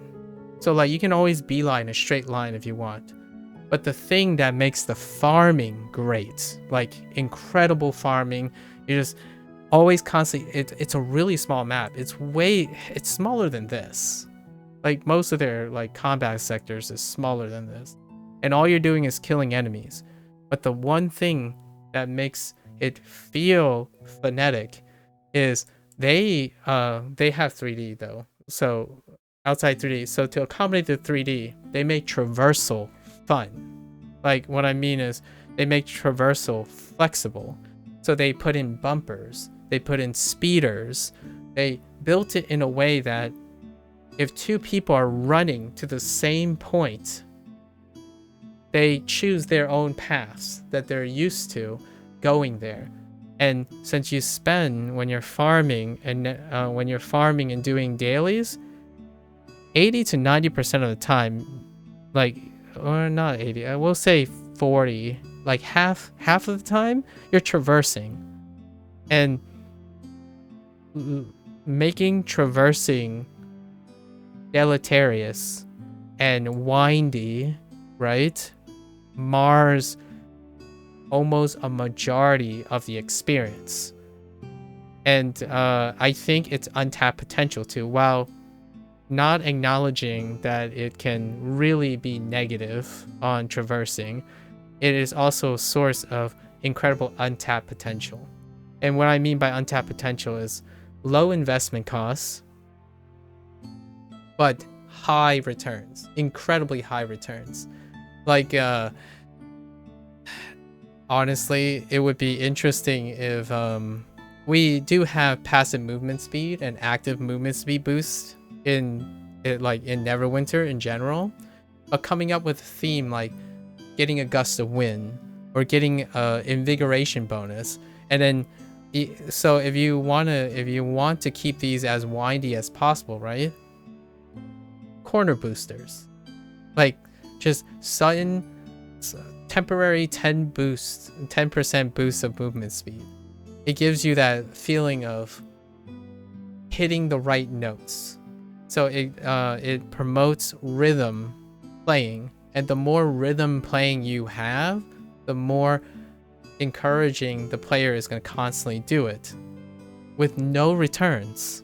Like, other than doing the thing they're already doing, there's no returns. Like, it's just what I mean is no objective returns. It's emotional. It feels really great when things line up. So if it means making smaller maps but more densely populated maps, it works really psychologically really well. So like this space right here is psychologically diminishing. It does not, in my opinion, for the vast majority of people, will feel like week 7 and 9, what's the point? That kind of thing, right?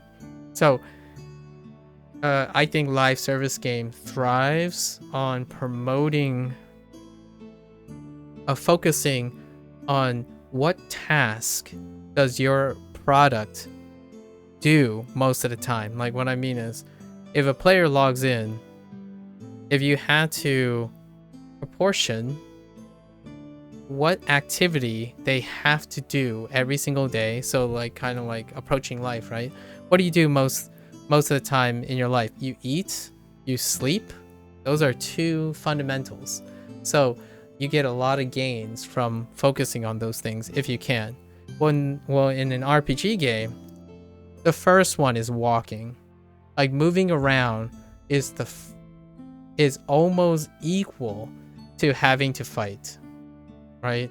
So in a grand, like a hot take, I still like the combat in this game, but it pales in comparison to the satisfaction I get hopping between combat in PSO2 and GS. Like, it feels great to move from place to place, and when you really nail it, you're always going fast, or it makes you feel like you're going fast. When you don't nail it, you want to nail it. So you go back and you start doing it. And that's kind of why I still play Neverwinter, actually. So every week when I do dailies, I'm like, maybe you can go here, then here, then here, and then you know, change instances, go back here. You might want to go here, so you want to tag this to go here every time. So the more open your map is, not like superficially, like visually and stuff, mechanically, if they're really open, players will generally find how much you would have a larger range of players that will be satisfied. Like, you'll satisfy the player, by default you'll satisfy the player that would prefer to just take the scenic route and loop all the way back around and loop all the way through here and there. By default, you'll include them. But then you keep lowering the barrier, right? So opening this would include a bunch of new players. Having a pass through here, more players. Having a leaping point from here to here, it'll just increase it. They choose to use it if they want to use it. But none of the visuals and stuff will need to change at all. And I think this map is a great illustration and contrast to other maps. There are maps where I think a good example is Dragonbone Vale. Oh, dude, Dragonbone Vale, it looks fantastic. Like, I love the theme, but having that, like, one path leads to 3, and then you have to double back, and this, actually, North Dark Reaches is another one. Instead of having intersection points, like just cross sections, Dragonbone Vale gets a slight pass. There are, like, a midpoint things, but some of these, they're really long. Like, they're really solo path, and that's just in general not trendy at the moment. That's a long digression on pathing, but it feels really good. Like, even FromSoft, in my opinion, can reduce the back travel, right? They ended up reducing some of the back travel, just slugging through one approach to get to your destination. Every single time, slugging to one approach so the experience doesn't change. And if it's already a negative experience to begin with, it just keeps becoming a negative experience, and it gets worse and worse to the point where that little minor detail can supersede and undo all the other nice things about the game. Like, for example, right now, a good example is so many people complained that they have to do 5 random skirmishes, when I can probably already say you would do that anyways. Like, there are tasks that you would do anyways, but because it's a constant reminder that you have to do it, as in you that's how you complete these tasks, as opposed to offering more things, they didn't get to choose it, and that reduces the aspect. And that goes with pathing in general. One extra hot take, actually, and that I actually like for the events, and they done this for the events. Another structure change is dailies. So the repeatable daily structure, you always get 2, right? Every time you pick 2, you do them, and then they pull another 2 from the pool. I'm not sure how much more work this is, but do 4 and pick 2. If the person really loves the 2, they're going to pick the 2 again. But it's a set of design, right? The dailies are largely designed almost pretty much equal length. There are some ones that stick out in one, right? But it can inform the developers what's the length of their player base would like. But you can specifically just say pick 2 of 4. Like you could even make it like a Turo thing, right? Or like a mod thing, like a mod menu. Right here, it would pop up 4 tasks. Pick 2, do them, come back, pick 2 more. The idea is they already are going to see all 4. They might do them all once, and then they're gonna hate something. They're gonna like something. When that comes up, they will continue to hate it, and it's gonna create and generate constant more negativity.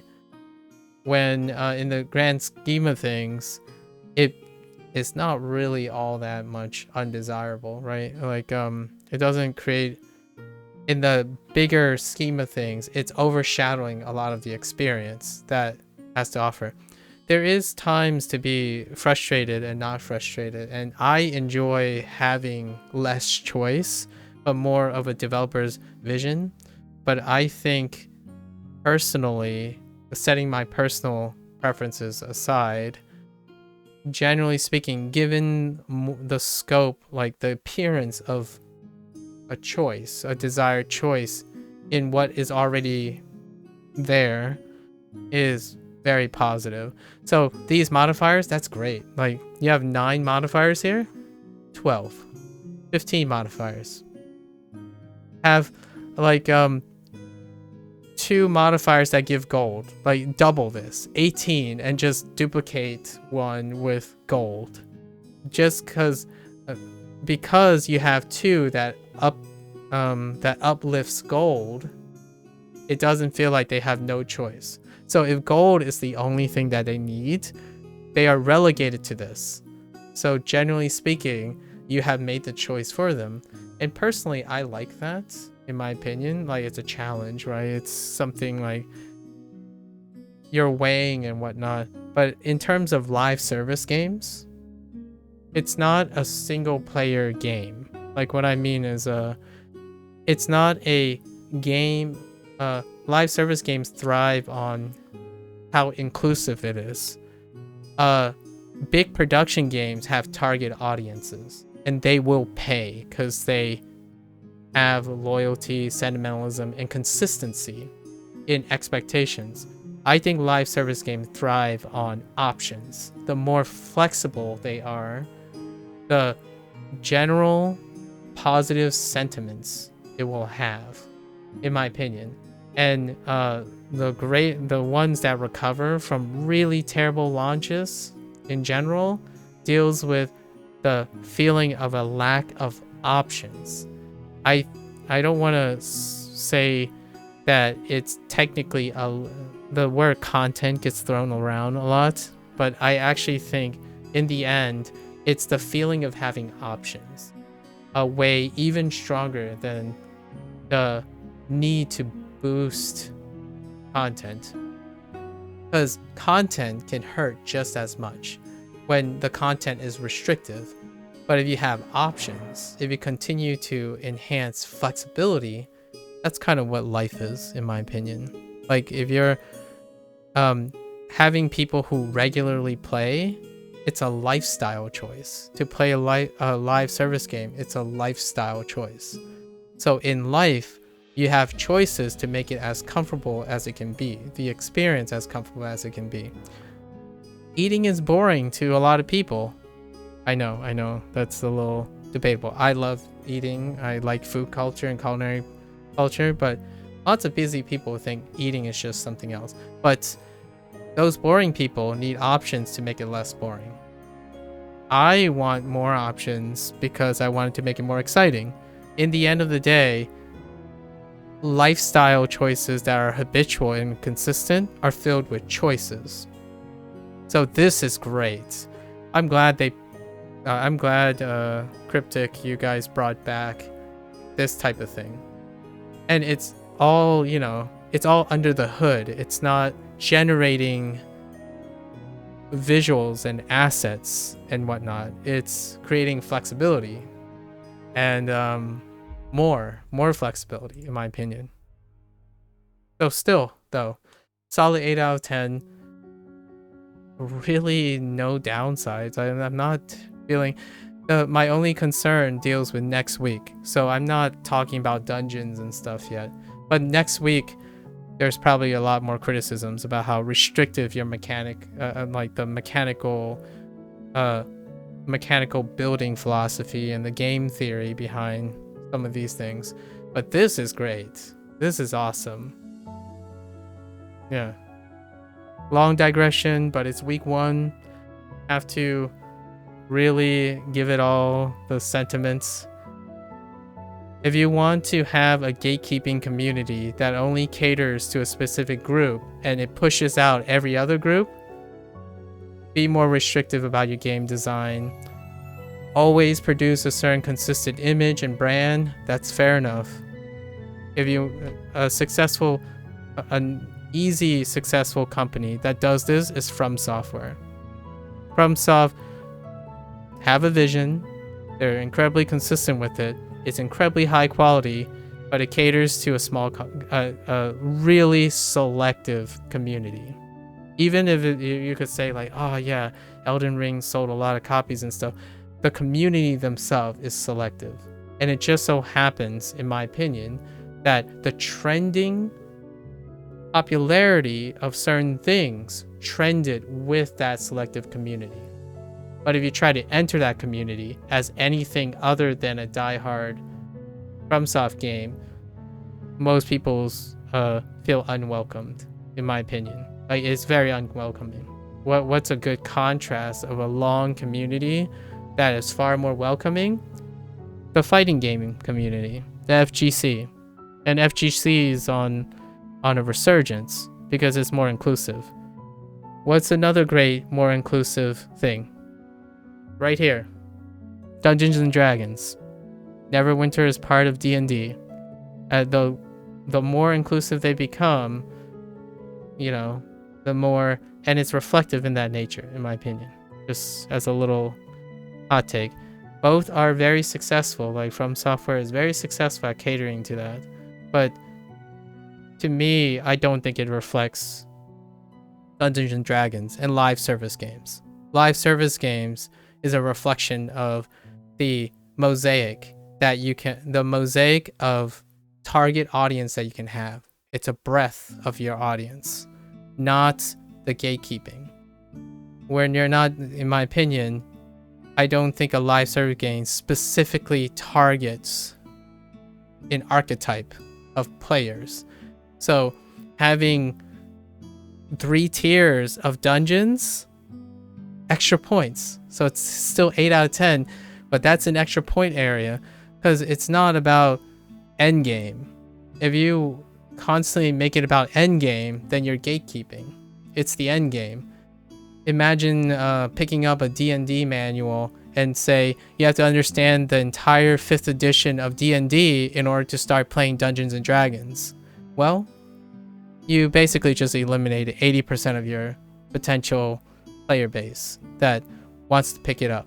You can't. What would they do? Well, they go to a different variant that has a lower ceiling. As a live service game, every time you make, in my opinion, every time a developer makes a decision to be restrictive and catering, they turn those people away to the more flexible game. So for me, thankfully, the dailies are really well organized. It's a great, I think this patch, the way the dailies are placed is excellent. Actually, most of the time, they're pretty good in general. There's a few rotten eggs here and there in the last couple mods, which I noted all the time. So every time I play, I still note them because psychologically they keep getting reinforced. But I kind of like the off-putting and whatnot. But for most players, that off-putting thing will make them play another game that feels better. Like, it feels better to move because you're doing a lot of moving. So that's just a little extra on the side. Anyways, that's the closing remark. I'll be back next Tuesday for week 2. I know resets are Mondays, but I do every Tuesdays because and you know what? I think we're gonna move it to Mondays because of how schedule work. I have to get on later today because of how schedule. So we'll reconvene Monday for the reset and do week 2 and see what happens, and hopefully we can jump into some dungeons because there are 3 tiers of dungeons. No matter what, I have to jump into at least 2 of them. It already pays itself off, in my opinion. I know Masters is just going to continuously stay there, but your game, in my opinion, like Cryptic in general, your game doesn't get exposure if your ceiling is so high. So in a live service game, the gate has to be pretty thin. Thin those gates. And then, yeah, you can tuck away your high baller endgame stuff, certainly, for sure. I just personally, from the outside, I don't think that's in the spirit of D&D. Like, D&D is about being inclusive, and the old model of having a pay to play kind of service model is not the live service free-to-play model. It's just antagonistic. If you want to go back to that, then you have to make a case for it. I don't particularly think any of these designs and the way the resource and development is happening promotes a I'm willing to pay first before playing a model like FromSoft. That's FromSoft follows a vision, they follow through, and that product is not a work in progress based on like sentimentalism. Like if someone wants to get in, they have to push that gate open already, and I don't think it's healthy for Neverwinter, and especially D&D in general. It's about people opening the gates for you. Like someone like myself, I want to be able to say, yeah, just hop in. Like, or you know, a content creator or something is like, oh, you want to do a dungeon run? Just hop in. But instead, like the last couple mods, like Mesobaranzan and North Dot Reach, is like, oh, hey, do you do endgame dungeons? Like, oh, sorry, like I can't do endgame dungeon right now. Like, there's no way. I can't just pull up and call up my like 4 homies and have you bump in and stuff. That destroys the livelihood of a live service game. Like, you can't just say, oh, just hop in, party up. It's like, we can party up because we're always incentivized to party up. The ceiling's like non-existent, and the bottom line is non-existent, right? But instead, in the last couple mods, all it was I can't help you. And then someone joins in, it's like, I'm only interested in you helping me get this like really hard ceiling. Like, can you help me open this gate? Well, I'm behind the gate and I can't really open the gate for you. You need to open the gate yourself. That destroys live service. It destroys content creation. It destroys a healthy relationship with free advertisement, I guess, in general. It's not a recommendable game for a live service game because we're going to be honest, constant content to prop up live service games, it's an ever struggle. It's a never ending battle with developers, and I actually really sympathize with developers that have to constantly work day in and day out hoping that the content that they release next doesn't blow up in their face or get chewed up and eaten so fast that they spend the next like 4 out of 6 months of their life cycle hearing negativity about how their content was so insufficient and whatnot. So creating a lifestyle around the game, in my opinion, alleviates a lot of that. The whole guild thing was pretty cool. I like that they were more recently they celebrated the guild thing. BSO2, for example, went up and just made your hub, your home and stuff. They just made it more or less Minecraft. Like that's what they did. So no, they don't have to add new content to it. The content is only as flexible as the person's mind, and their character creation is so jank, but it's so jank and flexible that someone could just sit there and just sit in the salon. So it's not, I'm not saying that you should do that here because of, you know, the assets and D&D license, Wizard of the Coast.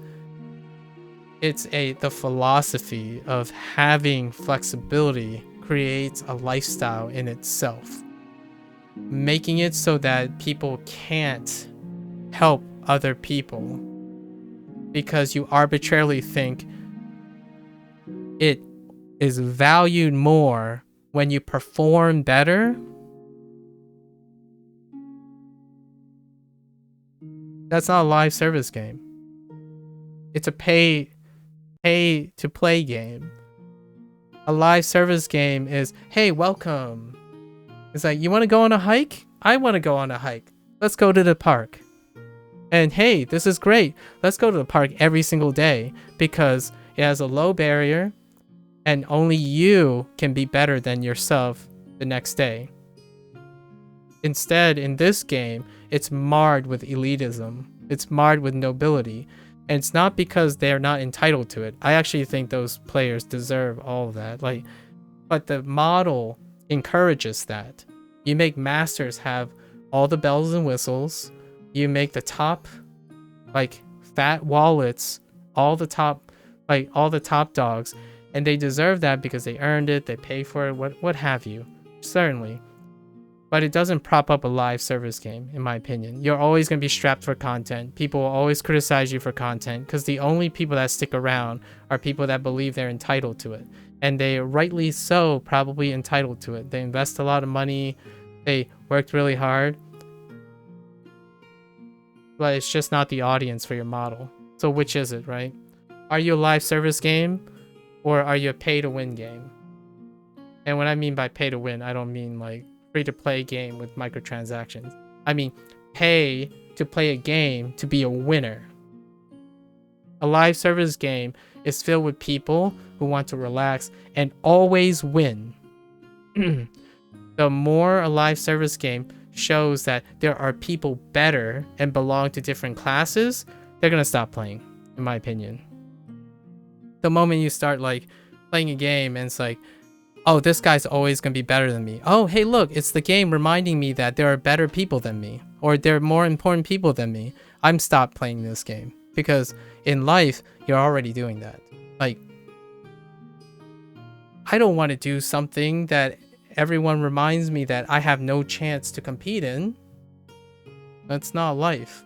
So that's just kind of the philosophy. And I'm way over time. But I'll probably harp on this a bunch of times. It's like my broken record thing about I like this game because I don't see that. It doesn't mean that I represent the majority. I don't think I represent the majority. I have a very unpopular opinion. I come from a multicultural background. I know what it's like, I guess, somehow to be excluded from things, but still have to deal with it and have to feel less privileged.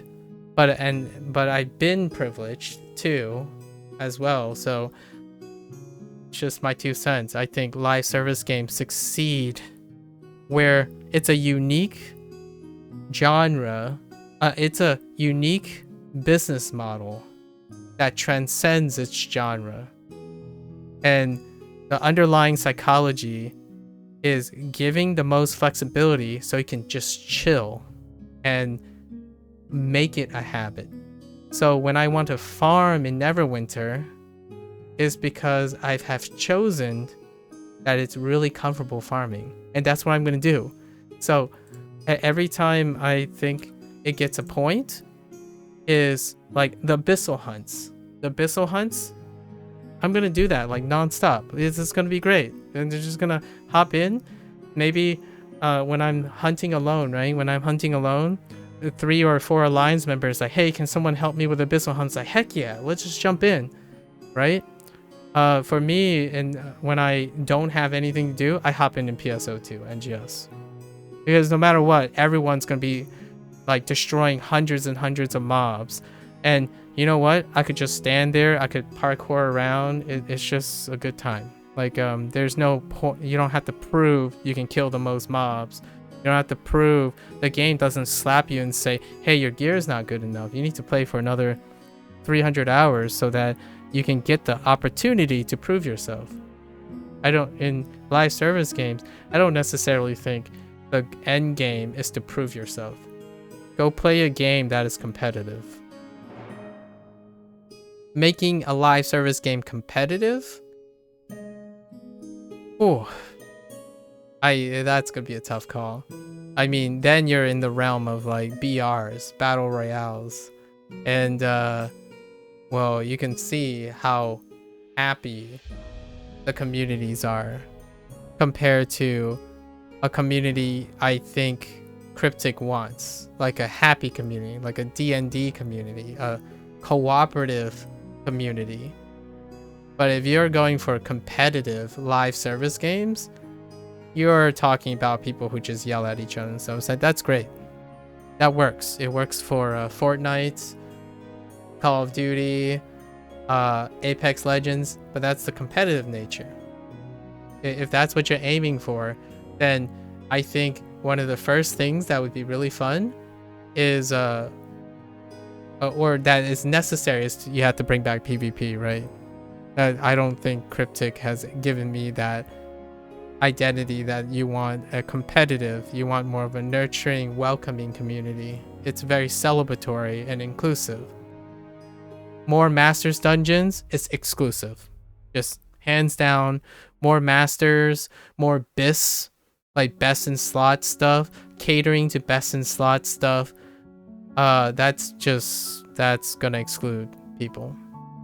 My hot take is flavor of the week. Like flavor of the week, not best in slot of the month. Flavor of the week. Like, hey, today's flavor of the week, jump 100 times and get something.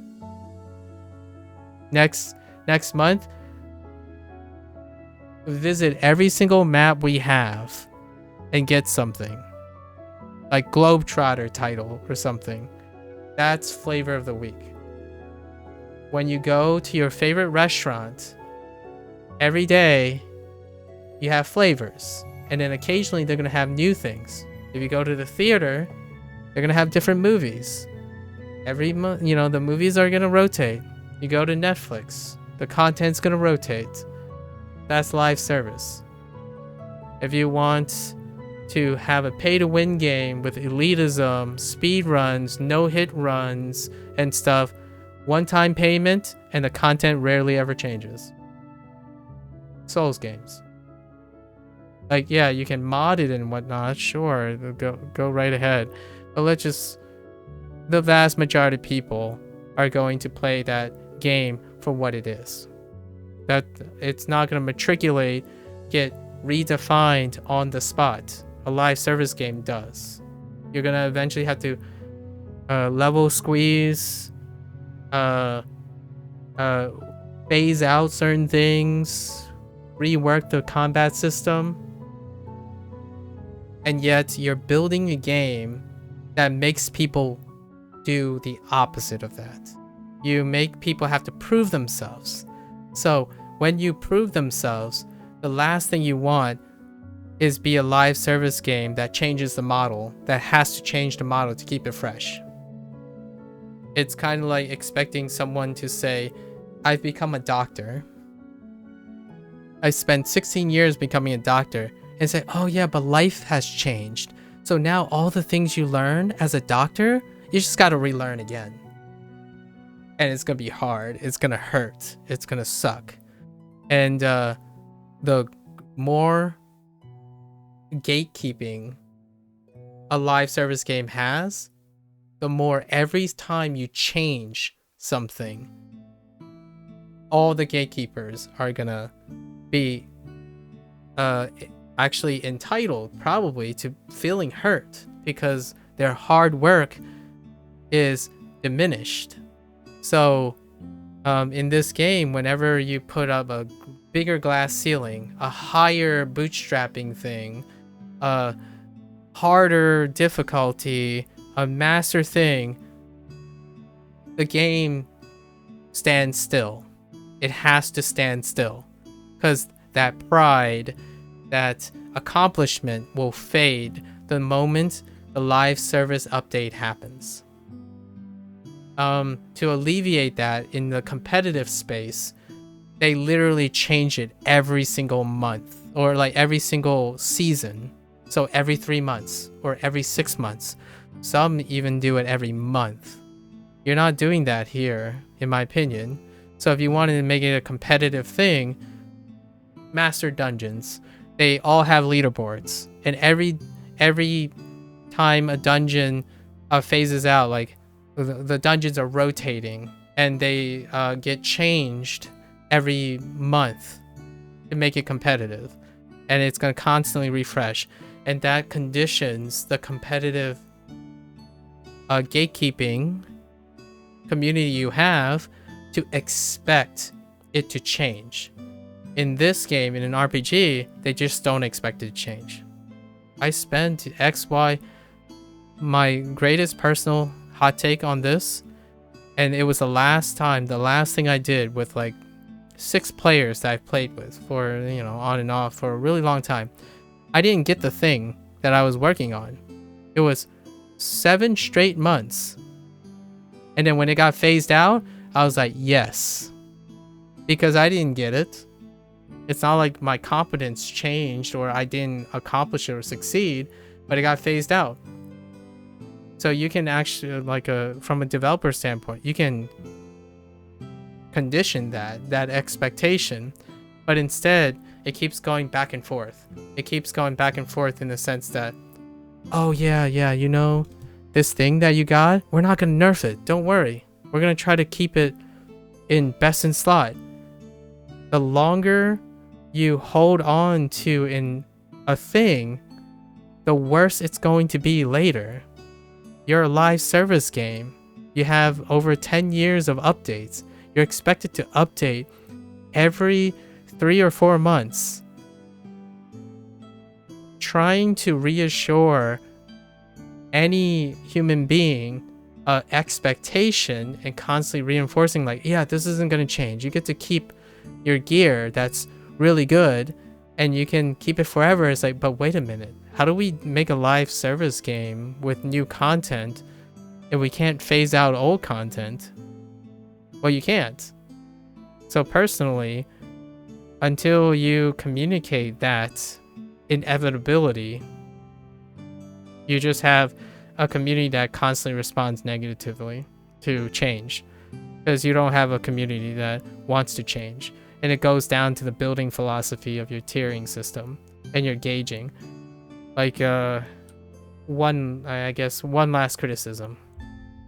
85,000 item level. That's bonkers. What is that percentage? That puts you in the 95th percentile of your remaining gatekeepers. Like, that's not 5% of your entire potential audience. It's 5% of the 5%. That's your threshold for masters. It's like, honestly, if this was obliterated, you probably, in my opinion, I would contest that ultimately developing a way to progressively want to do these things as opposed to raising the difficulty so you can prove yourself, you probably include far more players. Like, this to me is optional. It's incredibly optional, and not from the sake of not being able to do it, but yeah, still for both. I don't think there's incentives for having this type of system versus the alternative. It's stacked against it. you're catering to less than 5% of 5%. So we'll just say 0.025%. Not only that, those 0.025% will be conditioned to alienate the rest of the 99%. We'll go a little lower, the 80% of your population. And then when you introduce something new, they will be the loudest and disproportionately join the complaints. So not only are the people you're targeting with this is the source of the loudest complaints, they are also the ones that are complaining about the complainers who complain about them. And with all this at the same time, you have to introduce a new dungeon. What do? You make the dungeon harder. What do you do again? Have to make the dungeon even harder.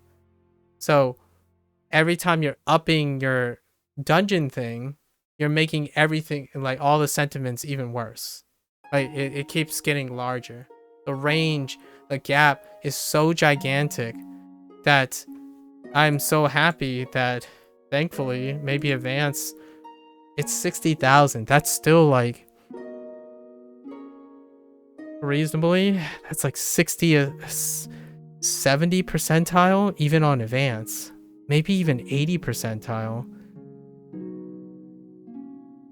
I mean, there were people who said RDQ, like Advanced Dungeons, it's absurd. And what I mean by this is, it wasn't always like this because the gap wasn't that big. So, when the gap was closer, when everyone was closer, there was a association. They could empathize with each other. So this stuff didn't feel as bad, even though the relative difficulty level hasn't changed. It's just now the gap is bigger. So anyone who's in the position to be incentivized to help is not in the position to help, wanting to help close the gap.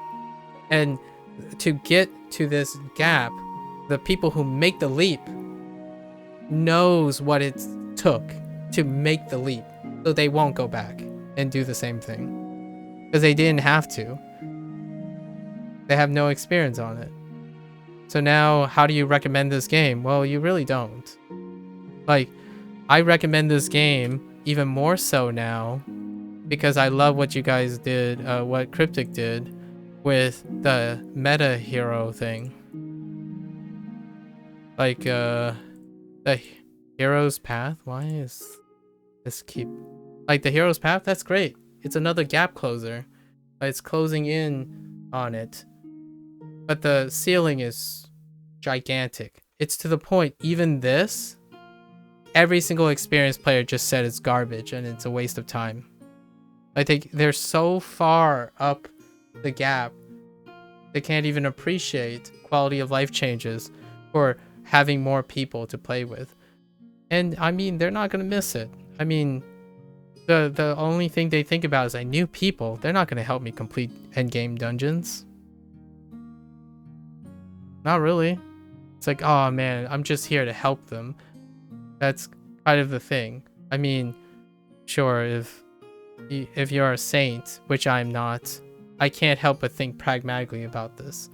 If I spend 4 months and this person is not committed like I am, how could I convince this person that we'll succeed in a task?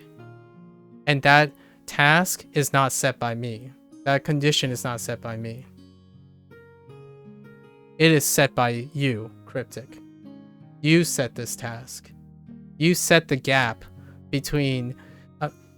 this is a good point for this, and why this first week is great, and next week is probably going to be great. The gap between Advanced and Masters is probably smaller than what it was with Temple of the Spider. Like, Temple of the Spider's gap was... that there's not even a contest. So, in a way, it's great that there's a middle gap now. But I can still guarantee you, in my opinion, because of the design language of Cryptic, especially the leadership, in my opinion, to be super forceful. I know that the leadership prides on excellence and performance. They like to do and challenge things. They're built from an older gen, like the gen of feeling great and rewarded for great leaps of accomplishments. But there is an alternative to performing great leaps of accomplishments, and it resonates far more, in my opinion, with the current generation of people, which excludes myself, but I still do it during mine, which is small increments of improvement over time. Live service is most successful because they allow you to forget you're improving incrementally over time. They make all that time kind of disappear. Like, hey, did you remember when you were 5k item level? It's like, I didn't.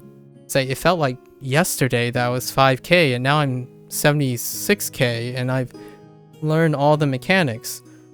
How did I forget when I learned this? It's like, oh yeah, well, you know, there was 3,000 steps to get to where I am today, but the 3,000 steps were like smooth sailing. It's never a sudden jump. This, in my opinion, is one of the most horrendous, archaic things that hurts live service games. Having gigantic gaps. Like, incredible gigantic gaps. When you popped out of your mother, right? You started crawling. And, well, you can't crawl yet. You wiggle around. Then you kind of start crawling. Then you crawl a lot. Then you learn to walk. And then you walk a lot. And heck, people stop there. Most, like, a vast majority of people just stop at walking. But you gotta walk a lot. Then you walk faster. Then you jog. Then you jog to sprint. Then you sprint. Hot take. When someone tries to go from walking to cross-country sprinting, they're gonna quit right away. Really fast. And the ones that don't quit, they're gonna be superstars. You got that. That's your model. Your model with master dungeons. The superstars will stay. But how many superstars are there? Less than 1%. And they're probably out doing something else, to be fair. They're probably going to choose to do something else instead of playing a video game. But I don't think that's the case here. Like, most people can become superstars in a video game. But if you use this old school, in my opinion, sink or swim, trial by fire kind of thing in a live service game, they won't stick around to play long enough to do it. If they paid $100, special edition limited copy of Souls 3 Remake, they're already invested. They're going to try their darndest to be a superstar already. In this game, your entry is 0, right? It's 0 cost. You gotta string along the life thing, right? You gotta make sure that drinking water is great. Like, you gotta sip that water, up that water's ante over and over again. That's what you create habits. I think it's easily the most challenging business model to nail. And I personally don't think it's that easy. And I actually think Cryptic is pretty brave to continue to invest in a live service model game that revolves around Dungeons and Dragons. Because if we can let's try to name a live service game that's based on Dungeons and Dragons. Or like, Neverwinter, that still continues to struggle but continue to do it. It's a really brave, admirable thing. So with all that said, all that criticism, it's easy for me to say because I'm not the one making the game. But I'm not going to diminish how difficult it is. You're trying to create a lifestyle game for an older Western MMORPG setup. It's hard. It's going to be crazy and it's unprecedented. The ones that they tried to make, they're not around anymore. At least they're kind of still around. Like, I saw that Lord of the Rings Online kind of got an update in a way. because of like the Western, the explosion of Western fantasy. And then I saw like, I guess Dungeons and Dragon Online might had an update, like a not like an official update or something. So they're still around, but Neverwinter still sits at the top, in my opinion. Neverwinter Online, still, it's a tough road, but I don't think the philosophy of making it big, hitting home runs, all aboard the struggle bus for no return is the most encouraging way for a live service model. It's always incremental. Like, the more you can get a player to not notice they're improving, but they are, and then reflectively going back, it's like life. You know, you do 1 push-up a day, 2 push-ups, 3 push-ups, 4 push-ups, and then when you look back by 6 months, it's like, I don't know how I got to 30 push-ups, but man, we did it. Instead, you have, oh, you failed, try again. Oh, you failed, try again, until you finally get it. But if you never get it, not coming back to the game ever again. What's the max threshold? Fail 3 times, never playing this again. In fact, I would say the threshold is even lower. Most people would quit in the party formation beforehand. And to safeguard against a party formation, they have to give you criteria. Masterworks only. Experience only. Like, then no one's gonna digest that. It doesn't matter how good your dungeon is, how good your content is. You're only like less than 1% of the players even witness it or experience it.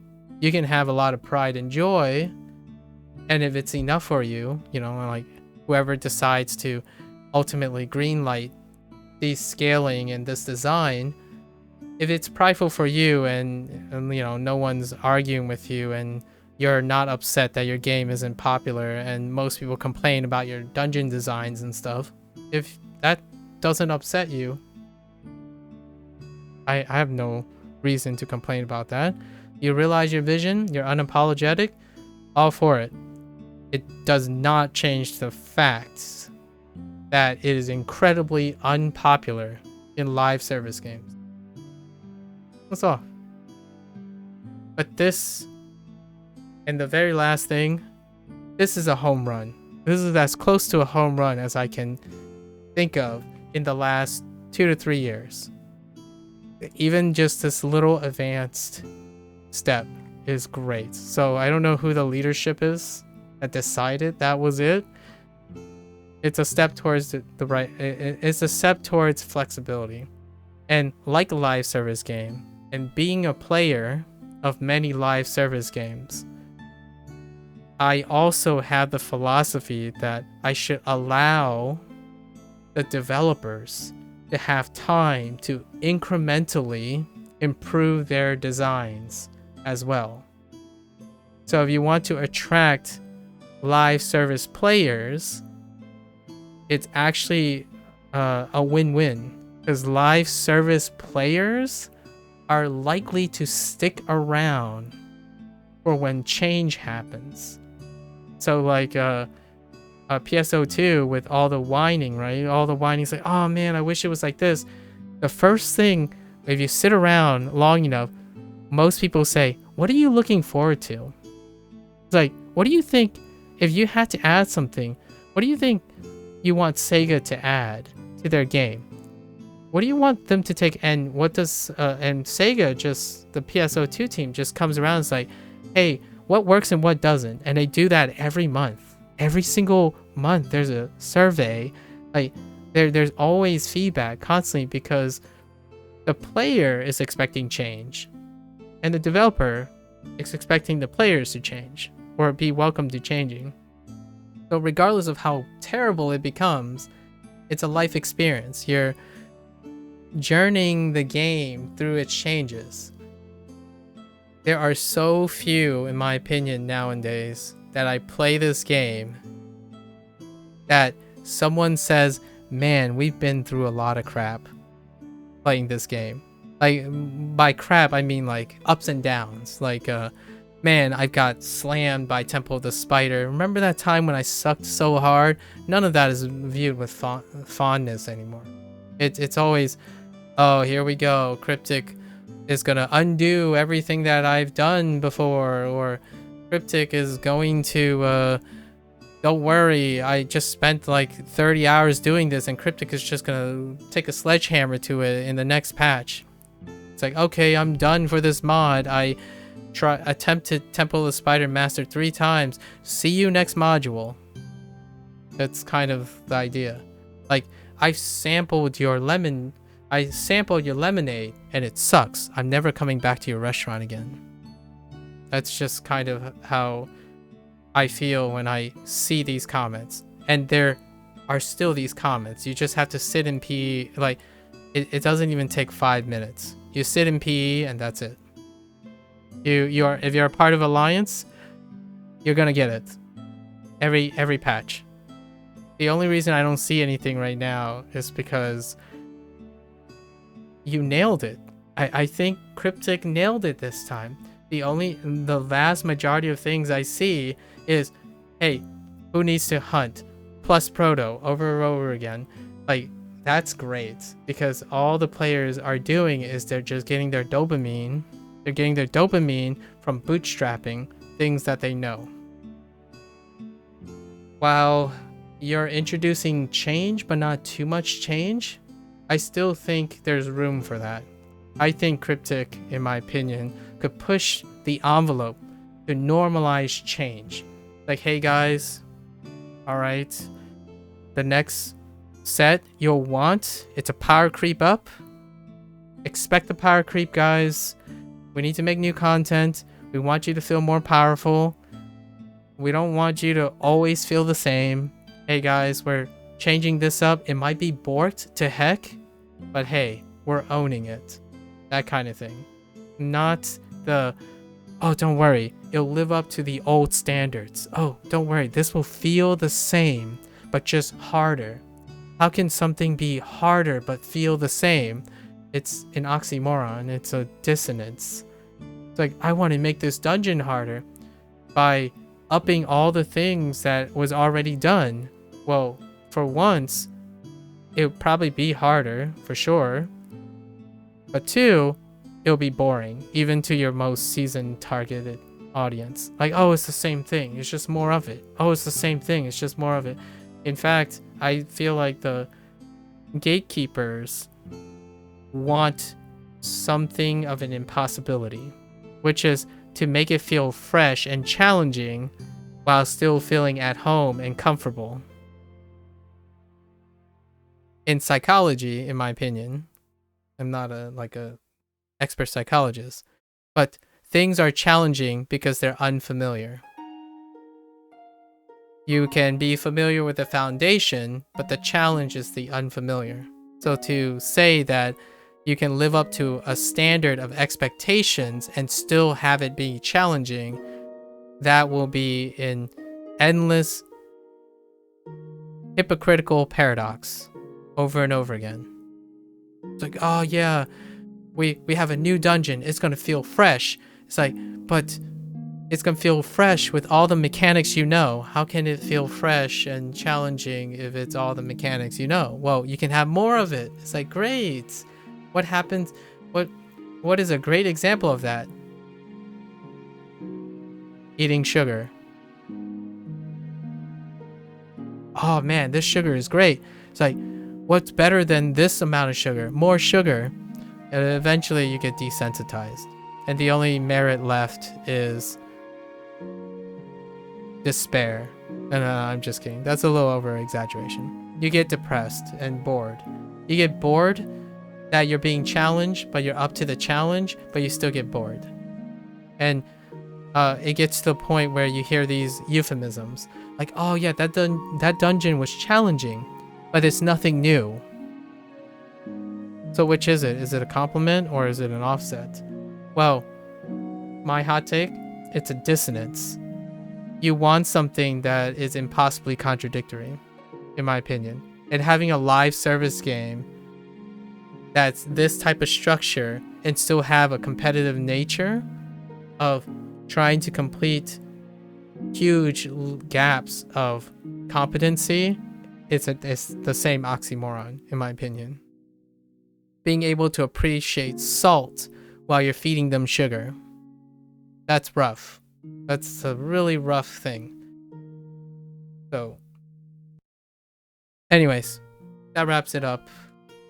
I crossed 1 a.m. local time. Thanks for listening, guys.